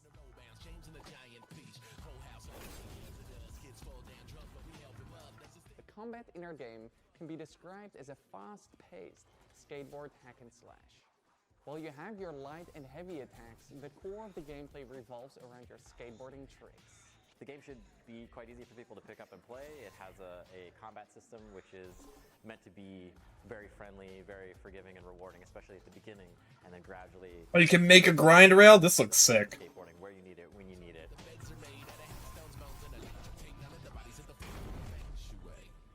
Why did you stop me from skating? Look at yourself. Your wing, your arm. What do you think happens when that gets to your... This is a Hades moment right here. That art is a Hades moment. Of Hellskate, wishlisting the game would mean the world to us. Thank you. You know what? I will wishlist it right now. Game, Henry Halfhead, you play as half a head. That's it. That's the game. But it's so much more than that too, because you see, Henry It's not on here. Many things can be anything. Hello, it's not on here. Excuse me? Day of the Devs? It's not on here. Using this peculiar power and perplexing form, you'll live the life of the title character, navigating sandbox situations crafted by Zurich-based developers Lululu Entertainment, and in so doing, maybe ponder the philosophical questions. Who is? How is? What does it mean to be Henry Halfhead? Welcome. May I introduce Oh you god, I to forgot about this one. Henry's This one's weird. If there anything there, well, everything. Henry can transform into everything in their reach. Yes, everything. And that's how they manage their daily life. Yeah, this shit was weird. This is a Nobi, not a Nobi game. This is a Watam type game. Gets up and calms the nervous quivering machine. Tick tock, tick tock. At least half awake, Henry is ready for their morning routine, which they usually start by making their bed. Staying in bed is tempting, but only leads to regret later. Henry knows that if you want to change the world, you have to start off by making your own bed. Completing this simple task in the morning gives Henry a little bit of pride and the feeling of control over their life. With part of the morning routine done, Henry was ready. Incredible. Good job, Henry.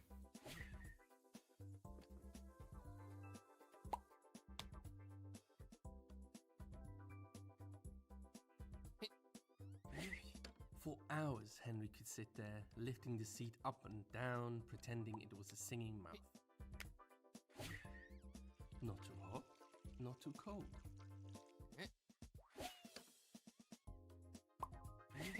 Henry bought a turmeric soap. I hope this is like fun to do. It feels like it could be a bit not fun. This feels like something that could be easily like very annoying to play and very stilted.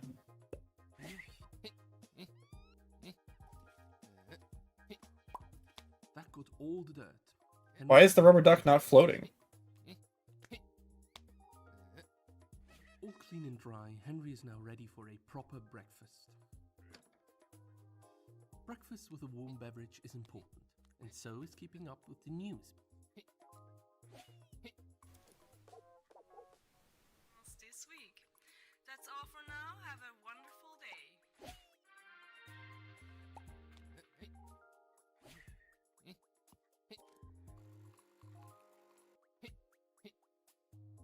The cube coffee. The best drink Henry can make from beans.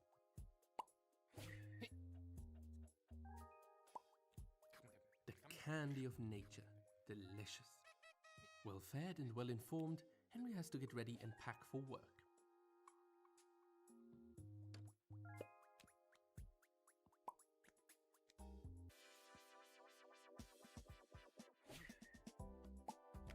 Banana.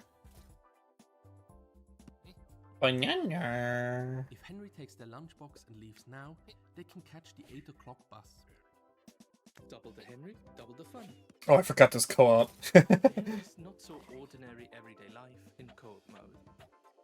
Henry, everyday life with a twist.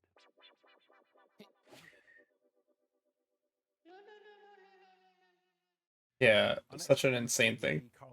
A creator who's perhaps best well known for his work as master puzzle creator on Limbo and Inside. Ooh. We had the honor of working with him to publish 2 of his solo projects. Is this Double Fine presents Rhythm Action Platformer 140 and co-op arcade shooter Thoth. I don't know what either of those are. Well designed puzzle games I've ever played that truly give you a sense for and appreciation of Jeppy's contributions to those Playdead titles. His new game sees him teaming back up with Jakob Schmidt, composer of 140, and applying his trademark puzzle skills to a beautiful, mind-bending adventure game. This is Cocoon. Oh, it is Cocoon! Let's go! Woohoo! Co-founder and audio director of Geometric Interactive in Copenhagen. I would like to show you what our amazing team has been working on for the last couple of years. Our game, Cocoon.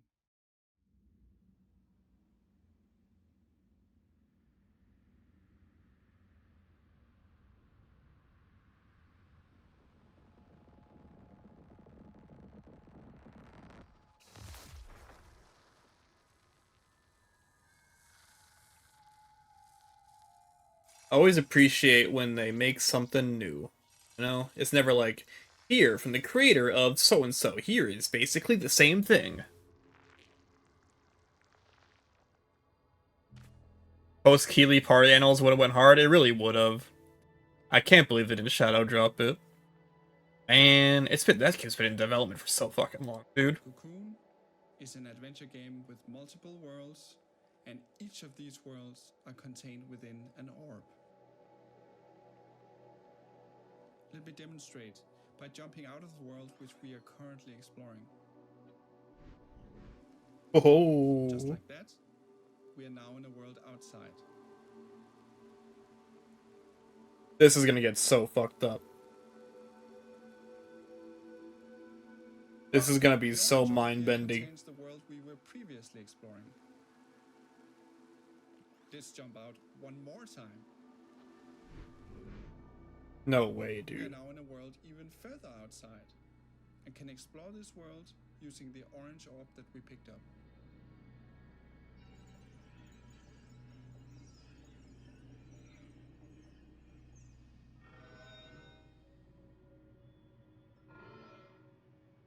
Orbs can be placed on switches to power devices and solve puzzles.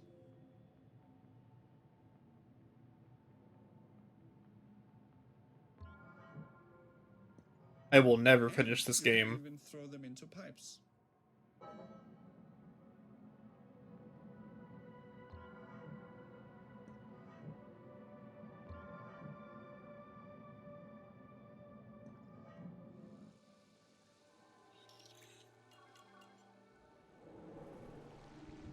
Where did that orb take it? Oh my god, go back. Where did the orb take it?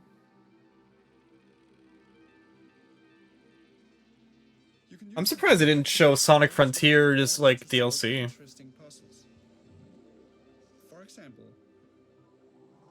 to safely avoid this moving barrier, you simply jump out of the world, let it pass by, and jump back in.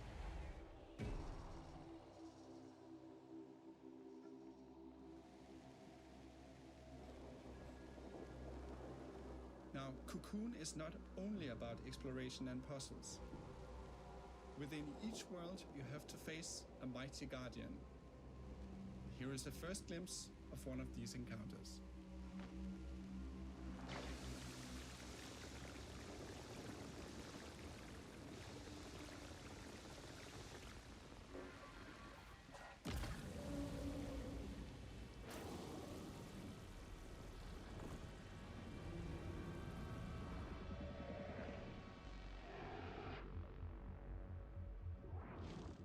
Oh shit.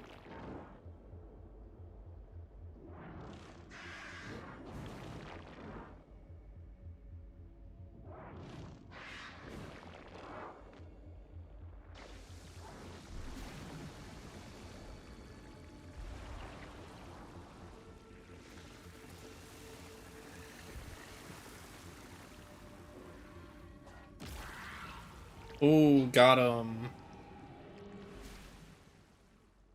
We hope you look forward to exploring the mysterious worlds of Cocoon, releasing later this year on Steam, Xbox, Oh, PlayStation, really? and Nintendo Switch. And Nintendo. Not buying it there, I'll buy it on Steam. Yeah, I'm interested in that one. Oh, right, the evil Cocoon boss. Love that logo. And now, I'm pleased to bring you a title from French-Canadian developer Impossible. No! In an artistic exploration game, you play a painter with a watercolor brush and a whole city to explore. This game is more than appropriate for Day of the Devs Summer Game Fest edition. Wait, is this and its passport? title, Passport? Été, in French, translates to the word summer. Hi, my name is Laszlo, and I'm the creative director at Impossible. We are a small Montreal-based indie studio working on our first title, Été. Oh. Été.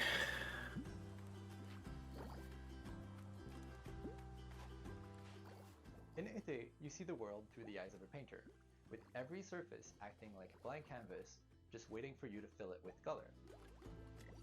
Oh, it's like Epic Mickey.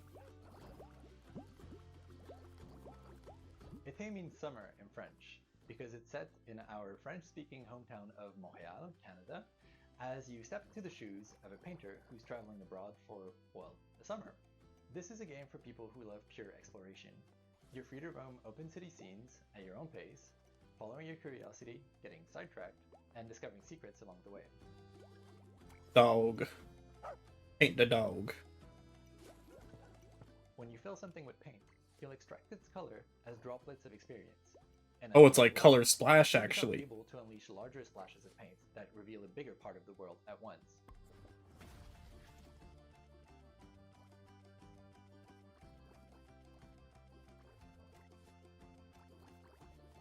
You'll meet plenty of locals, taking part in their lighthearted, everyday anecdotes, and some of them will even commission artworks from you. Oh, you know what? It's actually like Chicory, but not as charming. Using your bike, you can travel quickly back to your apartment and paint those commissions on canvas.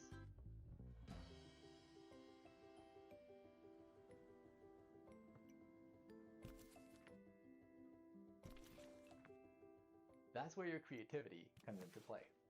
At your easel, you can create gorgeous watercolor artworks using anything you've discovered in your Wait, expedition you so can't far. actually paint? Stamps on your canvas can be freely moved. It's like rotated, stickers? rotated in 3D. Oh, neat.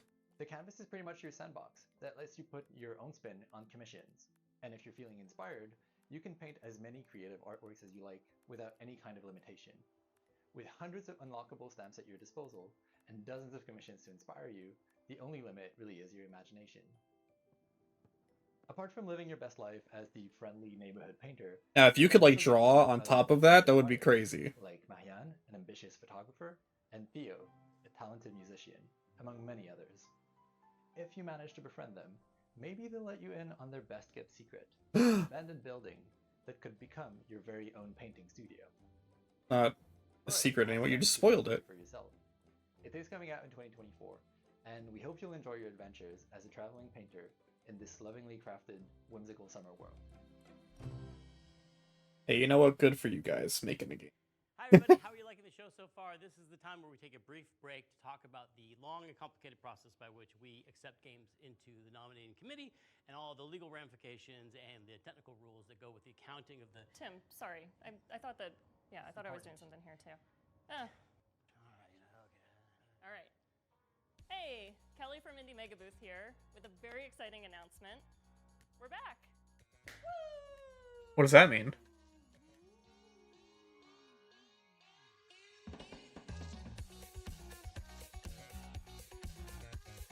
If you're a fan of indie games, you may have seen the Indie Mega Booth at shows like PAX West and PAX East over the last decade, bringing together a curated selection of the best up-and-coming indie titles.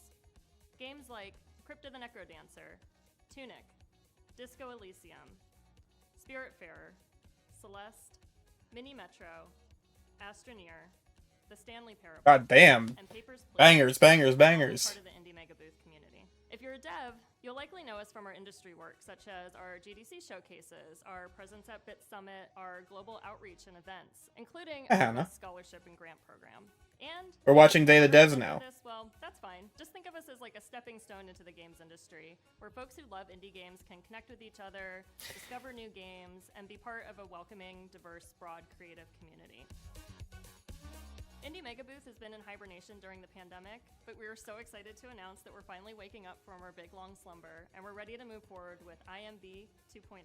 Head on over to our brand new website, indiemegabooth.com, and be Indie Know by signing up for our newsletter. Learn about new games, upcoming showcases, digital sales, and the best ways to help support the games and developers that you know and love. As we've always said, individually we're tiny, together we're mega. Good slogan. Ah! I'm dead now. Another world premiere for y'all, and it's also really thematically appropriate for this showcase. You'll see why in a second. It's from the aesthetically amazing studio called Land and Sea. They're famous for the Alto series that you know and love, but this next one is not what you're expecting. Oh yeah? Thoughts? It'll be hurting your way. It'll be flocking your way. No, I like hurting. It'll be hurting your way next year. It's called Summerhill. It's about sheep. Very bright. How did it feel, though? And I'm the founder and creative director of Land and Sea. We're a small team from the UK, best known as the developers of the Alto's Adventure series. Now, over the last few years, we've been busy growing the team and laying the groundwork for our most ambitious project yet. It's an entirely new IP that aims to build on the themes that we care about most as a studio, and we're super excited. I wouldn't know what to that share feels this like, exclusive so. first teaser with you today. So please take a look, and I'll be back at the end to tell you more.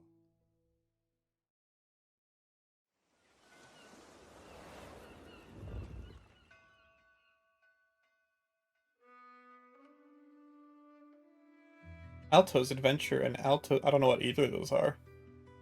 You've lost me.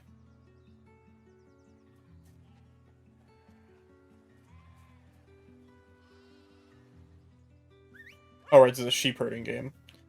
We going sheep herding. It's my favorite minigame from Sonic Frontiers.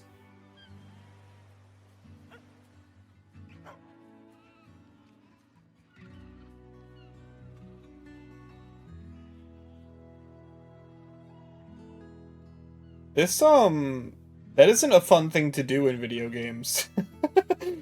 At least for me, I don't like doing these types of missions, but maybe if you make a whole game around it, maybe it'll be fun. Oh, they're dying.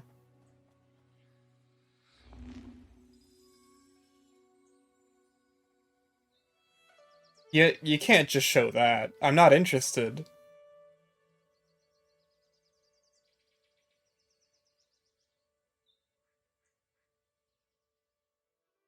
We hope you enjoyed this first look at our brand new game, Summerhill. To give you a little bit more detail, Summerhill is a story-driven puzzle game in which you play as a young shepherd and their dog. Together you'll be setting out to rescue your lost flock that have been scattered across the mysterious land that lies at the border of your home. Summerhill brings together gentle problem-solving, Yeah, I couldn't imagine you'd be able to look at anything. and striking pastoral landscapes to tell a timeless coming-of-age folktale. How long did you have to keep it As a on? team, we've been massively inspired by the rich history and cultural impact of sheep herding across the world. There are few people or places that haven't been impacted in some small way by the practice of shepherding. Even the name Summerhill is a name often given to highland pastures where sheep are taken to graze during the warmest months of the year. In many ways, sheep herding is 10 a minutes. thing, and we really want to do justice to this timeless tradition and tell a story that could only be told in this way. We're also super excited to be working again with our longtime collaborator, Todd Baker. Todd is a composer and audio designer best known for his work on games such as Monument Valley 2, Dreams, and our very own Alto's Odyssey. We can't wait to share more with you, so if you'd like to be the first to hear about what we're up to, please head over to our Steam page to wishlist the game, or go to summerhill.game to join our mailing list. Thanks again, and we look forward to sharing. You have studied the sheep. I've studied the sheep, Batman. Next up, we have an update on Eternites. This is I'm molded by it. essentially a one-person team with a few friends helping out on the side, and it's a dating action game. Now, you've heard a lot about this title. Anime? What's wrong, anime? Greg, I know I shouldn't be interrupting Day of the Devs, but it's urgent. A virus has What's wrong, anime? into I don't know how much longer we can hold out. It won't be easy, and the road will be long, but who knows? Maybe we'll find one more thing worth fighting for. Eternites is a dating action game that takes adrenaline-fueled combat and mixes it together with a heartfelt love story. Can I be honest for a moment? Sometimes, with all these infected, it's too much. And it's during these moments that I'm happy to have someone to lean on. Oh shit. Never mind, she's just a healer. I thought she was playable for a second. Puzzles, exploring dungeons. It all seems easier when you have someone special by your side to make things less scary. So, what now? Shut the fuck up. Because the teacher might hear us. Oh, he's so smart and handsome. Oh my god. I mean, or you can just fight for friendship. Uh-oh, who's that? Oh no, it's a love triangle. Oh, it's a third girl. Many games that can help you And a boy, too. You can fight monsters, explore dungeons, date. I mean, so many things like train, scavenge, date. Did I say date twice? Did you just shush me? You have to manage and balance all these activities if you want to save the world. The clock is ticking. Okay, cool. Bye!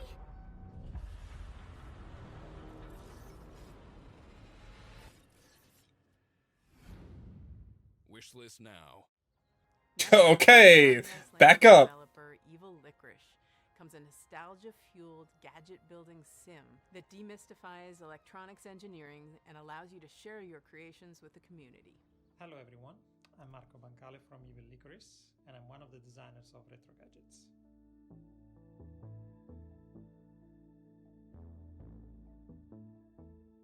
Although it takes me forever to build something like this, I love the feeling of seeing something happening on a screen like this one when I rotate the knob or I press the buttons. And this is where the idea for Retro Gadgets comes from, is to be I made the game digital gadgets where you can make tiny things. We love Pico 8 by Lexaloff because it brings you this retro environment where you can build your own games in Lua.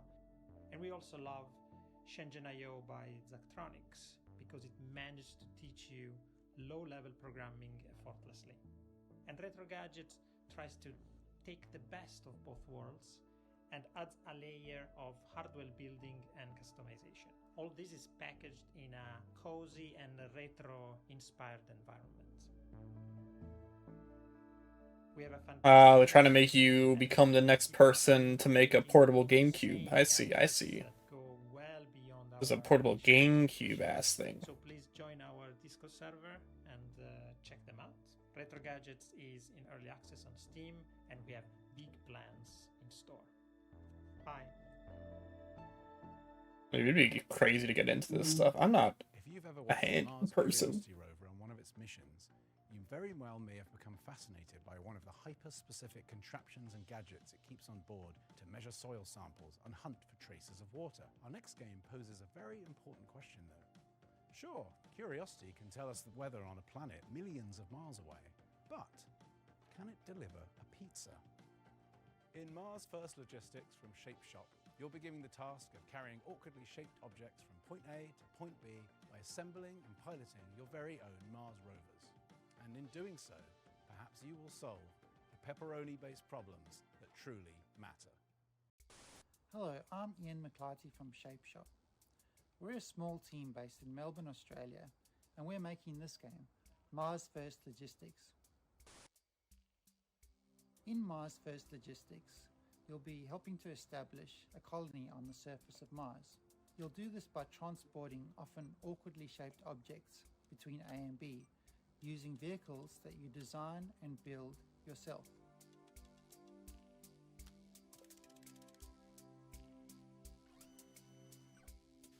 I already played Tears of the Kingdom.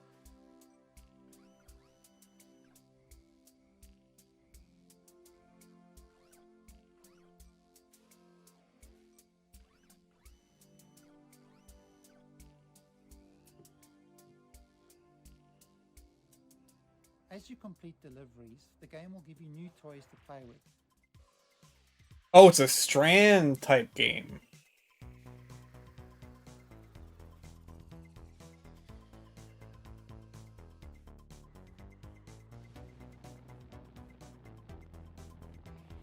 I see. This is kind of neat. This is actually kind of neat. I like the aesthetic too. Like the look of the robots.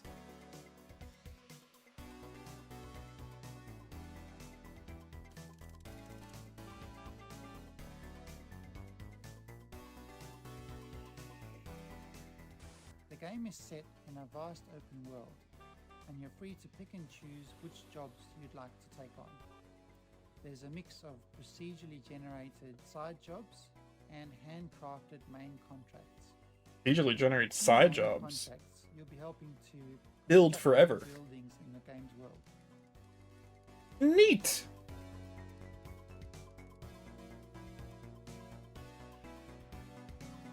It's like my favorite game, Mario Maker 2. Game is figuring out how to pick up each item and deliver it safely to its destination using the parts that you have available.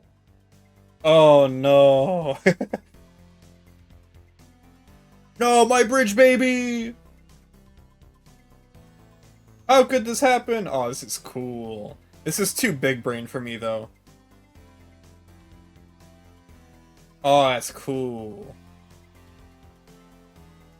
Dude, I can't even put a car together in Zelda. You think I'm gonna be able to play this? More creative options will become available to you.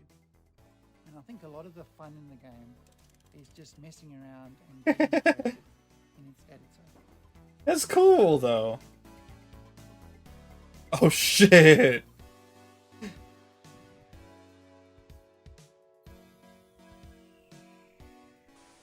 And finally, I'm really excited to announce that Mars First Logistics will be launching into Steam Early Access on the 22nd of June.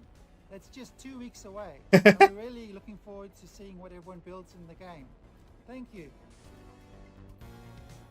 Mars First Logistics. Neat! That's soon. You'd think the aftermath of a worldwide flood would be pretty bleak, right? Well, UK and Denmark-based studio Die Gute Fabrik has a different take. From the studio that brought you Mutazione and Sports Friends comes the all-new adventure set in the sprawling post-flood world of Saltsea. The adventure unfolds differently with every decision, so there's always something new to see in your next playthrough. So buckle your swatches and get ready for the world premiere of the stylish, seaworthy Saltsea Chronicles. I'm holding. Oh, there's so many people that worked on this. We are Die Gute Fabrik. I'm Hannah Nicklin from Die Gute Fabrik, and we made Saltsea Chronicles. We're super stoked to show you It's the world done? premiere of Oh, Saltsea what? Chronicles today. It's a flooded world, story-driven adventure game where you play as a ship's whole crew.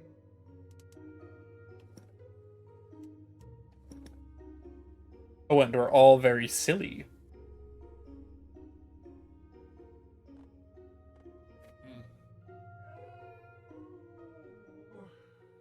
At the beginning of the game, you're going to discover that Maya, your captain, has gone missing. And together, the ragtag crew are going to heist a ship and set out across the Saltsea archipelago in search of clues. In each chapter of the game, you'll decide where to head next, who to explore with from the crew when you get there, and what to say to the people that you meet along the way. Saltsea Chronicles' unique art style is brought to life by beautiful animation, and each location is built on the fragments of this world that came before. Our art team have really done an incredible job. One of my favourite locations is called Los Gatos, and on that island, the people there live symbiotically with this community of cats. Aww. As you explore, you'll find a brand new trick-taking card game designed especially for the world of Saltsea. It's a really good way to sort of take a break from the story. It's called Spoils, and you can play it all over the archipelago, and you might discover how each community has slightly different house rules. Another thing we're super proud of is our exploration system. So we've sort of done away with the walk of shame in adventure games. So if you miss a clue, instead of sort of slowly traipsing to the other end of the island, you're just going to tap the shoulder button on your controller or select a screen span arrow to move almost instantaneously across a space. It allows us to lead the story down That's away from neat. a linear path much more organically. The walk of shame. Saltsea Chronicles doesn't tell a story about a hero. It's a story about a community and how you navigate the world together. And each community that you meet in turn is going to be rich and amusing and strange, maybe. Yeah, it seems neat. Have its own things going on. There's also a strong sense of genre-based storytelling too. So while you might be new to the world of Saltsea, you'll know that you're in a Scooby-Doo chapter or a Romeo and Juliet chapter or a detective one. There are plenty of laughs, but Yeah, art style's so wacky. meaningful moments too. Our writers' room of award-winning storytellers have done an incredible job. We're so delighted to share Saltsea Chronicles with you all today, and I can't wait for you to explore the rich world. I thought more people were gonna talk. They showed like 30 people in that opening. And it's just this one person. Very unique. Next game, sorry. Tim keeps texting. Let's see. Tim wants me to read something. Apologies, but this seems important. The thing I love most about Day of the Devs, says Tim, as me as Tim, I don't know, is getting to know all these amazing game developers. I love hearing them describe their Oh games no, is he all and their conked out? process, but I He's wish had I enough. could hear more. I wish I could be a fly on the wall, eavesdropping all their private conversations, all their ups and downs, their triumphs and tribulations, while making a real video game over the course of 7 years. Too bad there's no way to do it. Or is there? This is actually pretty cool. Two Player Productions was embedded with Double Fine for the course of 7 years while they were making Psychonauts 2, and they made a super hyper duper long documentary series unlike anything you've ever seen in games. All the intimacy, all the tears, the outrage and joys, and all the things that happen in game development. I should go back to Psychonauts 2. I really enjoyed the first one. And I tried to stream the second one, but I don't think streaming it was the right idea. That's a play alone game. It's amazing. So what's next? Psychonauts 2. To get to the dollar amount we're talking about, it's probably going to take financing from a lot of different avenues. I haven't watched something like this in a while. I'm kind of interested. Whenever Grasslands is going to start, Tim's is going to start. I haven't watched a no-clip doc in a while. So there's a ton of stuff going on right now. It's kind of breaking me. But you know, it's fun. It'll be really rewarding when it's done. Hopefully you get a chance to work on a Psychonauts game in the near future.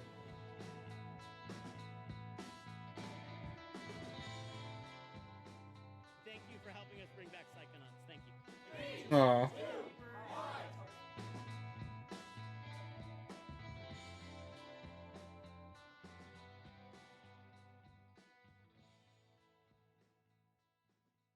It's like Fig was the whole thing. It was like investors, right? Like people were supposed to get money back for that. Or to just hear about data I'm fairly certain. for more info. Thank you to I wonder if people all actually did. incredible sponsors that have been with us since the very beginnings of Day of the Devs. We're going on 11 years. We could not pay for any Wow. without these sponsors. They donate to us, ask for nothing in return except a showcase of incredible games from indie devs all around the world. So please applause for all the cool logos Woo! on the screen. We appreciate you. We couldn't do this without Ah, you. the like big three. Thank you again to the incomparable Dose One. He's been supplying the beats for all the transitions between all these amazing games ever since we started doing these digital showcases for Day of the Devs. Thank you again. You're a hero amongst heroes. Go check out his music. It's amazing. Hell, Dose One is incredible. Thank you for watching Day of the Devs yet again. If you're looking for more information or you just want to subscribe to the coolest newsletter in all the land, go to dayofthedevs.com.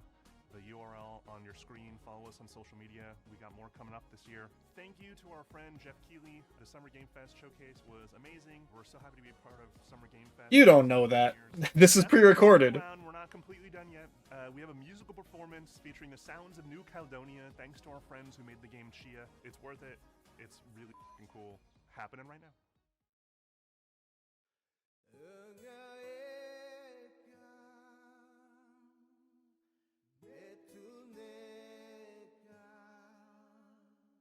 I did not play this. I saw a little bit of gameplay of it when Kyle Boston was streaming it, and it did not look like what I thought it was going to be, and I did not have any interest anymore.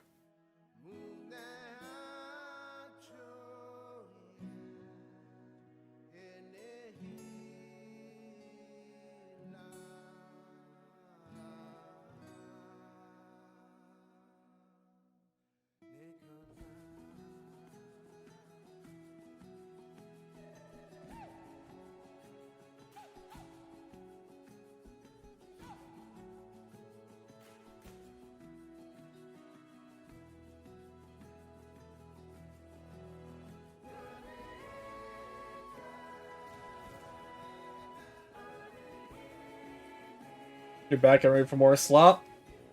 Get ready, because we're about to head into the sloppiest hour of the show.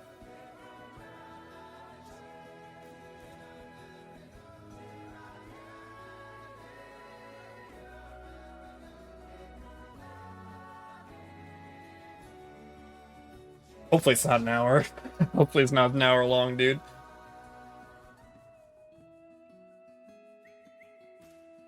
I'm ready to check out.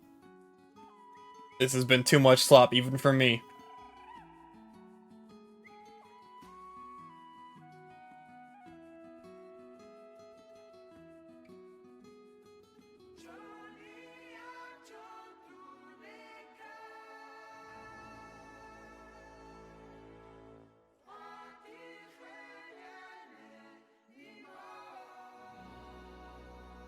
How pretty.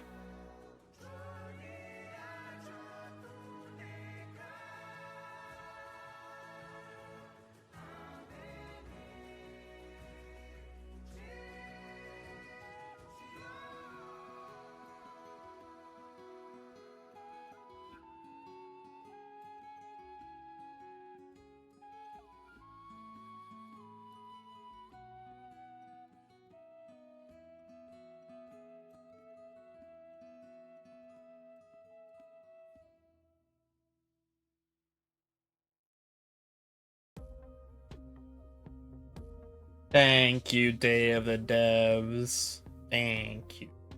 Now, will Devolver just be here, or will I need to find a new stream for Devolver? I don't know. I think they should just be here. But just in case. Devolver Digital.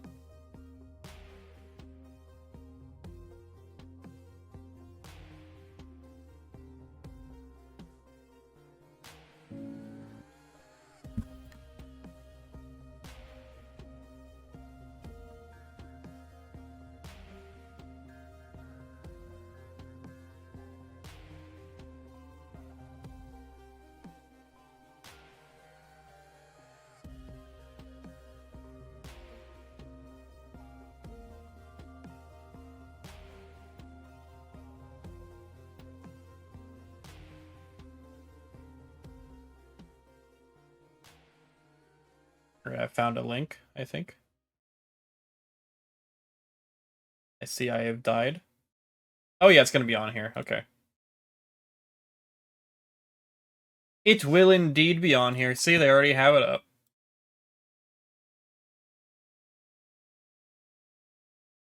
Devolver Digital. Devolver, yeah.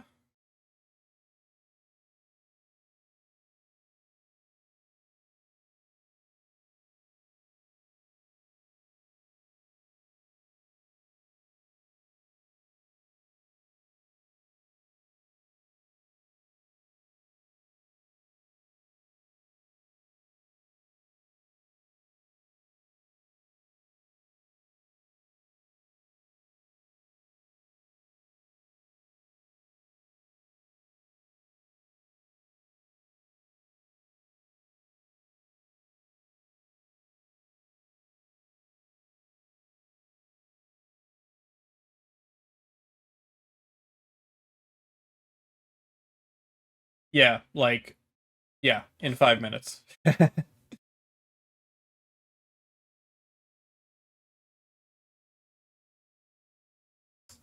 Okay. We can watch this instead. I mean, I do want to watch this on stream.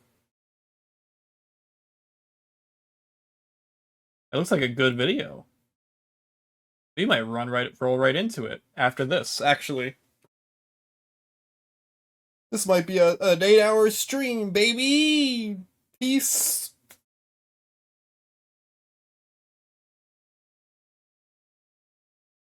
I don't know, though.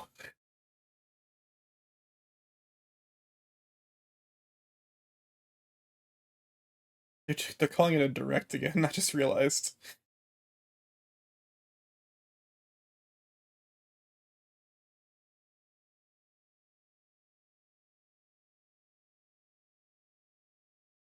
Devolver Digital!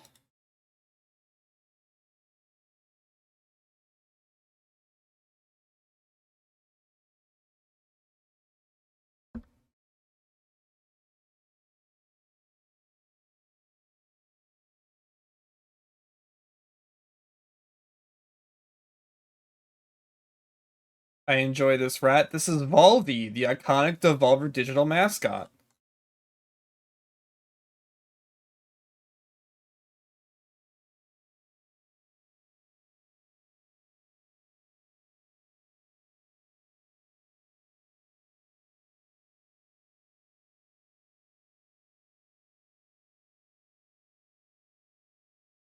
Back from the grave.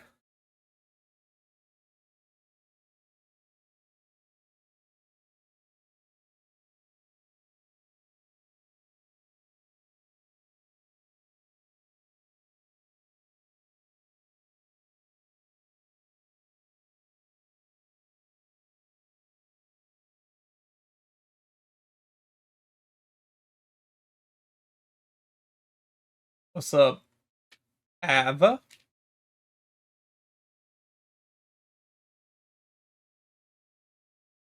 So good they're bringing him back.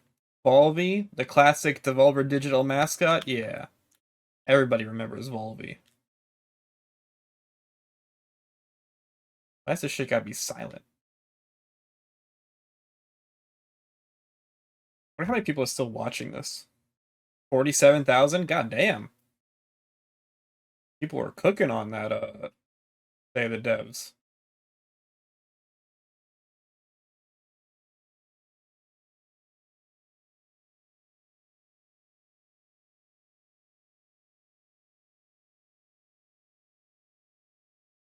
All I want to see is Wizard with a gun and some funny moments.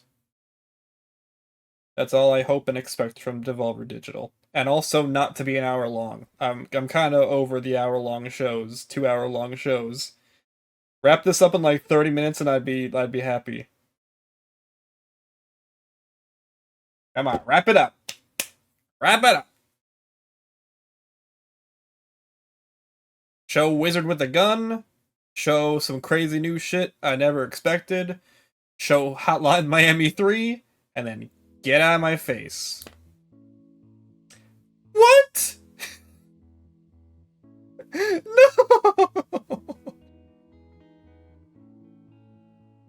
No! It was supposed to be 2 minutes! No!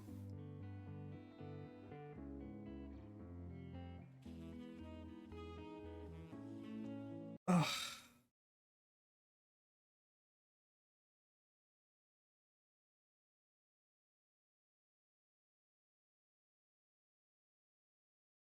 I want to watch that Sonic trailer again.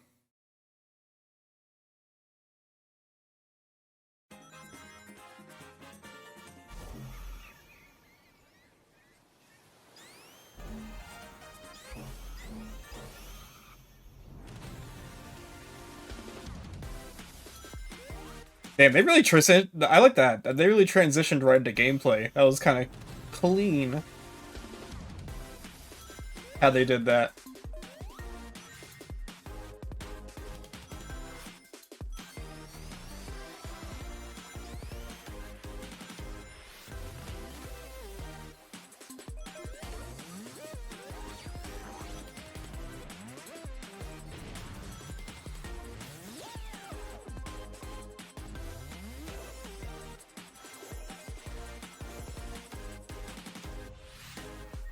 I hope the momentum is good, dude. It's obviously not going to be as fast, because 4-player.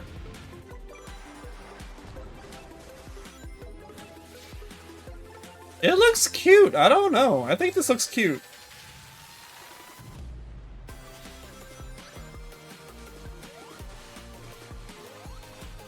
I'm not even that big of a big fan of like classic Sonic.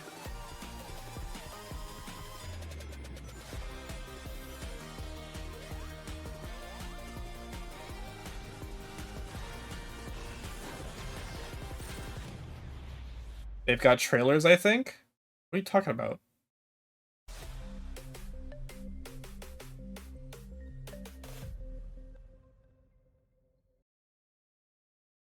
Huh? Who?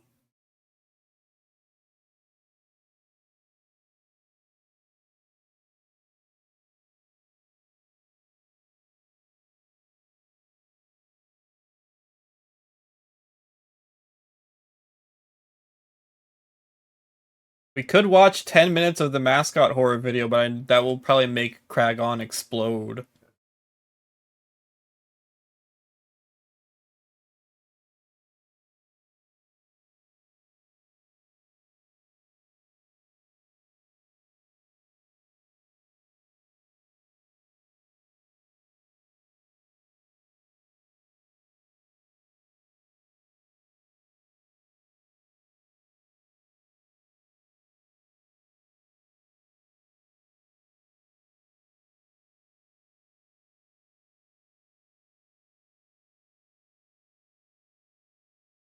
Crag will explode and die.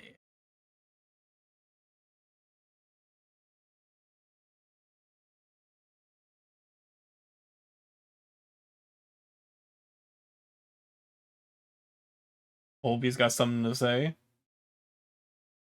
Wait, were they doing stuff? Oh, my jam? Boop, boop, boop, boop, boop, boop. Hell yeah.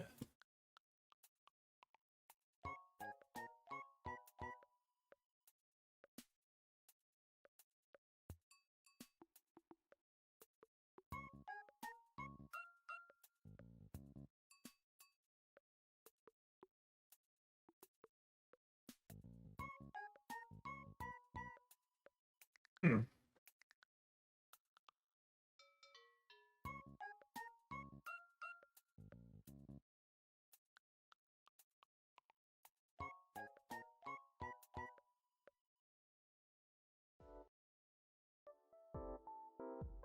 Volvi is trolling.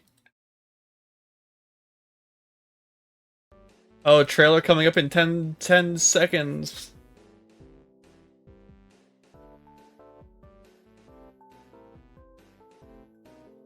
Wait, is this the direct? Guys, do you think this is it? Like, the countdown will finish and then it will just be like nothing?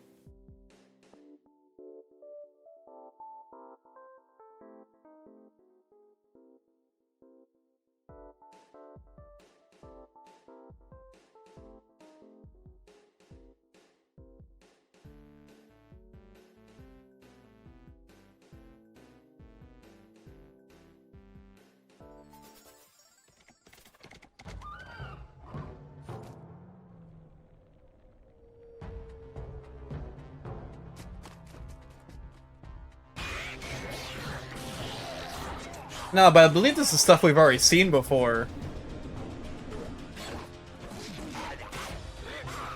So I don't know. Yeah, this is old.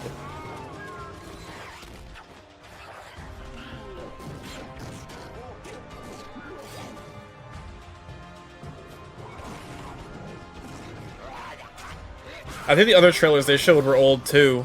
Like that trailer they showed at the start is something they posted on YouTube not too long ago. I don't think this is a bit. This is just, you know, countdown keeping people interested the whole time. Nicolas Cage. Nicolas Cage in Fortnite. In the other one, rather. Nicolas Cage. Everybody. Nicolas Cage. Is he a bit? Was he already established? He's Volvi! Devolver Digital's iconic mascot from back in the day.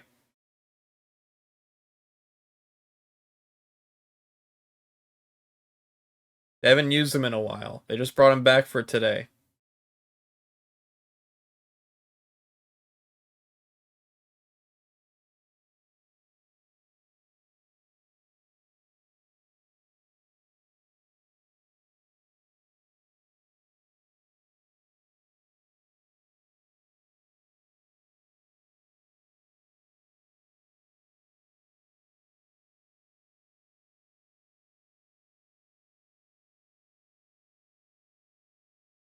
Yeah, it's like neo retro. You know.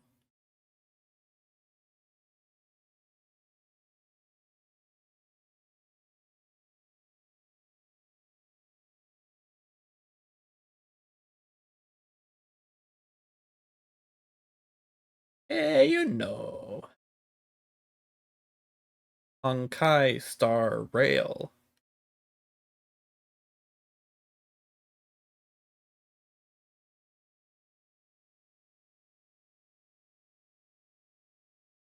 Yeah, they're talking about Karmazu now, which looks rad.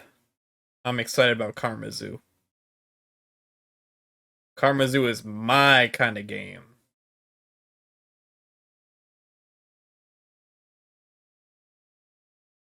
That's a game I will play a lot of until people stop playing it like 10 days in.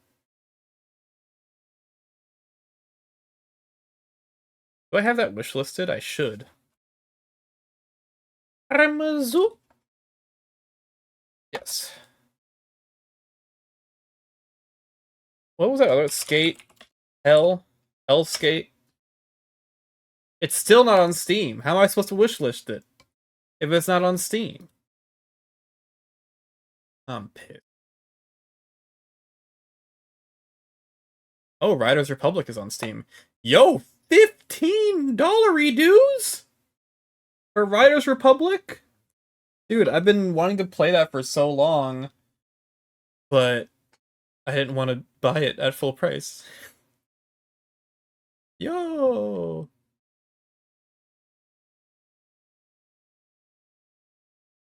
What's this?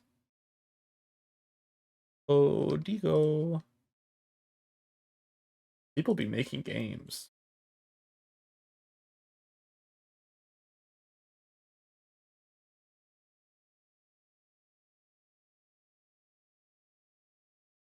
Stop making games. Tired of people making games.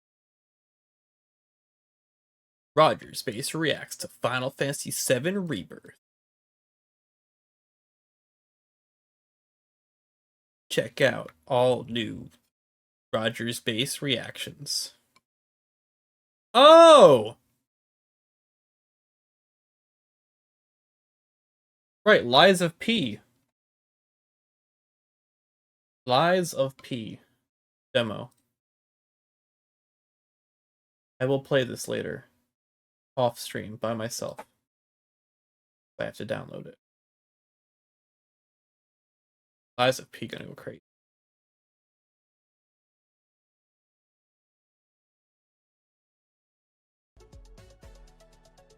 Alright, 5 more minutes.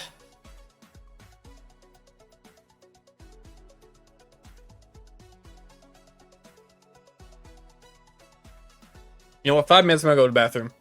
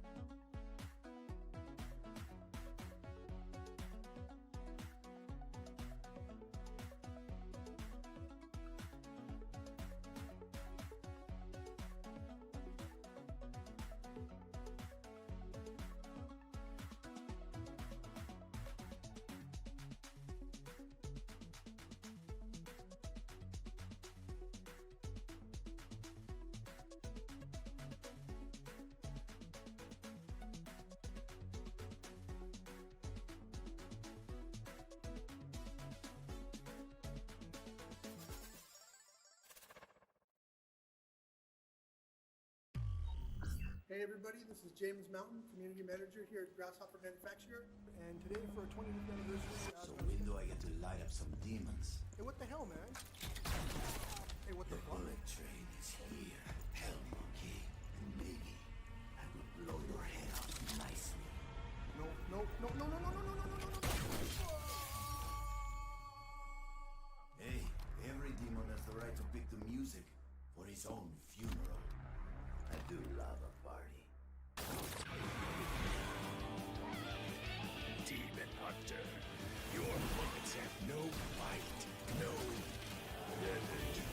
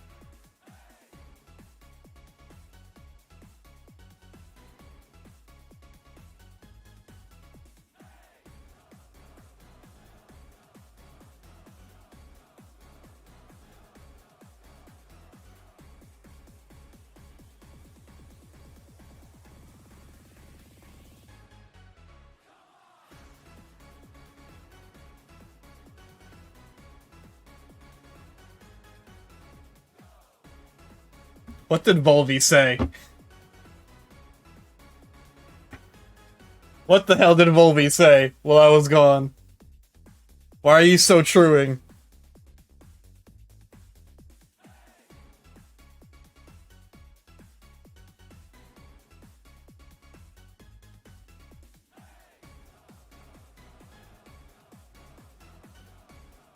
Oh.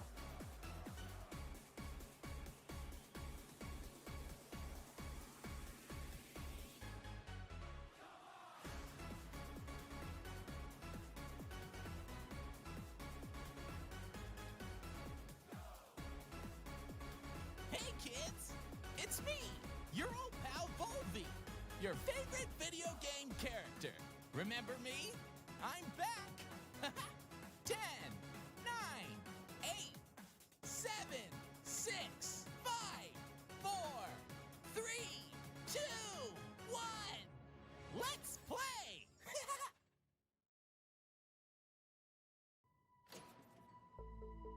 For generations of gamers, this is where it all began. The cultural icon of the gaming industry. More influential than any pop star or politician. The most famous video game mascot of all time. Devolver Digital's very own. There he is. Volvi. Are they selling that? You know him as the star of all your favorite Devolver games. But where did Volvi come from? Many years ago, Devolver Digital hired little-known designer Ronathan Trotfield and tasked him with creating a character that could rival the big names of the day. You have to remember, we were trying to compete with the heavy hitters. Bonk, Gex, Possum, Arrow the Acrobat. And this was no small task. Yeah, we spent a few years on it, but...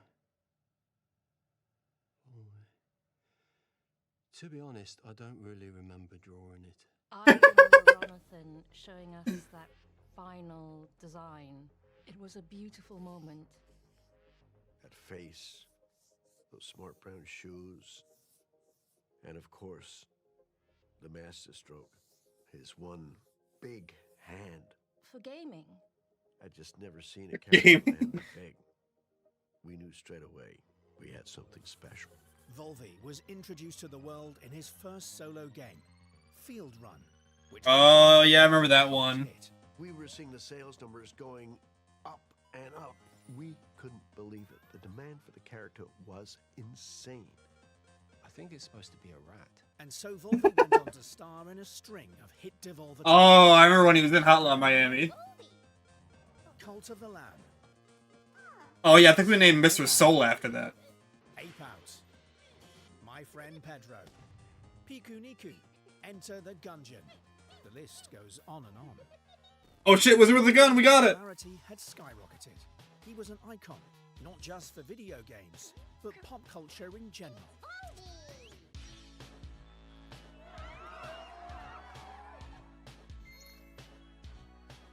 The Volvi merchandise was flying off the shelves. I'm talking clothing, toys, and even a range of what we called legally edible snack foods.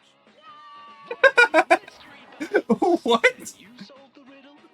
Join Volvi and try to figure out what's in your mouth. They're confusing to taste. The tastes and trends are fickle. And as the years went by, kids began to want different things from their video game mascots. Oh, yeah. We saw the way the market was changing, and we made the difficult decision to part ways with Ronathan. No! We needed to keep Volvi relevant.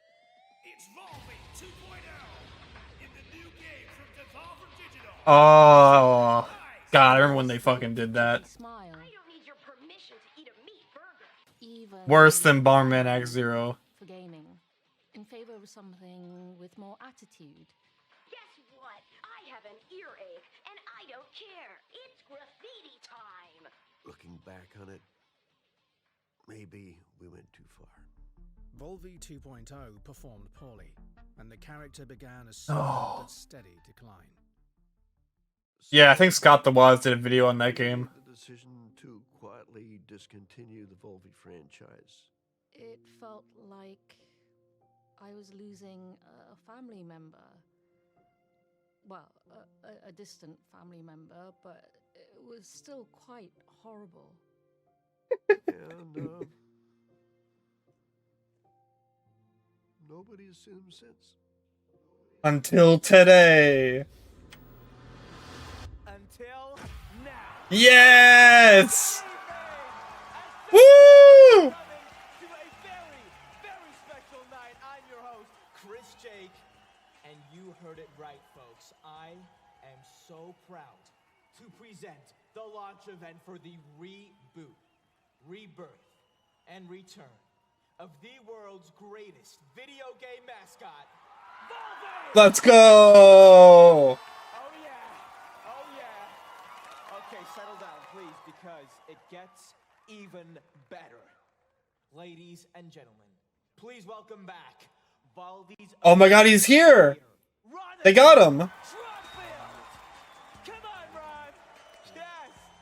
Wow! Old Volvi, man. Ron, what a moment. You are looking fantastic. Please tell me, bro, how do you feel right now on this momentous day?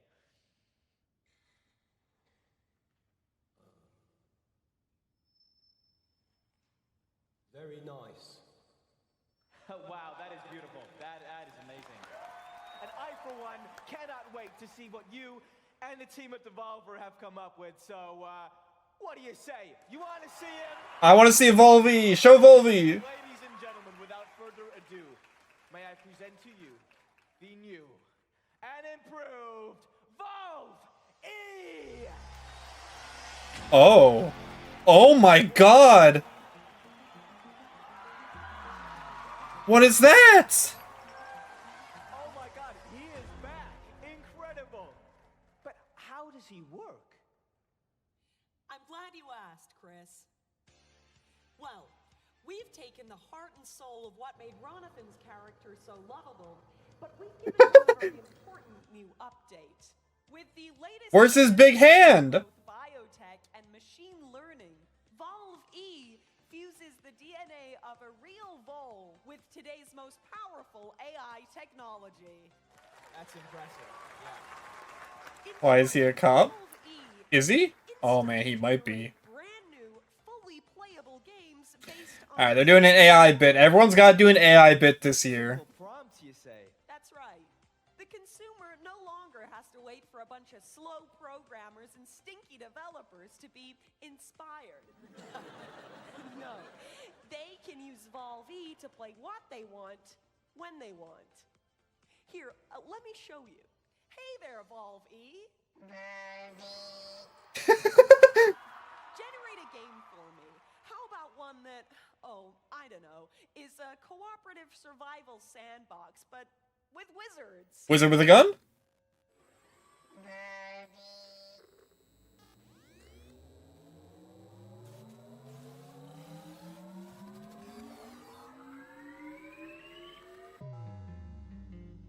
Wow, he actually did it. That's so amazing. Volvi actually did all of this. I can't believe it. And I'll tell you a tale. There they stood, six alone, the hunter, the maker, and the wild swamp zone. The young chief rising and a weaver of bone. Remember. I'm so happy this is the first thing, the one thing I wanted to see. Riders drew iron, there was nowhere to hide. Before it was done, our heroes, yes, everyone, they fell and died.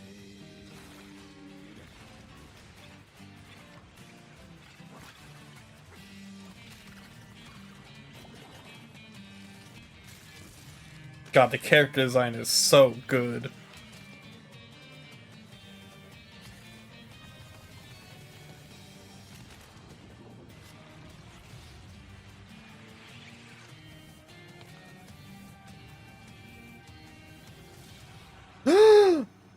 Dedge.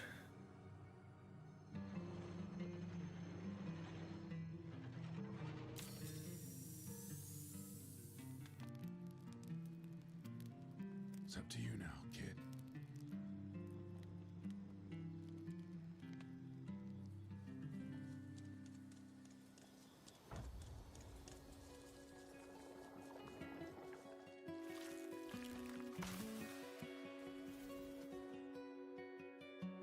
Oh, he's in the game?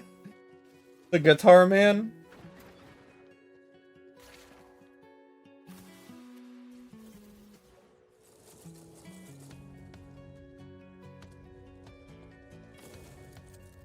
Damn, you have to kill other wizards? That seems fucked up. I don't like that.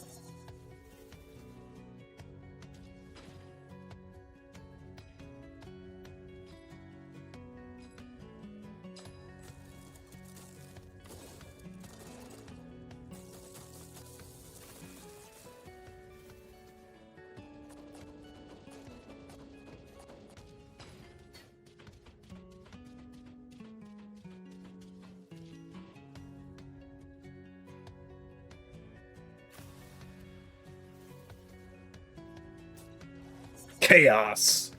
We must defeat chaos.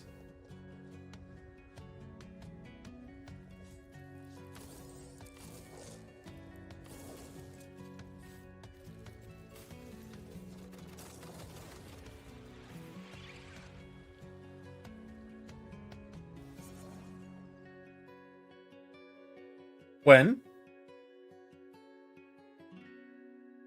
Oh, we still don't get a when though. So wait a minute. Are you saying that game was entirely generated by Valve E? No one had to spend any time or effort making it? Correct. There was no real creative process at all. Just Valve E and his wonderful machine learning. Oh my god, ew. Oh, no, well, that's a good question, actually. Well, each prompt and game idea has to be digested by Valve E's powerful system, and so inevitably there are some waste byproducts.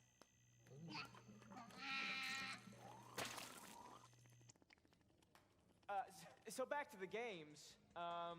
What? You mean to say that anyone can give Valve a prompt? Even, I don't know, me? Sure, Chris. See for yourself. Oh, okay. I'm nervous now. Hi, Baldy. Chris Jake. I'm a huge fan of the Talos principle, so I'd like to see something like that, but with new puzzles, a grander story, and big, beautiful worlds to roam around. Oh, and I'd like to see that gameplay right about now.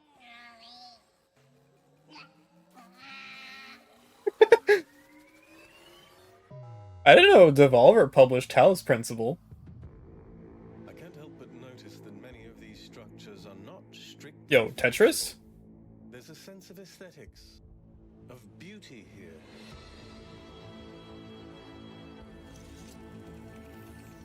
This place might be meant to test us, but perhaps there's more to it than that. What are we being tested for? Our worth? Curiosity? Oh, do you swap between... Our persistence? It's amazing what this weird rat can do? Yeah, for real. A bit concerned about the oil spilling out, though. Or the waste. Whatever it is. Because the thing about puzzles is that they can be solved.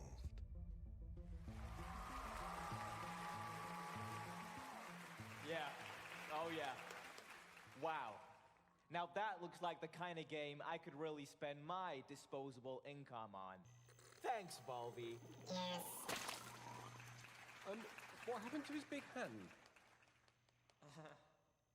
And the best part is that to create a game with Valve E, you don't need any game experience or any of that tech stuff.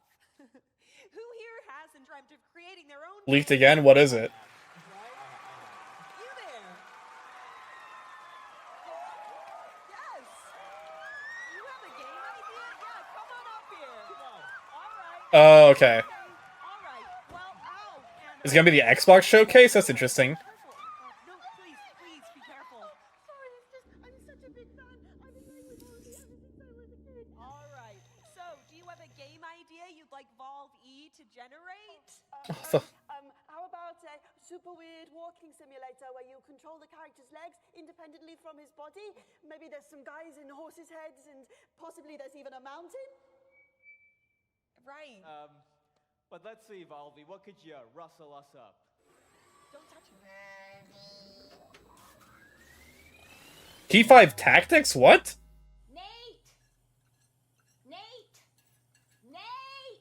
Nate, buddy, family meeting, let's go. Are you bringing him food again? Not We right now. talked about this. Not right now. You are okay? literally killing him with these pizzas. You just want to throw him out of the street? No, Is that what you I want? know, he's You want him 35. to live on the I street? want him to have some kind of discipline. Nate, if you can hear my voice, I want you to come up here. We're having a family meeting.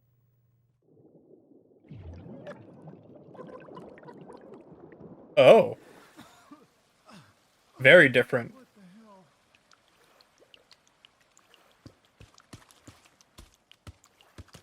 hell? Oh no.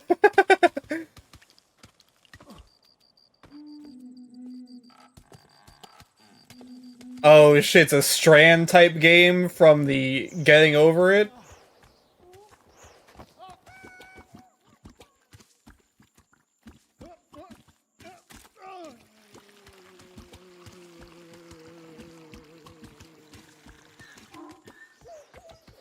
Oh my god.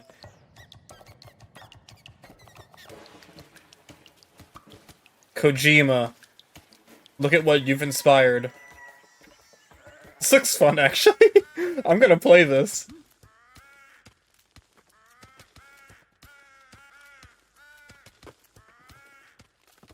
Oh, can you not? I didn't. Yeah, let's go back in time to when you didn't. No, I was just trying to catch it with my, sorry, With your just foot, was using my... yeah. I saw it was starting to go, and I just tried to... You just kicked, you thought, I'll give it a good kick No, to counteract the fall. Yeah, I was just trying to steady it. I might be over... Yeah, you might have. You might have oversteadied it. No, it was just a little oversteadied. Well, it's not steady now. No, well... See you later.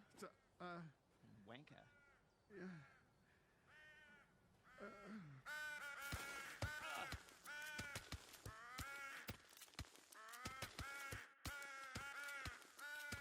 Wow.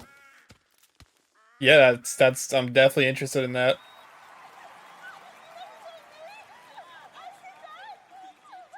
But you don't own any of the intellectual property, and you still have to buy it. Okay, give her a big hand. Brilliant. So what happens if we bring a pro into this? Let's give Valvy something really special here. What's up, guys? What? No! How did this happen? What you were doing out there, incredible. I could not be more excited to be part of... What the fuck? This is truly a RocketStation moment. What sort of prompt would you like to give Valve E here? Okay, try this, Volby. A much anticipated sequel to a hilarious online co-op game. Just more gameplay, more levels, just better all around. Okay, Valvy. Show 'em what you got.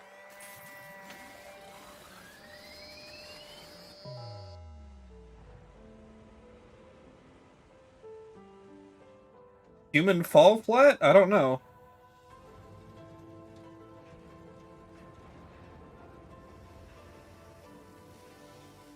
Wow, really? I'm crazy with it.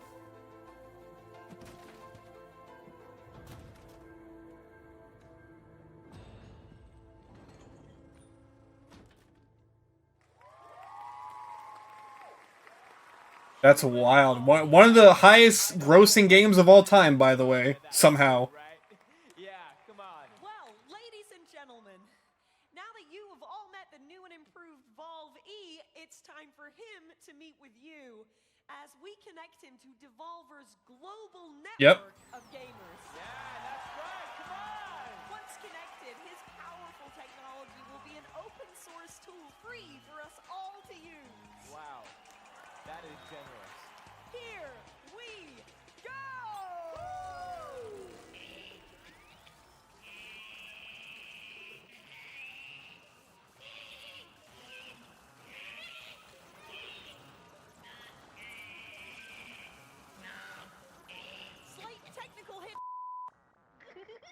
Oh god.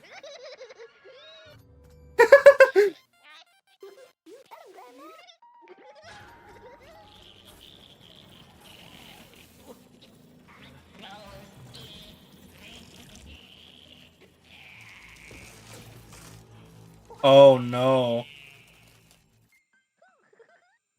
His hand! Oh my god!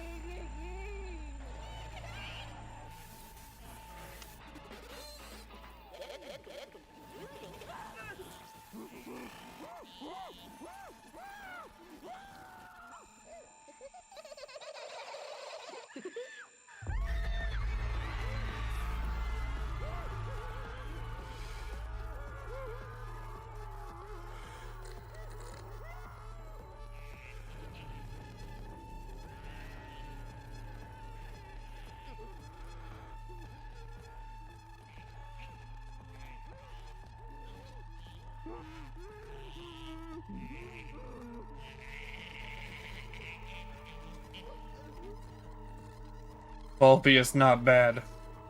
He's my son.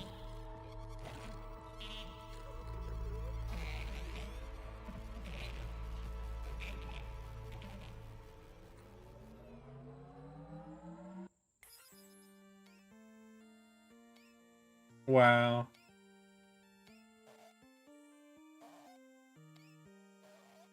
Oh no.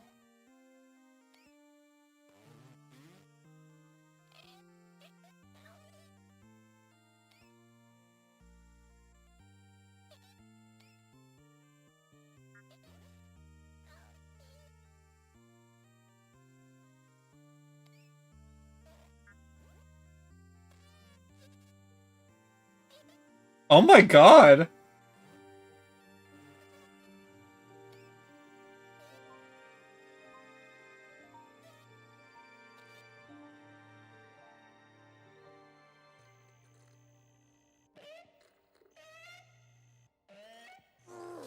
Hey kids, get 50% off all your favorite Volby merchandise. Insane. Devolver, buy it now.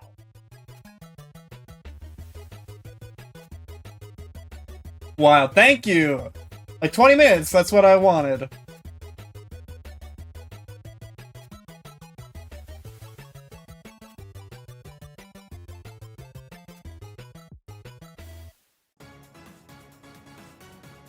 No, thank you.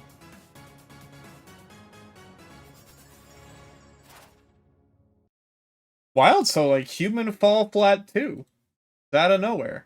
What else was there? Like a Wizard with a Gun was great. Sorry, I'm just like I'm all Volby. I'm having a Volby moment. Alice Principle 2 and The Walking Game. The Walking Game looks very fun. I will be playing that Walking Game. I will be playing Wizard with a Gun. I will be playing yeah, Baby Steps. I might even check out a Human Fall Flat 2. I never played the first one. But now I will. Alright, you know what? It's time to finish this. We should watch. I want to watch this. And I don't want to wait until Sunday. Let's watch it. Tweet, and it hasn't got much clearer since. Mascot Horror, Past, Present, and Uncertain Future by Sagan Hawks. Its inception. It's one of those things that you feel before you can explain, but that's not a super useful way to talk about a genre, so I'll see what I can do. Like most categories, it's difficult to pin down. There's a lot of gray area between what is considered... It's just like, it's the new Killer Doll. It's like, it's Killer Doll, but for the new generation, kind of. And what is not considered mascot horror. The best way that I could explain it is that mascot horror is a genre defined by its content and its context. The content being the tropes and execution of the media itself. The characters, the settings, the aesthetics, that sort of thing. The core tenet of mascot horror when it comes to content is its twisting of a seemingly child-friendly character. A mascot of a toy company, the animatronic characters of a family pizzeria, Yeah, exactly. a cartoon train like Thomas the Tank Engine, taking these characters and making them demonic, haunted, evil, murderous, any or all of the above. That's the most important part of the content, where it gets its name, these horrifying mascots. Commonly, there's a whole cast of characters, sometimes just one. Other tropes include further Oh exploration yeah, I guess of the Duck Season is childhood kind of a home, mascot horror. environments being toy factories, play places, family restaurants, arcades. The other biggest aspect of the content you can identify mascot horror with is its use of lore in the way it tells its story. Pioneered, like many aspects of mascot horror, by Five Nights at Freddy's, you'll often find a huge part of the storytelling is not right out in the open. Easter eggs, hidden codes, obscure items are... I guess? I don't know if having deep lore is necessary. I mean, like, the Bendy sequel didn't really have, like, super deep lore. They kind of, like, tried to remove lore or retcon lore, which I appreciated. And just had, like, a nice, fun story. So yeah, I don't know if lore is necessarily, like, required. Notes, vague symbolism, or clues are typically more important than having a traditional story arc. The plot's role is to be unraveled, decoded by the audience or player, the literal timeline or events often obscured to encourage a deeper look. If game theory could make a 20-minute video about it, you'd probably be on the right track. Trying to parse the story of many mascot horror games is sort of like a game within itself, one that doesn't always require even downloading and playing the game. If you've got a thorough enough Let's Player, you can begin to put the pieces together yourself.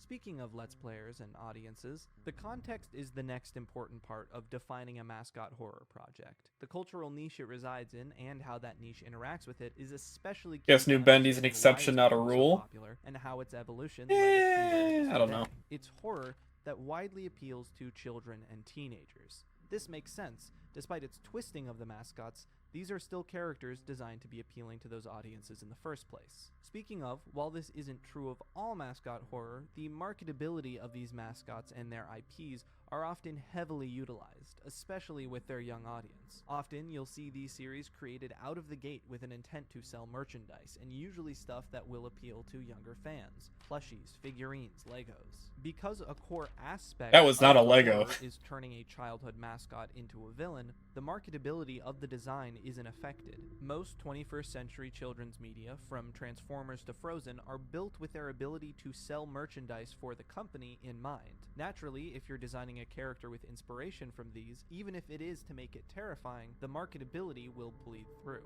And mascot horror developers do not waste that opportunity. In addition, the way these games spread and find their audience is really specific too. Audiences typically find these games from YouTube Let's Players, whose viewers, if we're being honest, is for the most part The video that ages changed 11 everything. to 16. That's probably Truly. true of my channel as well. It's just the nature of the people who have more time to watch YouTube videos. Our analytics may say that it's mostly viewers between the age of 18 and 24, and hell, that could be true for some of us, but there's no accounting for viewers who aren't signed in, using their parents' account, or straight up lying about their age when making an account. Anyway, Let's Players and mascot horror developers, Metro as well Man. as most indie devs in general, No, have a Music sort of Man. symbiotic relationship. Let's Players are able to make their living playing these games, and the attention the Let's Players give to the games then lead to new fans of the game, which means more sales, both of the game and of merch.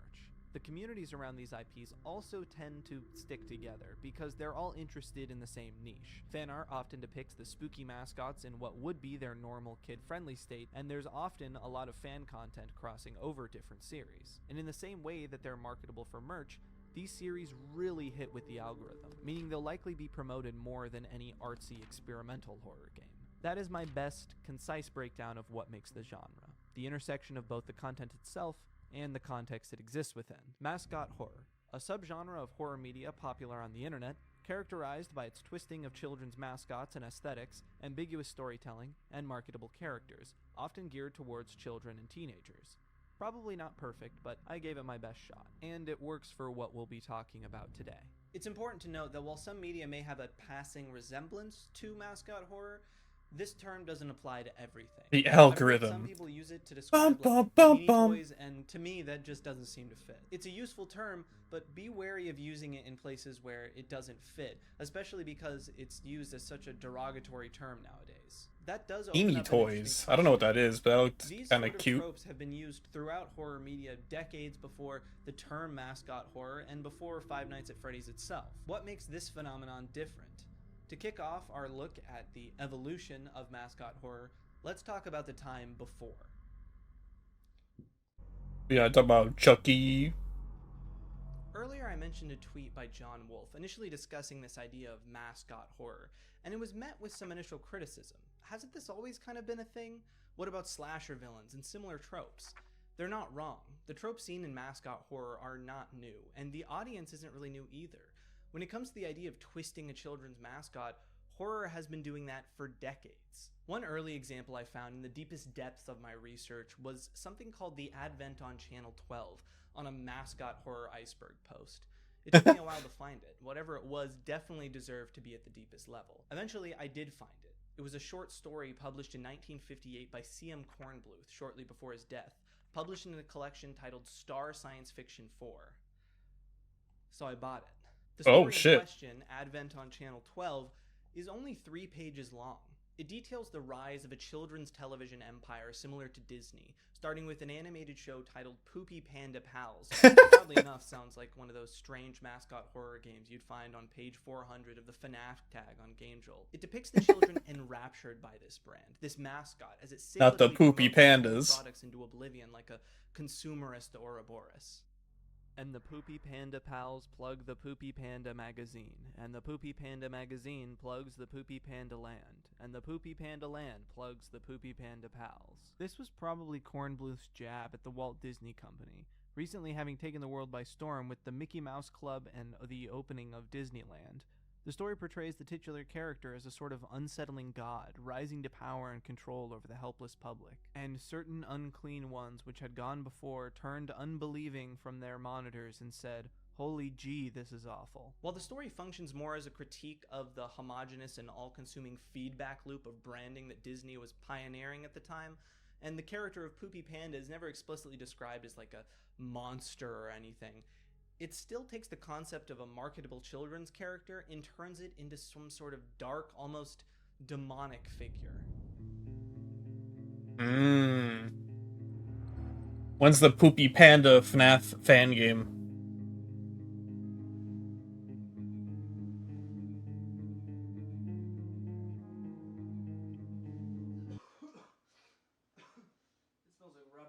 Moving forward into the 70s and 80s, the rise of the slasher film begins to do something else we see in mascot horror. While Kornbluth's story went about criticizing the mass marketing of mascots, slasher films went all in on it. The masks, the outfits, the faces of their villains became perfect recognizable branding, easily slapped on t-shirts and mugs and sold every Halloween in the form of costumes with enough available sizes to dress your toddler as Jason Voorhees. So in a way, mascots have always been a part of horror. Even going back to the Universal monster films, with iconic villains like Dracula, the Invisible Man, werewolves. Going back to slashers, we even have villains who play perfectly into the modern mascot horror trope of turning a children's character into a monster, with Chucky from Child's Play or Pennywise the Clown from It. But like we discussed, using similar tropes isn't all it takes to make something mascot horror. The audience and cultural context around the series is important too. Children enjoying horror has always and will always be a thing. There's no point in fighting against it. My entire fascination with horror media started when I was 10 or 11, so the audience was always around, and there's been horror franchises targeted at kids for decades. Goosebumps, Are You Afraid of the Dark? Some even have examples of utilizing these exact same mascot horror tropes. An episode Goosebumps of is R.L. weird. Stine's The Haunting Hour from 2011, literally titled Mascot, tells the story of 2 students trying to replace the school mascot, Big Yellow, only to find out it's not a guy in a suit. It's a living costume that does not hesitate to terrorize them. Still, there is a unique difference in the way something like Goosebumps found its audience and that of the mascot horror genre. The biggest first stepping stone to that audience and niche was creepypastas. Oh, yeah. Marble Hornets, baby.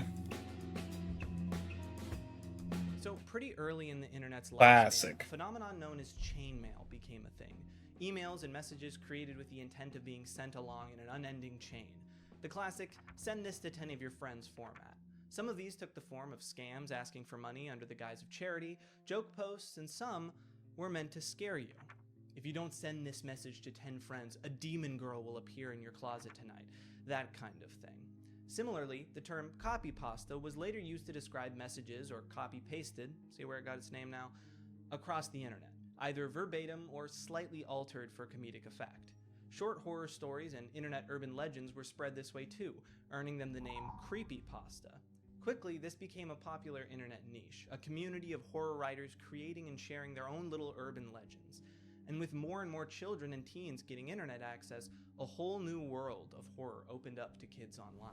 You could see the real stuff. Blood, gore, torture, whatever disturbing thing your little heart desired was at your fingertips, no longer relegated to the sanitized horror that kids had access to before. On the internet, there was no MPAA, and you could create and share your own horror stories with a like-minded community with surprising ease. Don't get me wrong, a sizable portion of the creepypasta community were I don't know that opposed to one. finding an accessible outlet and audience for their creative writing, and when children started filing into the forums and communities with increasing numbers, there was a lot of push. I don't know that one But either. Children will always be fascinated with the taboos that their parents won't let them see, and if there's a way for Spooky them images to look at before bedtime, I'm the sorry. reality is that this is where the community that would eventually fall in love with mascot horror began.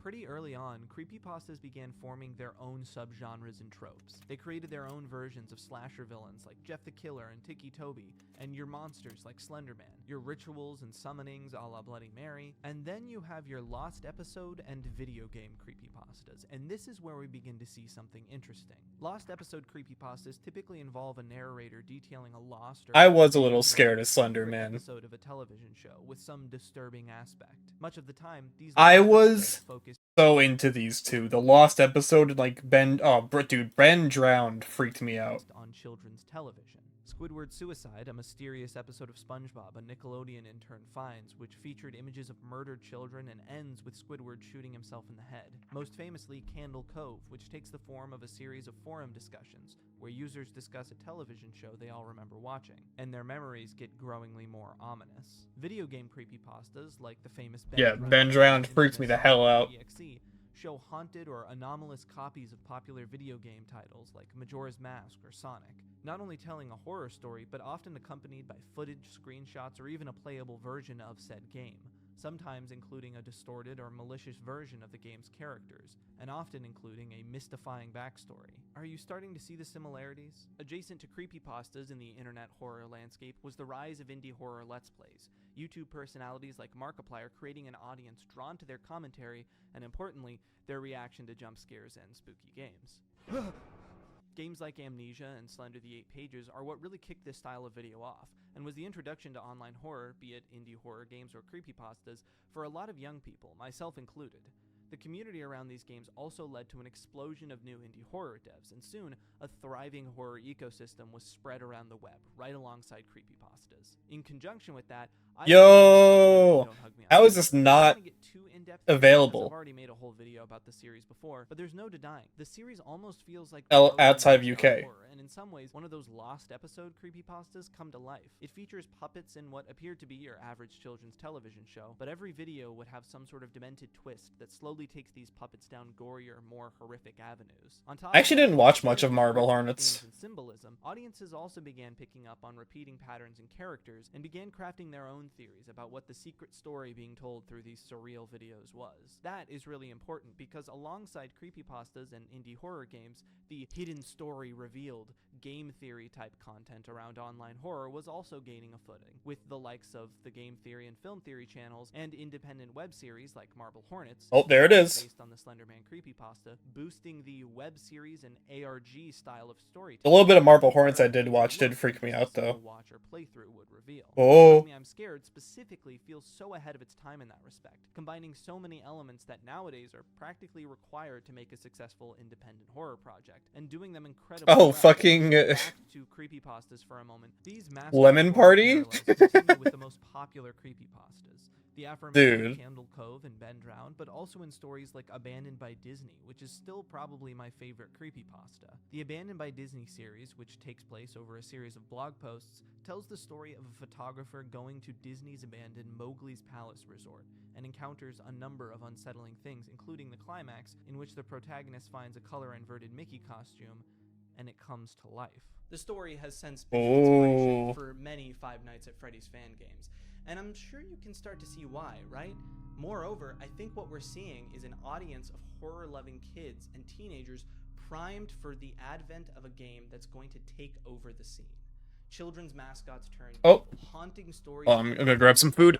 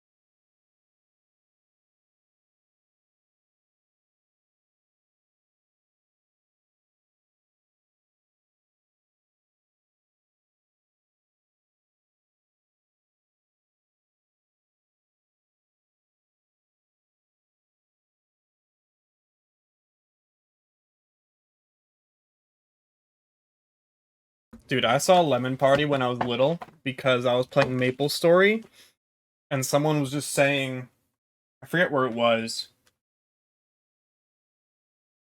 It was in like the, not Hennessy's, but like the place next to it. Someone was just saying that you could get free Nexon points if you visit this website, and the website was fucking Lemon Party. I'm like, oh yes, free Nexon points. I'm 10 years old. Murdered children and Oh my god. Stories with no clear answer, just a mystery to be interpreted. Adults and teenagers who grew up with these stories, and children who are already inundated with an internet full of them. And then Five Nights at Freddy's dropped. I've talked an exhaustive amount about Five Nights at Freddy's, so I won't go too deep into the woods here.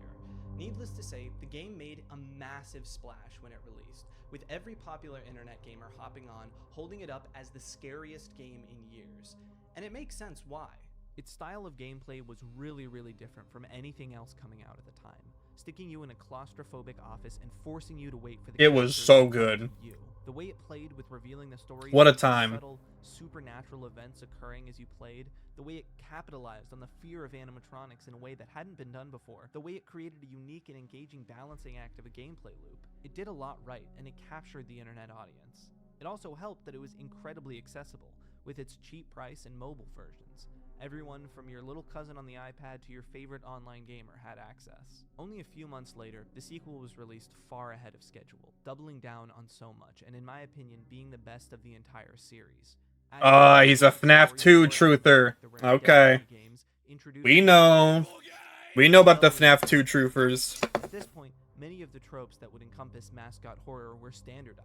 The game was huge, an immediate classic, and with that popularity, especially among the kids who watched Let's Plays, myself included, and the quick turnaround time for the sequel, came the criticisms I mentioned in the opening of this video. But they didn't change much. Five Nights at Freddy's was a phenomenon, and the sequels were coming out faster than you could keep track of if you weren't following closely. Maybe because the gameplay was so easy to replicate. Maybe it was because the concept could so easily be applied to so many things. Whatever it may have been, very early on, the community was struck with fan game fever.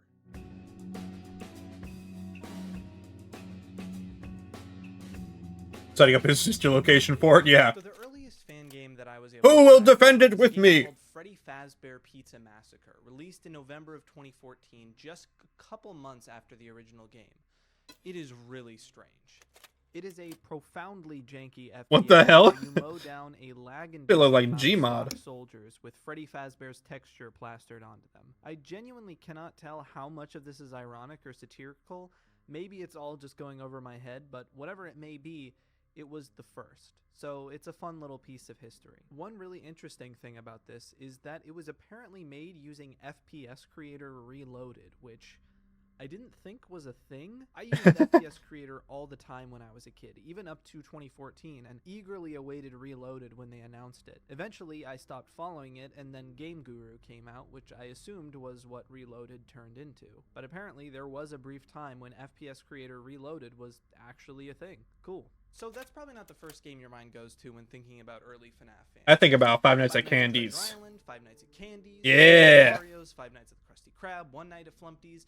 These are probably the ones that stick in our minds the most. This early era is really interesting, and I think a testament to just how versatile the FNAF formula was. You could drop just about any character into the game and have something novel, whether that be parodies of existing IPs or original characters and worlds. You didn't need to do much more than reskin the game as it already existed. Five Nights at Treasure Island, which did try some rudimentary new mechanics, grabs directly from the Abandoned by Disney creepypasta and drops it into the office, mascot, security camera, night-based formula, and did a decent job for the time. Coming back to it, I can't say it terrifies me like it did back in the day, and its issues are so much more visible on a replay, but damn it, I think it still did a great job at creating a really unique atmosphere. Five Nights at Wario's and Five Nights at the Krusty Krab similarly take from existing IPs, Mario and SpongeBob, and create their little spins on the formula. While Wario's is definitely really rough looking with the PNG collage look, it's obviously not meant to be taken completely seriously. Meanwhile, Five Nights at the Krusty Krab utilizes Unreal Engine to create a decently little 3D experience, with all the bloom, motion blur, and lens bokeh you've come to expect for a UE4 game. Meanwhile, One Night at Flumpty's and Five Nights at Candy's did something a little different. Instead of just placing an existing world or character in a FNAF game, they used it to house their original characters. While they function essentially as reskins of the original FNAF, what we're seeing is devs utilizing the concept of the game to Cindy's is a little different. And learn Or Candy's, whatever. which is really important to the evolution of this genre. They were pretty high quality, and their original characters made them unique, but things would start ramping up pretty quickly. As the quality and quantity of these fan Yo, games Joy of Creation. sort of mostly friendly competitive, Like old Joy of Creation. devs flexing their skills, using the FNAF format to really play with mechanics, characters, and worlds. Pop goes, Five Nights at Candy's 2 and 3, and my personal favorite fan game of all time, One Night at Flumpty's 2. It might be one of the best Yeah, that can go FNAF crazy. games, period. Only really rivaled by FNAF 1 and 2 gameplay-wise, in my opinion. The waves of fan games flooded GameJolt to the point where they needed to create an entire Opinion is subcategory wrong. on the site. As the official FNAF game's own story became more expansive and mysterious, and as its mechanics changed with each game, so too did the fan games expand their own stories, characters, mechanics, and game development aspirations. Using the popularity of FNAF, a fan game could be the ticket to getting your game in front of millions, as YouTubers began picking up fan games in the short waiting periods between official FNAF releases, especially as those periods between games got longer and the audience became more impatient. These fan game devs began really picking up the pace, teams getting larger to execute even bigger concepts. A real turning point was when the joy of creation began production, showing just how far you could take the FNAF fan game, creating a free roam, first-person experience wandering dark hallways with the stunning graphics of Unreal Engine, and the incredible models and animation of the developer Nixon. It felt like PT mixed with FNAF, almost a AAA take on the formula, and it was a fan game. Personally, I almost prefer those early demos of the joy of creation to the final release. You don't like story mode? Come on. About them. Let loose in these endless, nondescript household hallways, trapped with an animatronic beast, barely dodging its glowing sightline. It's almost dreamlike. Story mode was in a most great. unsettling way. So as an aspiring game developer, the FNAF fan game world was a really attractive venture. You could gain attention and success from the FNAF name, get a fan base, and improve your dev skills all at once. Only one problem. You couldn't monetize your work, especially with the Also, once you're in, you're here forever. Bigger as the competition heated up and the market evolved. The natural question was, could you make this work separately? Could you capture FNAF without being a direct fan game? Oh, I see where this is going. You're gonna show like case animatronics.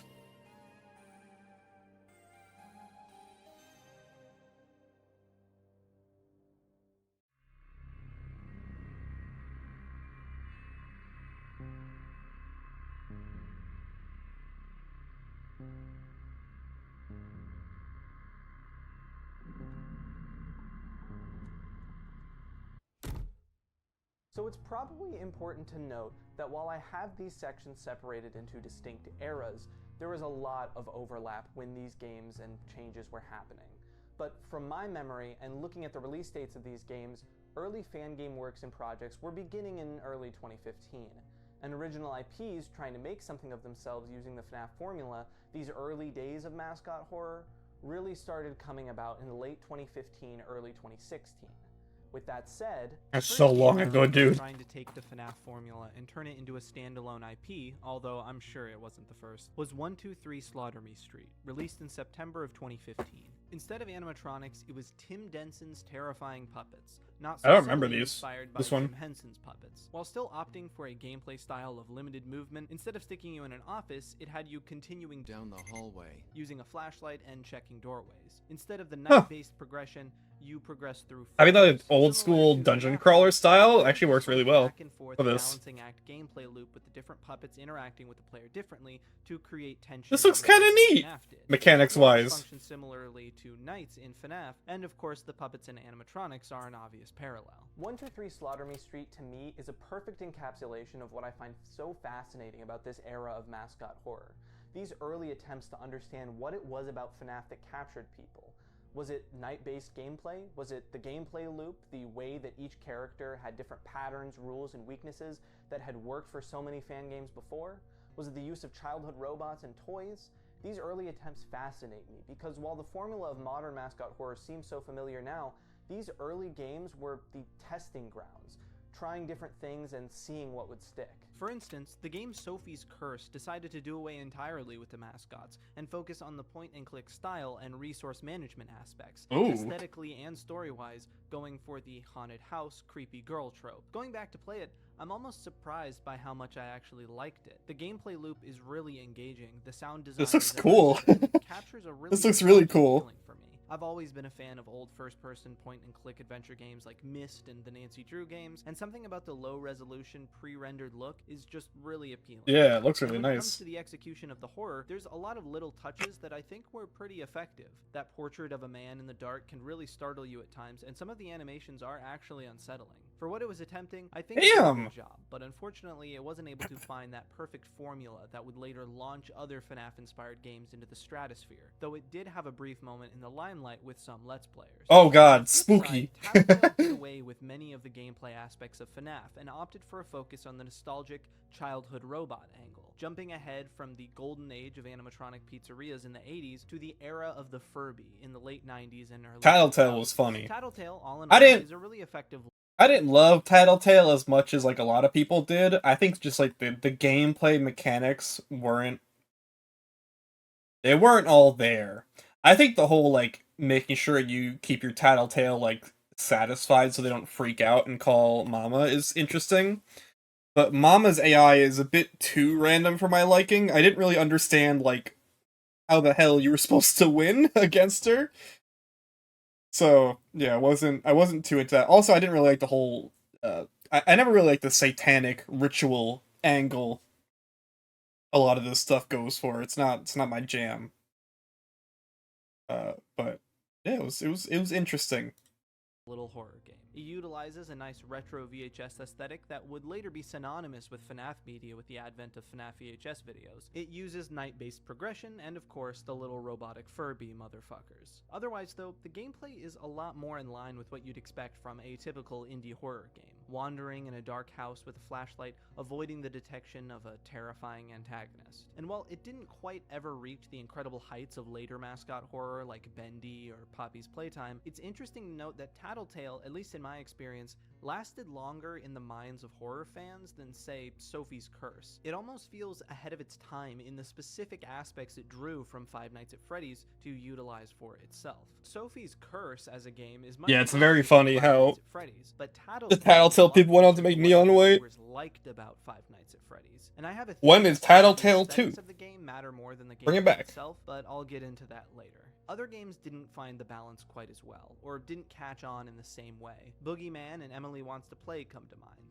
They had their time in the spotlight, but it didn't have as much staying power.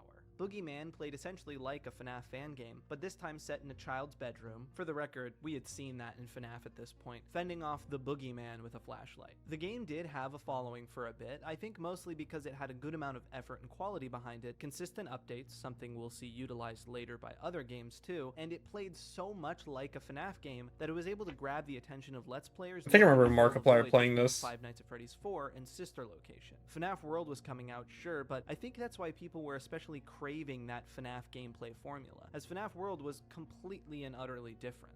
Emily Wants to Play also got a decent amount of attention, and likewise with these other early mascot horror attempts, put together an interesting combination of aspects from Five Nights at Freddy's, along with its own flair. Five Nights at Freddy's, ruining my life. Enemies that have very specific rules that counter each other to create a gameplay loop. It also opted for more traditional movement, a haunted house setting, and a creepy girl at the center of it all. Again, it's the reason I find these early attempts so fascinating. Seeing the ways people tried taking combinations of ideas from Five Nights at Freddy's games to see what would work. Or at least that's what it appeared. I can't know for sure where they got their ideas from, but I do think it's pretty clear it's one of the things audiences found appealing about them at the time. While I'm clarifying here though, I should say I don't want to imply that every developer here is just looking to make a quick buck or bite off of FNAF. Five Nights at Freddy's was a huge step in indie horror, so of course the landscape was going to change with it. And a lot of developers, myself included, more on that later, genuinely really liked Five Nights at Freddy's and wanted to experiment with what it did creatively ourselves. This era was also when we started to see early criticisms of mascot horror start to pop up from within the community. There were lots of games, for instance, The Dolls, that were not well received. The Dolls was essentially just a reskin of FNAF using Unity store assets. The reviews reveal the sentiments of the time, a cheap knockoff, a soulish cash grab, etc. Something on a larger scale like Case Animatronics also had a helping of criticism, with the use of actual animatronics as enemies but still trying to be not a fan game, attracting some scrutiny. It also didn't help that it was pretty buggy. Interestingly to me, Case Animatronics also seems to be heavily based on the fan-made SFM FNAF 3 trailer by Golden Lane Studios. In any case, Animatronics was also a sign get them. That looked exactly the same. Once again expanding, from the gameplay and story aspirations to dev teams. So, Case Animatronics hadn't found the right balance, wasn't able to create an identity for itself, and was a little buggy. But eventually someone would find the right formula. And in 2017, we can see these projects start to emerge.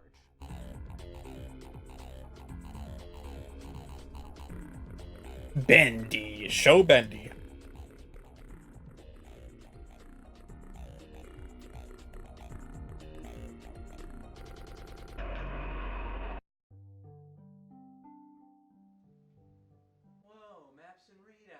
So, in September of 2017, this game comes out called Duck Season. Oh! Stress Level Zero, a VR game studio.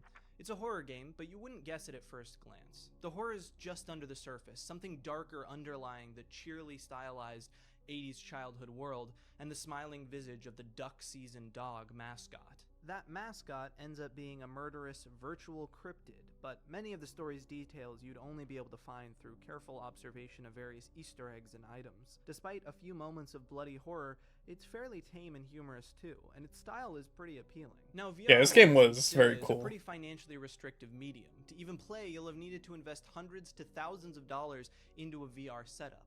Despite this barrier to entry, Duck Season found a level of popularity that many indie horror games would envy. Now, its time in the limelight didn't last too long, as the studio moved on to larger and even more successful projects. Ever heard of Boneworks? But while it may or may not have done it on A little purpose, bit. Duck Season had stumbled upon what we might consider to be the successful formula for a mascot horror game. It was actually one of a few that year. The beginning of modern mascot horror for many was Bendy and the Ink Machine, a game that released its first chapter in February of 2017. The game essentially standardized the formula, the specific ingredients that could be taken from its predecessors like FNAF and creepypastas and the like, and how to put them together. The studio environment, the story of some kind of mad villain, people turned into or haunting the mascots that become the antagonists, and sometimes in the case of Bendy and the Ink Machine, even the cast of friendly characters. Tropes that permeate mascot horror. In addition, the focusing on the expanding deep lore elements that could be theorized about. Bendy even being criticized by some for seemingly waiting for the theory community to come up with the story for them. It standardized another important piece too: the chapter release system. Now, of course, Oh yeah, that was the beginning of this. chapter-based release system for games. When it Oh comes to its damn. association with mascot horror, Bendy really set the stage. See, the Five Nights at Freddy's games had all Honestly, I don't mind it. I really don't mind the whole chapter release thing. Like, honestly, I don't like this idea that, like, games have to be like a 40-hour experience that gets released like once every 4 years. Like, just drop a little nugget every now and again. Just drop like a 1 hour, 30-minute, 2 hour nugget every couple of months. I'm into that. In Bendy's case, it was not a couple of months, it was Bendy took a while to fully come out, but you know what I'm saying. months apart, allowing them to stay in the spotlight continuously. That's really useful when your marketing strategy is based on Let's Players having something to play, something for the YouTube algorithm to stick to, and a community having lore elements to pick apart. It also helps when a large part of your audience is young people on the internet, not a demographic known for their long attention spans. For Five Nights at Freddy's, it was a relatively achievable goal to put games out that fast. Bendy Once came you out? put the main Not only did Bendy come out... Oh, I see what you're gameplay saying. elements together, Okay. you're essentially repeating the same Okay, game I for see what you're 5 saying. nights. All in all, without deaths, you could beat most of these games in under an hour. Throw in some enticing secrets and boom, your game is done. Obviously, there's a bit more to it, but comparing that style of game to the larger scopes that were coming out of the fan community, it's just hard to keep releasing full games that quickly. So Bendy opted for a chapter-based system, releasing short 20 to 30 minute portions of a game via chapters. And it worked really well. It wasn't without criticism. Many thought its gameplay was a bit dull, but it had such a unique style and some decent scares, along with an alluring mystery perfect for the theory crowd. What was the Ink Machine? What happened to this place? How does our character fit into it all? Around this time, another game that was already in development seemed to have picked up on these same patterns. A game that had initially tried its hand at coming up with a unique selling point and gameplay gimmick, Oh but would no, quickly hitch its not wagon the to newly neighbor. sprouting mascot horror formula. Hello Neighbor is a game I've discussed at length in a previous... What? So, like, they just announced a new Hello Neighbor game, like, yesterday. It was like Hello Constructor. It was like a Hello Neighbor Banjo Nuts and Bolts. What is the appeal of this franchise? I don't mean to, like, get on its case because they keep releasing more games, but just, like, I can see the appeal of Bendy. I can see the appeal of Poppy Playtime. I can see the appeal of, like, I don't know, fucking Choo Choo Charles. What's the appeal of Hello Neighbor? I don't get it. How does it keep Video was happening? my first real attempt to tackle the concept of mascot horror, although at the time I called it post-FNAF indie horror. For better or for worse, that video did way better than I thought it would, and I don't really know how much effect the video had, but Game Theory brought it up in his response to some of the mascot horror trends we've been discussing, so it had some impact. All of this is to say, I've already talked about the game in detail in this specific setting, so I won't go too far into it. But for those who may not have seen that, Hello Neighbor was a highly stylized, kid-friendly horror game, initially sold on its unique AI system and breaking and entering premise. But quickly, as new early access versions began releasing, it pulled its attention toward replicating tropes in the mascot horror genre. It's hard to throw this directly in with the genre because it doesn't literally have that evil children's mascot, but it does have basically everything else, including the community. Instead of releasing the game in chapters, Hello Neighbor released various alpha and beta builds, which had the advantage of not even really needing the expectation of the game functioning properly. As the gameplay of these releases strayed further from its initial premise and quality, the lore elements were continually expanding. It didn't really matter that the game was unfinished and increasingly less fun to play, at least in my opinion. The frequent updates meant lore drops, and that is where I think we get into one of the most fascinating things about this whole genre as it is now. Okay, big personal interpretation moment here. This is just the genre as I see it, in my opinion, although that disclaimer should go over everything I've said up to this point too. I mentioned earlier how I thought that a big part of Five Nights at Freddy's success was its accessibility. It had mobile ports, it was cheap, it had very low minimum PC specs. Hell, if you couldn't play it, just watch any of the hundreds of YouTube Let's Players give it a go. And that's where something interesting starts. This phenomenon of watching someone play something instead of playing it yourself wasn't new, as I mentioned earlier with the rise of Let's Plays. But what I think we see with mascot horror around this time is games succeeding regardless of their gameplay, because that's not what the audience is there for. I'm sure some did genuinely enjoy the gameplay of Hello Neighbor when it wasn't completely broken, or Benny and the Ink Machine, but criticisms of dullness or bugginess are irrelevant anyway, because the audience is getting increasingly younger, which means less access to a decent PC or financial independence, and increasingly more focused on theorizing about the secret lore behind these games. It doesn't matter if the gameplay isn't fun or working correctly at all when a large part of your community isn't even playing the game. They're watching it. Whether you like the gameplay of these examples or not, no shade if you do, the point I'm making is that the success of a mascot horror project isn't necessarily based on whether it's a good game or not. It's how well it can consistently keep an audience of young viewers engaged with And then here comes Poppy Playtime. Design/characters. Even if you weren't selling tons of copies of the game, you could always make that up with plushie and action figure deals at Target. I hope at this point in the video I haven't seemed too harsh. None of this is a call-out post to any specific one of these games or devs. I'm not a huge fan of mascot Just need to make a mobile mascot horror? Hell yeah. I also totally understand that if you're a dev wanting to actually make a living making games, this is... Dude, they're making U2s of Garden of Banban, dude. Just make a mascot horror game. Just make one.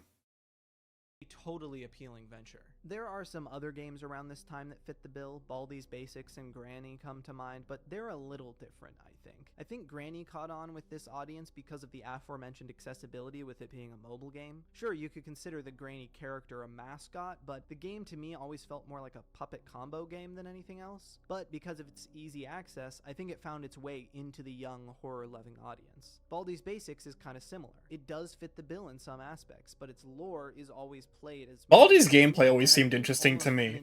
Like the inventory system in Baldi's always seemed very complex. Whenever I watch people speedrun this game, they're like losing their goddamn minds by the end. It's so funny. The mascot horror genre. It's actually a really unique, fun project that if you wrote it off before because you don't like mascot horror, I'd suggest giving a second chance. Lastly, I just want to talk about Alphabet Lane. Some of you may know this, some of you may not, but back around I think 2016, I wanted to make my own little FNAF-inspired game and began formulating ideas, which would eventually take form and be released in 2017 and 2018, which fits this era. After the Silver Eyes released and I saw some people play 123 Slaughter Me Street, I began work on Alphabet Lane, an evil Sesame Street game. It was bad. I wasn't very good at game development. I did get Markiplier to play it though. Aww. A surreal day. It definitely followed all Ooh, before some of them even hit the mainstream. Yeah, I'm that cool. The studio setting, the hidden lore, etc. I wanted to bring it up for two reasons. I do have personal experience making a bad mascot horror game, and I'm very empathetic to mascot horror developers. I think it's an unfair characterization to imply that all these developers are making these games just as a passionless cash grab. Alphabet Lane was very derivative. I'm making the pizza. I'm cooking the pizza. Not because I was some cynical asshole. Sure, a lot of the bigger studios have made decisions worth criticism, which I will mention briefly later, but I think behind most of these games are devs that really do care about making games. I also wanted to bring it up because I am working on Alphabet Lane 2, which may seem like a weird announcement in this video that seems vaguely critical of Mascot World Horror, premiere? but I can't really World premiere. without spoiling the whole thing. My first devlog for the game is up on my Patreon, where I give a little more insight, so check that out if you want. Anyway, so the formula for Mascot Horror was here to stay. People had found what the correct ingredients were and the perfect balance of them. Keigh3 never Very ends. successful. Bendy's continued, more games started popping up. That's pretty close to where we are with modern Mascot Horror. Why'd you do that to me? But then the Poppeth playtime attacked.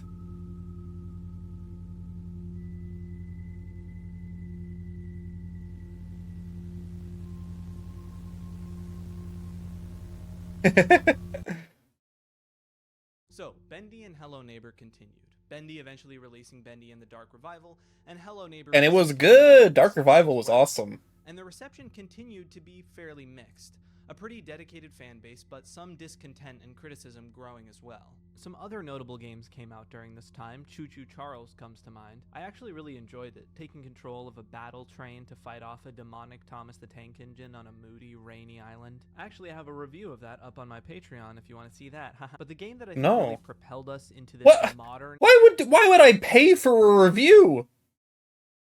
Are you... What? No! Age of Mascot Horror was Poppy Playtime. There's a lot of gritty details here that I could talk I watch reviews to be informed on purchases.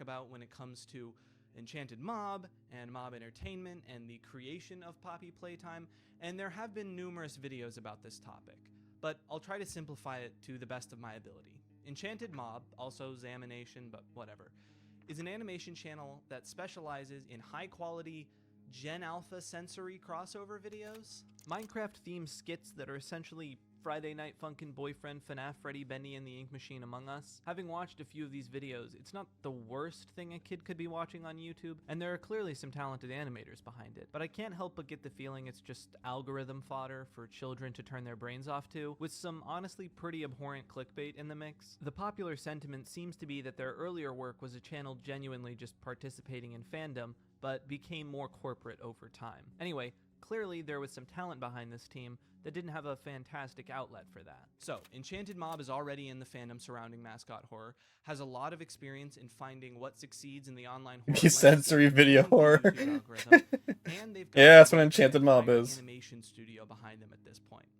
So, they start a game studio called Mob Games and develop Poppy Playtime. The game really seems like a distillation of the entire genre up to this point, the good and the bad. The first bit of the game was released as a 30-minute Chapter 1, with all the tropes. The toy factory, the marketable mascots, the secret lore. It took every element of this modern mascot horror style and packaged it into essentially a 30-minute demo. Its marketing also embraced adjacent genres with overlapping fandoms like analog horror and FNAF VHS, and it was immediately incredibly successful, especially because they already had millions of the genre's fans they could advertise to. Along with that, it also sped-ran the we'll say expansion, merch, a movie deal, eventually lore NFT. I got a movie deal? Chapter Jesus. even released. Despite a promising start with really slick animation and graphics and a decent ending chase sequence, the immediate eagerness to embrace overt commercialism raised some eyebrows, especially the more controversial ones like the lore NFTs or acquiring a movie deal when they had such sparse amounts of actual gameplay content. And it didn't help that Enchanted Mob came under fire soon after, with controversy around their treatment of employees and other creators in the space. Classic. In the mascot horror world,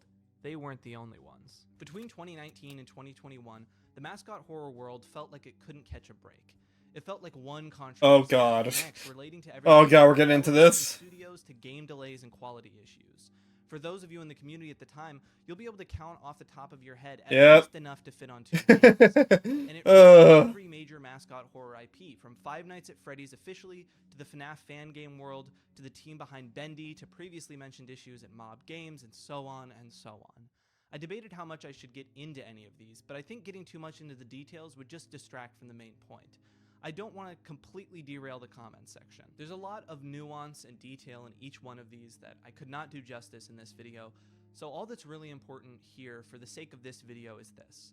Not only were we seeing the rising corporatization of the mascot horror scene, with every Target and mall filled with the smiling faces of endless mascot horror plushies, but we're also seeing rising discord and divisiveness within the community as well.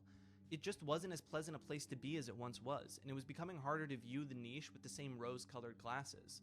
There was a growing discontent in the community, a sense that things were getting worse, that something was very, very wrong with this thing that everyone had once loved. There was a feeling that things just weren't the same. The community had been in a constant tsunami of divisive capital D discourse. Studios and developers behind the games were under increasing scrutiny. The games were getting worse or just not improving. And with each new game that fit the mascot horror bill, regardless of the quality of the game itself, there was almost an automatic resentment. Everything just felt like a hollow trend hopper. It didn't help that while these games had always had a young fan base, the direction of the genre felt increasingly more mascot and less horror. The Poppy And all of Playtime these movie factors guys made the continued VHS building beneath the trilogy. surface, this restlessness and resentment festering and growing, and it all came to a head with Garden of Banban. Oh no.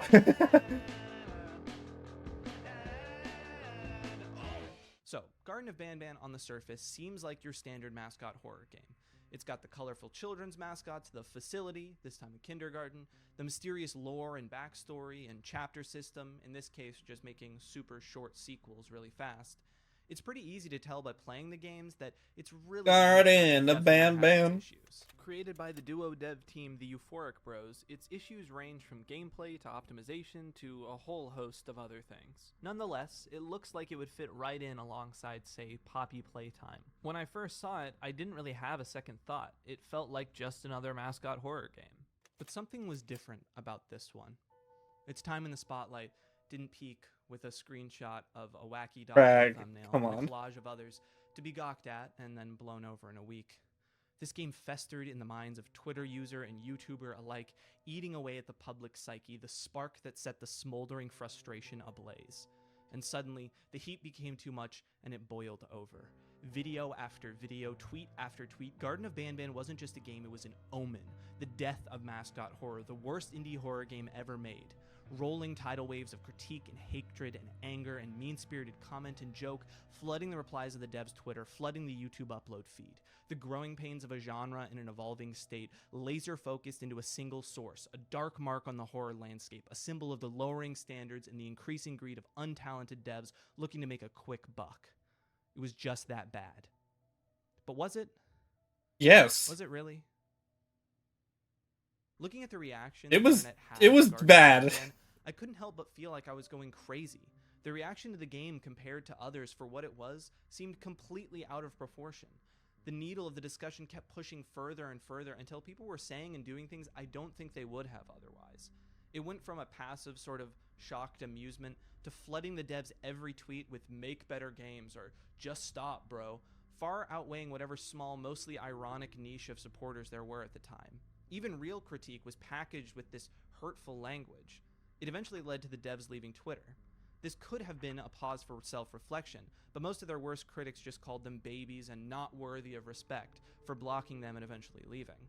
What happened to Garden of Banban was what initially sparked my interest in writing this video. I saw the chaos unfolding and couldn't help but think, how did we get here?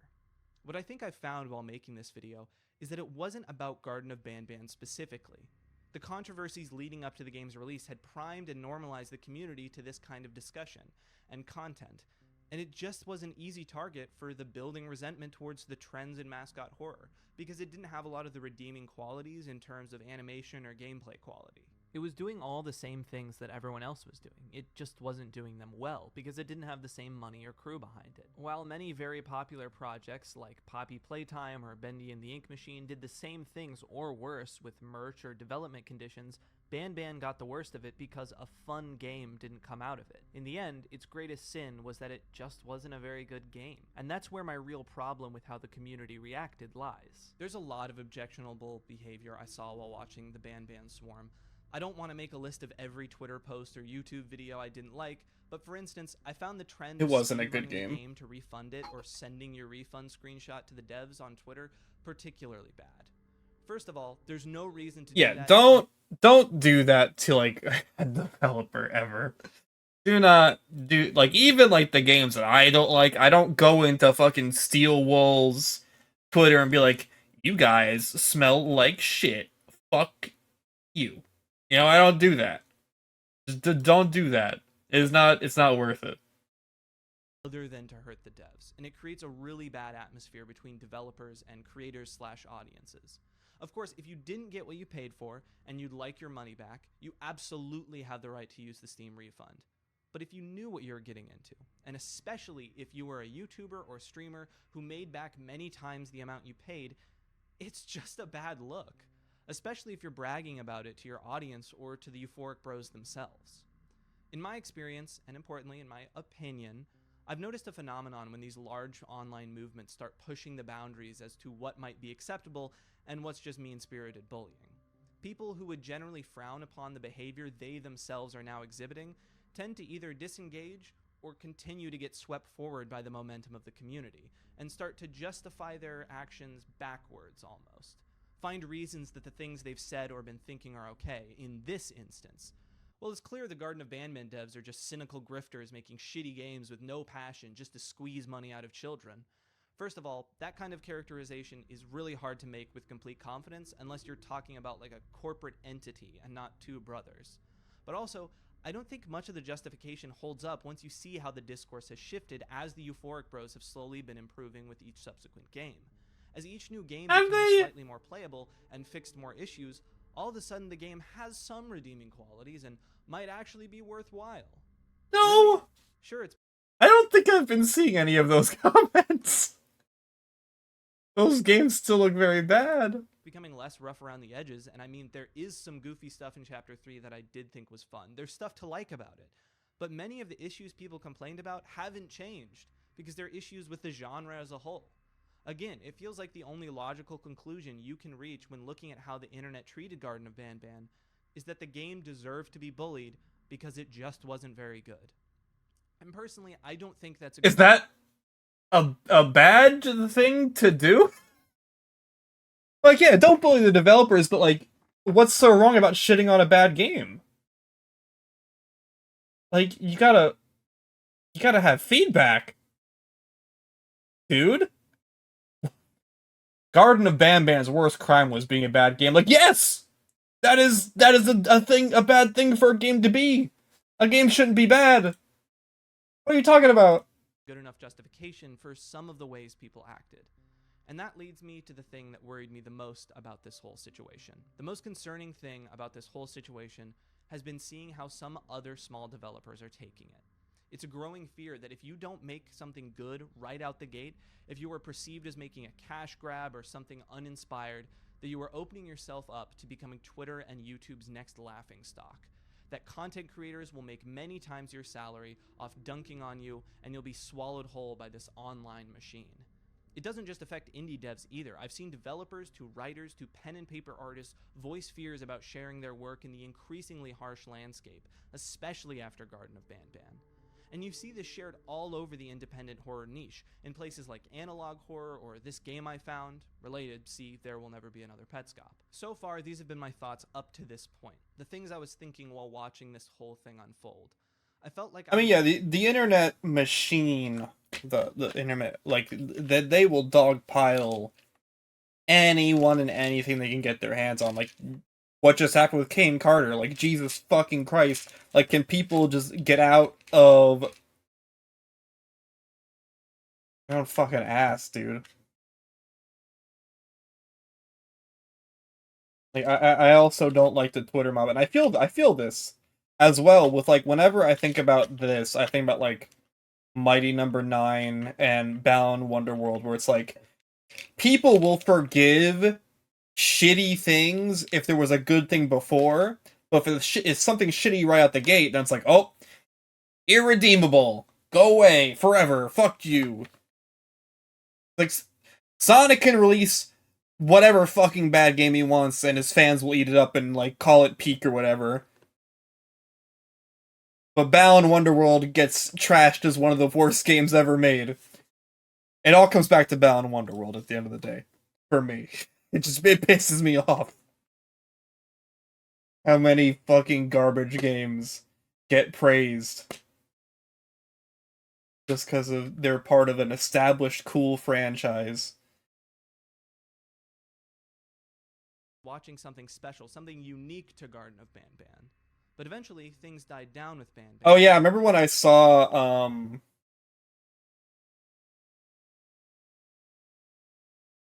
Donkey upload the Golem video. As soon as I saw that thumbnail, I'm like, he probably mentioned Balan Wonderworld. And he did! And It's so predictable. This whole notion that indie horror was dead and mascot horror killed it kept popping up, plucking whatever new game 8-Bit Ryan or Markiplier happened to play that week, and branding it as the new omen of the genre's death. It happened to Amanda the Adventurer, a unique little puzzle horror game that combines the tropes of mascot horror and analog horror into a spooky horror experience. But what I think started happening then is that the pendulum started swinging the other way. A lot of creators who had been in the independent horror community for a long time started to push back against this idea that indie horror was dead, and that many of these games deserved the reaction they were getting. This was far from the worst state that indie horror community has been in, and in many ways, independent horror games are thriving right now. I should clarify, criticism is of course okay.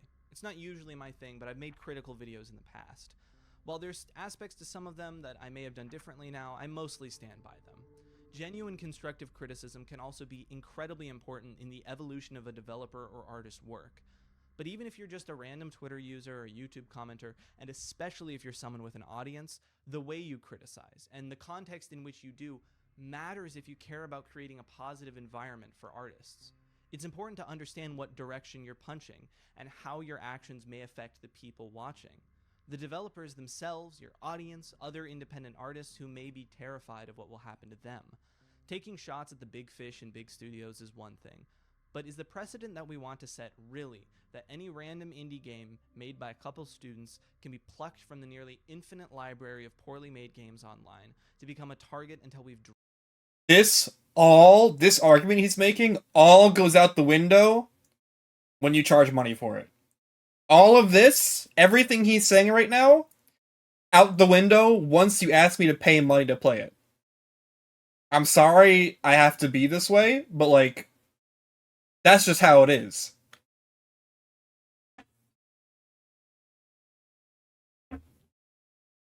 Driven them away.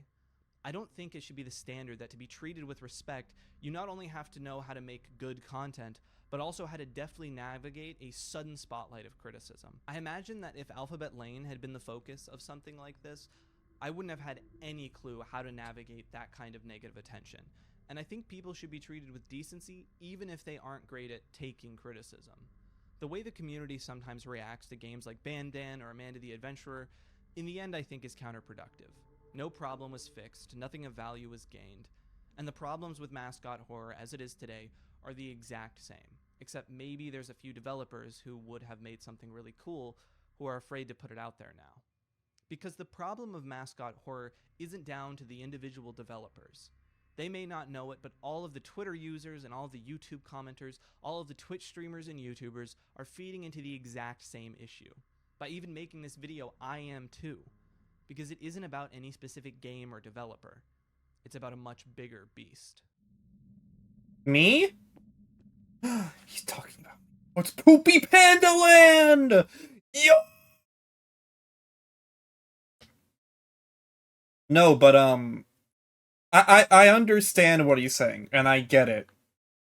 But unfortunately, like, I understand, like, not wanting your art to be criticized. I get that. You know, I've put stuff out there before that gets bad reactions. That's like, fuck.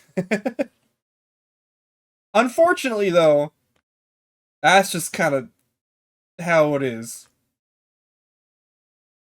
A part of me wishes it wasn't, but that's just how it is. And also, like I said, once something is thrown up for money,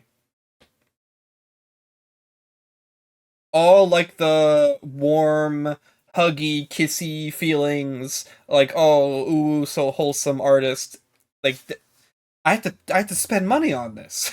You know, this is money that could have gone to my house or food. Like the idea that like you can just put out something really bad and I just have to be like, oh well, you know, better luck next time, champ. Like no, I had to spend money. I don't know you. I had to spend money on this. I would never like attack a developer. I never would to their face. I will complain about developers and visions on my personal channel here, and I would advise you to never attack a developers as well directly or even indirectly. I don't think I'm attacking anyone. I think I just have uh, maybe somewhat harsh criticisms of a way a developer speaks and the way they act, and I find them contradictory. Um,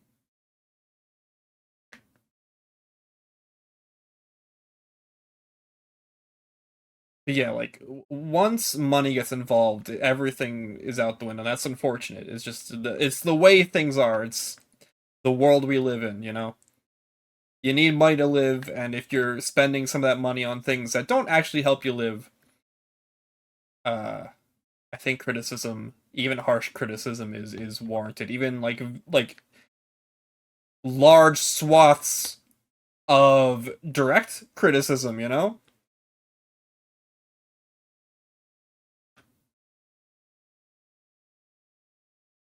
It's kind of the same way I feel.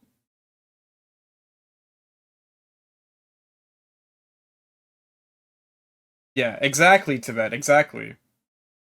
And that's another thing though, is like that's a conversation I mentioned this like a long time ago about how like when a big company does it, like when a big company does like a big push right away with like merch and TV show deals, no one bats a fucking eye. But the second an indie studio does it, then it's like a problem. Like, no, you guys can't do that. I honestly don't mind. I don't mind Poppy Playtime and Ban having merch right out the gate. What I don't like is having the merch button in the game. I don't. If I ever make a game and I have like a shop in it that you spend money on, like, call me out. Don't. Do not. Yeah, I don't like advertisements or even like I'm really getting tired of like cash shops now. Like being able to spend money in a game. I'm really getting tired of that because it's just all so tiring. Yeah, I do not judge the Ban people or the Poppy Playtime people for like rushing merch. You know, big air quote rushing merch. Um,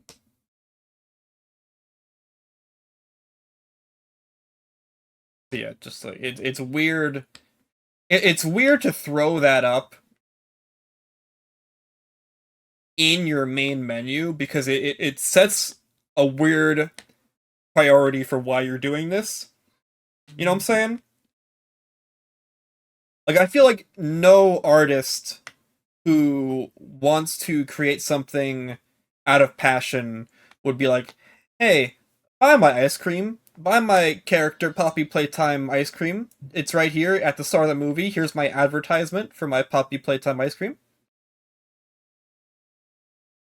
And maybe that's just like wishful thinking, like in a world where capitalism wasn't as rampant as it is. You know, we could live in that world where people could make stuff purely out of passion, and I wouldn't have to hear about Raycons in the middle of my entertainment that I'm watching. I don't know. This is this is a this is a touchy subject because I don't like Paying for stuff that sucks. I hate to take such a stubborn position on this, but yeah, I don't like paying for stuff that sucks, and I will voice my opinion on that if the thing sucks.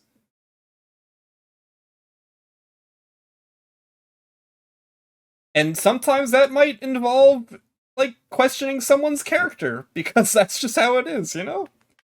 I won't ever know them personally, but, like,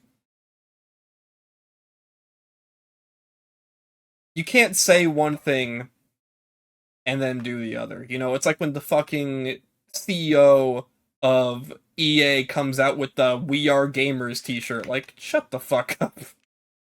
After everything you did? Come on, shut up. And I don't think that that's, like, impossible for smaller studios to have people like that. It's not impossible. It's completely possible.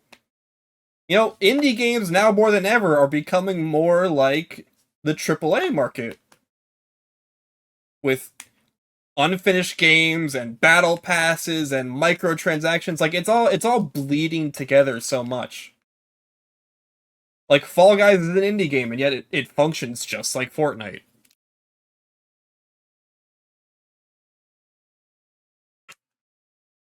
There's been some real shithead indie devs over the years.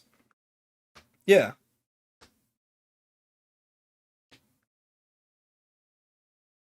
And just like this commentary that like people are scared to put anything out there. It's like, yeah, it's scary. It's always scary to do anything, to put anything out. Like me being on stream is kind of scary because I'm gonna say something fucking stupid.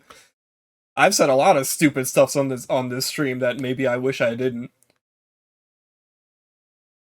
And that's just how the internet is. That's just how the world is, you know? Doing anything like this is making yourself vulnerable as much as you would like to think that it isn't. Like you put on a facade, you become like a Dr. Disrespect or whatever, and you think you're safe, but you're not. You're not.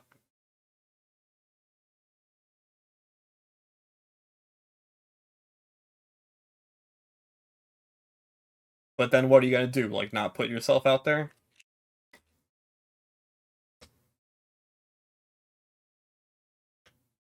And then what? You know? And that's fine. You don't have to put yourself out to the world, but like you have to put yourself out in some stretch, you know? You don't need to have an audience of thousands, but like you need to like interact with people. And interacting with people is scary because you get scared to show someone like a certain side of yourself. Why are we talking about this? This is fucking Poopy Panda Land is on my screen. Why are we talking about this?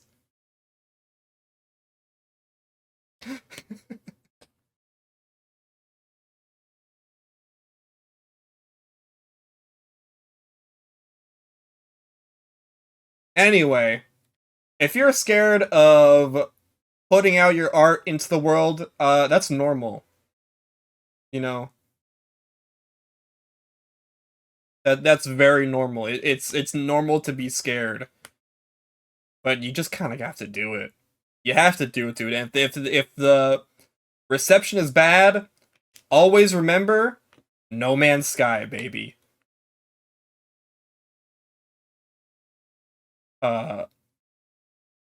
No Man's Sky was literally the fucking punching bag for like months. And now everyone loves them. Because they like stuck to their principles.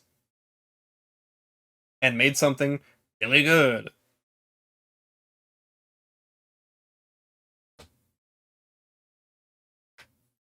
And yes, unfortunately, making something good matters when you are charging money. And your game doesn't offer what you said it did in interviews. That matters. Anyway, let's watch the rest of this video.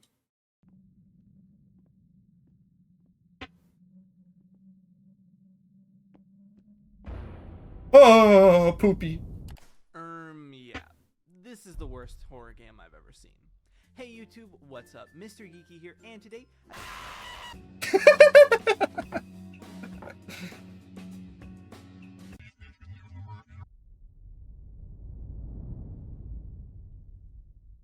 Hi! I think it's a misunderstanding of the actual issues of mascot horror to level the... Yeah, I just want it to be known that I never played Garden of Banban. The Roblox version doesn't count. fault at developers. I don't hate watch. Put your hands up and say, why don't people just make more original good games? It's not hard. Even some aspects of the community that I've criticized here aren't the issue. Because when you look at how mascot horror has slowly become more trope-filled and commercialized, games releasing faster and feeling less inspired, it's understandable to start feeling disillusioned with the genre as it is today. But I think there's a systematic root to this issue that people are pushing to the side because it's easier to focus... Honestly, I knew about this guy ever since he said he liked FNAF 2 the best. I've been new. I called it right away. I've mentioned quite a few times so far, but brushed over. Something that seems to Oh, this guy's alright. genre's evolution. It's YouTube's algorithm. Oh It's no. pretty much impossible for me to give a completely detailed and accurate explanation of how the YouTube algorithm actually works. Even the folks at YouTube don't know, which is one of the reasons there's so much superstition around the mechanism in the first place, and why it's become such a buzzword recently. But I'll try my best to explain some of the consequences of the algorithm as I see it. All you really need to know about YouTube's algorithm is that what it wants is viewer retention. You, the user, to stay on the website as long as possible. And using machine learning, it decides what videos to show to who, which ones to give more exposure, and which to bury. That is YouTube's goal. Take up as much of your time as possible. To be fair though, that seems to be the main business model of most content platforms that utilize ads in exchange for free use. For instance with TikTok, even though it's a far more short form focused, its algorithm focuses on how to get you to keep watching until the next video. Video content platforms are trying as hard as they possibly can to get you to stick around, to consume as much content on their platforms as possible. I also mentioned earlier that YouTube and Let's Players have become a pretty dependable advertising venture for indie horror games at this point. That may have been a bit of How do you wink at me? YouTubers catching onto your game and the algorithm supporting those videos is one of the most important things to your game's success, especially in the mascot horror genre. This ecosystem and the way that YouTube's algorithm interacts with it, I think is the issue. It rewards clickable videos, frequent uploads, and long watch time. And I think these elements can be tied directly to the trends we see in mascot horror. Colorful, cartoonish faces of mascots make for good thumbnails, games or chapters coming out quickly giving YouTubers frequent updates to upload videos, lower quality control or poor working conditions as the games need to fill more content in less development time. And in the same way, it's why mascot horror games seem to be everywhere, but it's hard to find more unique or experimental games. If you spend a year on a 10-minute experimental psychological horror thriller, it may very well be leagues above Poppy Playtime or Garden of Banban, and it may even get some YouTubers to play it. But YouTube just isn't going to keep it around. Most concerning to me is how we see the audience of mascot horror seem to trend toward younger audiences, or at least that's what it's felt like over the years. The platforms who run these websites profit from colonizing your attention span, and the attention spans of children. When the success of your passion is reliant on YouTube, who do you think is watching most of that content? Children have more time to be watching YouTube videos, increasingly more access, and are in some ways the most susceptible to the tactics YouTubers use to get clicks in the first place. The smiling, colorful faces of the mascots, the big, bold letters. And this isn't only the case with mascot horror. YouTubers do this everywhere. Turning up the brightness and saturation on someone's eyes in a thumbnail, finding the specific font and color choice in a background, putting incredible... God, that shit look like a Mr. Beast thumbnail. Subtitles popping up as they yell at the camera. It's the reason so many people, myself included, find Mr. Beast's videos so unsettling. Yeah, Mr. Beast! But it works, especially with kids. Let me give you an insane example as to just how broken this system is. Earlier, I characterized Garden of Banban as a random indie horror game plucked from the masses. Well, it kind of was at the time, but in the months since that initial wave, it has gained a large following, in part, I think, due to the backlash that initially spawned. But now, you've got a ton of young people who are legitimate fans, whether ironically or not. It's become almost startlingly large. And while you might assume that because of its... I fucking blame Anya, dude. All those bird up memes, I fucking blame Anya. ...success, the Euphoric Brothers are finally riding high. Well, I don't know how they're doing, but I don't think they're the ones seeing the most benefit from the game's success. Even with the insane turnaround time the Euphoric Bros have had with these games, the algorithm is still moving too fast. There is an entire ecosystem of YouTube channels creating fake gameplay of Garden of Banban, even What? throwing in their own new What? characters, making new content for the game before the devs can. Before Garden of Banban 3 even released, there was fake animations pretending to be early footage. Oh, shit. And now it's this weird little community where they fight each other over who stole whose original character, despite literally being entirely based on tricking people into thinking you're someone else's game. And somehow, these videos get millions of views. I can only guess from children who aren't able to discern what's real or just don't care. Yeah. And YouTube eats this up because they can produce these so fast. In fact, let me take this moment to quickly say that YouTube's kids content is fucking crazy, and please be mindful of what you're having your kids watch. I would not even let them have YouTube Kids. Absolutely not. You will have the Cartoon Network app, and that's it. That's all you get. If it's people screaming and huge subtitles popping up, please don't let your kids just sit and watch that for hours. This is coming from someone who grew up watching YouTube. It's not good for your brain. But again, the fault is not entirely down to the individual choices of individual creators, because YouTube rewards this. It's this feedback loop, as YouTube content creators are completely reliant on those algorithms for success, and indie game developers are completely reliant on those YouTubers for success. And the ever-shortening attention span of the audience who gives success to these creators, devs, and YouTubers, which is in turn caused by the algorithms and platforms all these things function on in the first place, by constantly feeding ever-specified content to the end user, thereby contributing to an overall narrowing of what tropes and media succeeds, as the pool is slowly closed like a vice grip around what the algorithm thinks you'd be interested in. It practically necessitates you create something that hops on the trend. I just don't think it's useful to characterize developers as these greedy sellouts.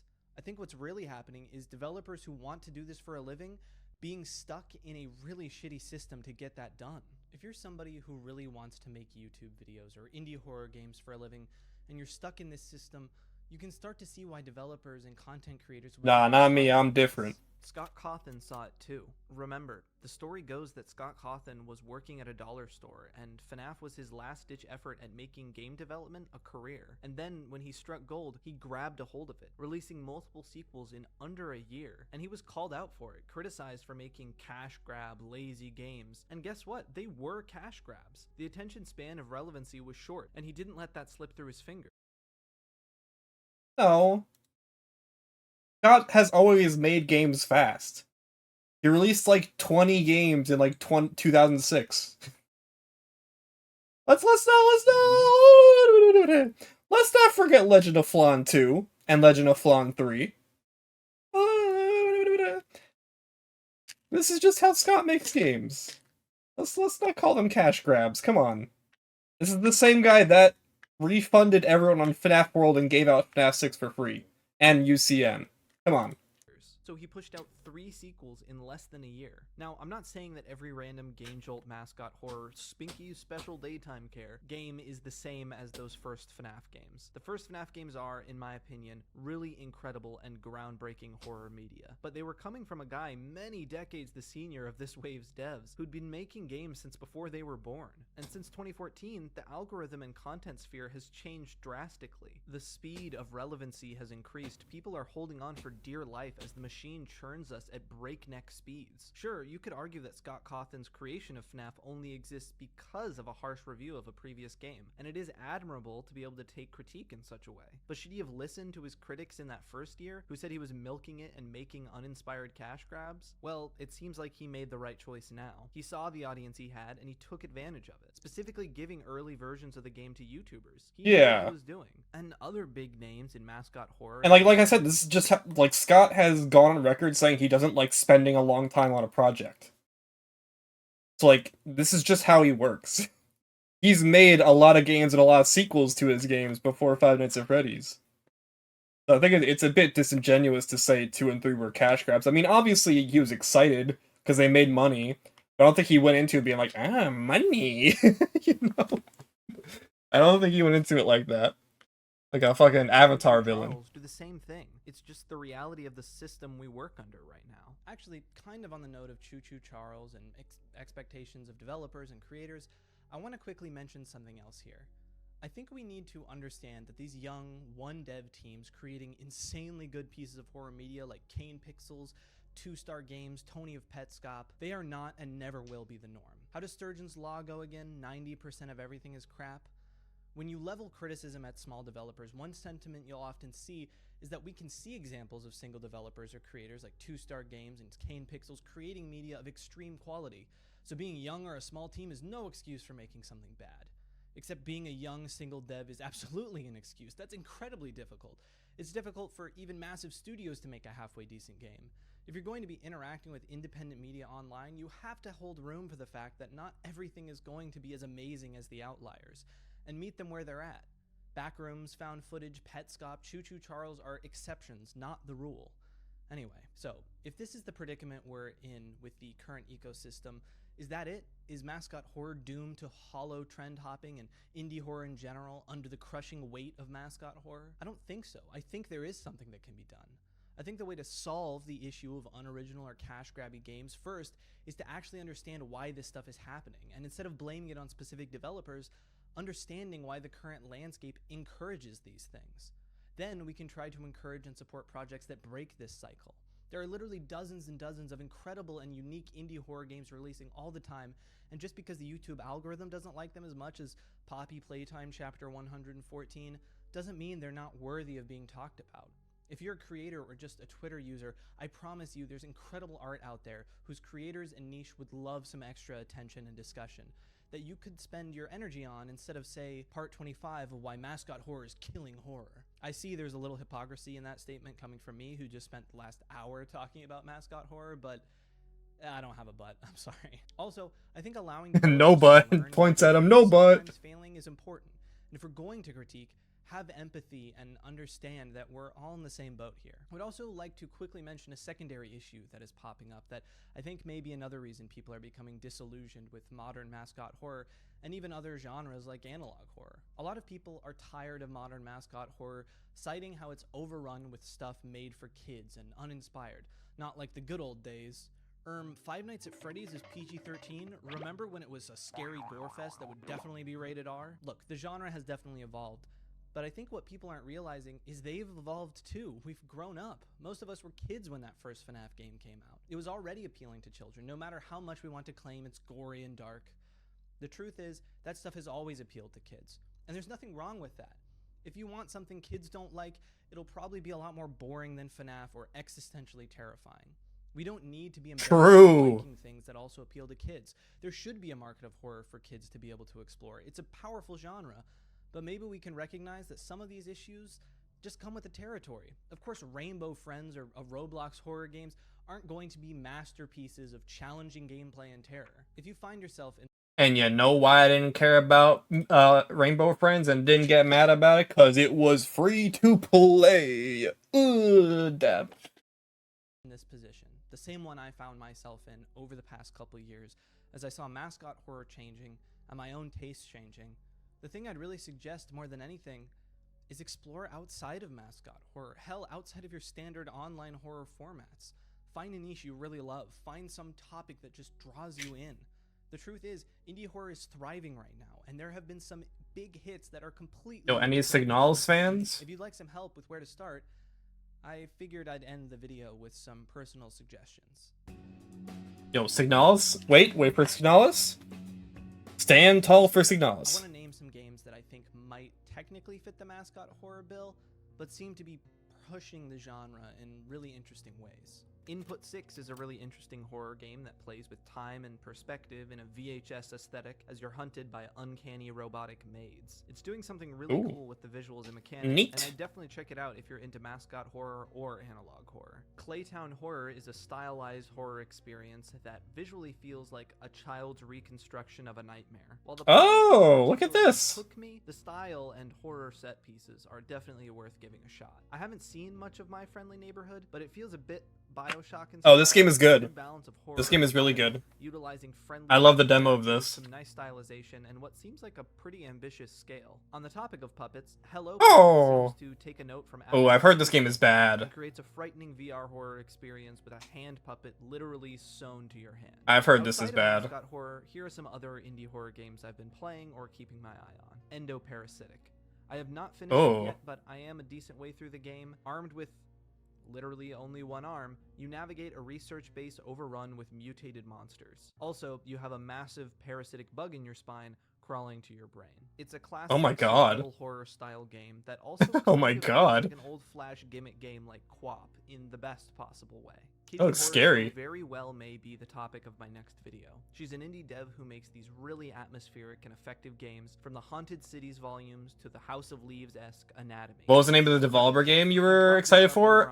Wizard with a Gun. But the Haunted PS1 demo disc is an incredible project that aggregates a ton of PlayStation 1 inspired horror game demos and short experiences and combines them in a really, really nice and sometimes themed launcher every year. Some of my favorites have been Walk, 10 Dead Doves, and Gob, but there's so much good stuff over there. There's These are cool. so much good indie horror out there right now, just waiting for you to play it. And I think we're at a better place for indie horror than ever before. Whoa, what is that? I want to play that. Creative projects are being released every day. All it takes is a little effort to be able to find something that really speaks to you.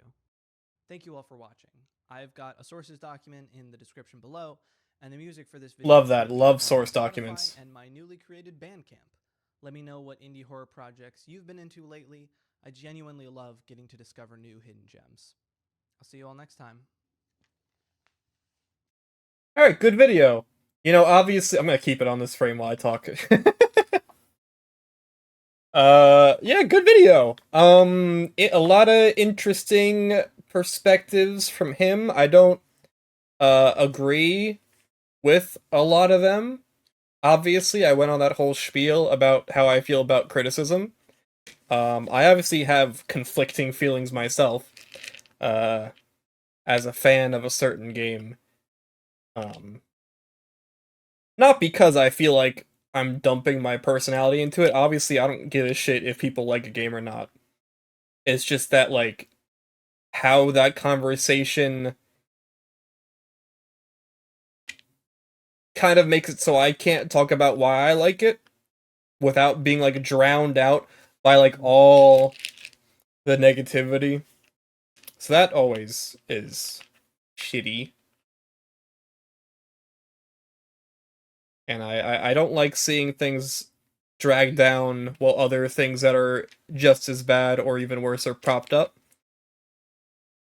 It's because then I don't get more things of the things I like, which is pretty much what that comes down to. Like, man, I would have liked a Balan Wonderworld 2, but we're probably never getting that.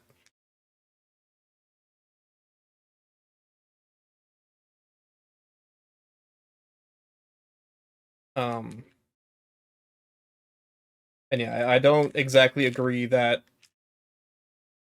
making a bad game is, like, no big deal. We should just, like, pat everyone on the back and be like, hey, you made a game! Congrats! I mean, like, sure, you can say that, but then also, like, I'm not gonna buy it. I feel like if you spent money on something, you have the right to criticize it, or even maybe even be a bit upset. Maybe don't take it out super hard on the people that made it. You know, obviously these are people. I do not support like messaging developers and like calling them pieces of shit. I do not support that. Obviously, if you're going to criticize something or maybe vent your frustrations with a thing you spent money on, you know, do it appropriately in your own personal channels or like with discussions with people that you know.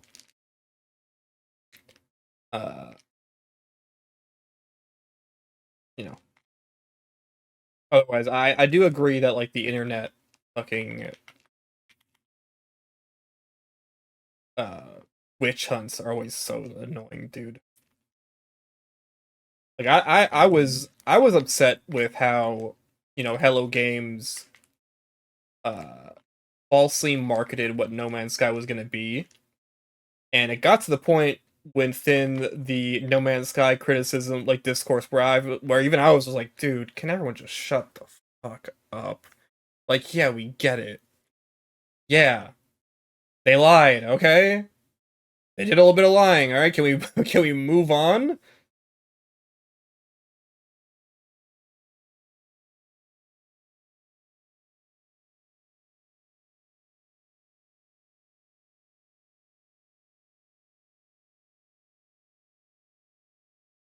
I just find it easier to practice passive indifference.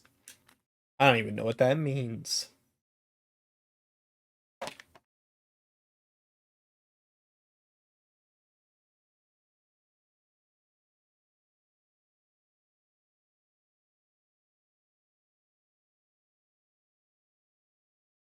I do get a little critical every now and again. And sometimes I feel bad with how hard I go in on stuff, but for the moment, that's the streamer brain.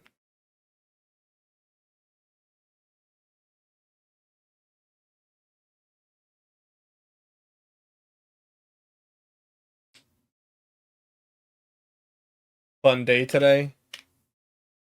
React Andy kinda goated. Come on.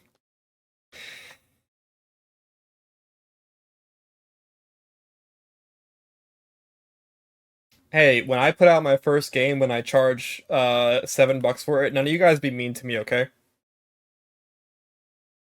I don't want to see any mean comments. Don't do it. Don't do it.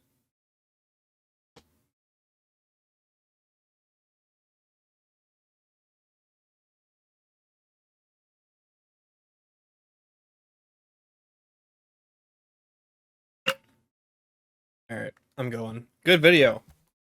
I gave it a like, see? It was a good video. I liked it. It gave us a lot to talk about and reflect on. Stupid fucking Garden band. Is anyone live? It's live.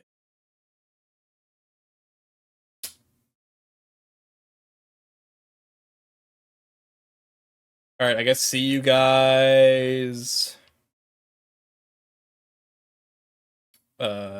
Sunday? Is there anything else that we could talk about?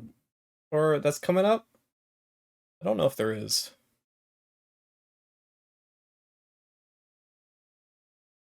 Oh well. I'll see you when I see you. Oh! Saturday we're watching Dungeons and Dragons early. It's gonna be an early movie night. If you are a movie night participant, it will probably be around 3:30 p.m. Eastern. Are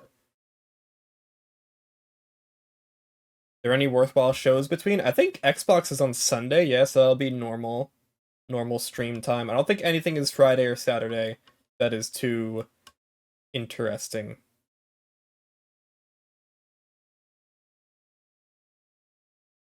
Yeah, it's a Soul Takeover Saturday.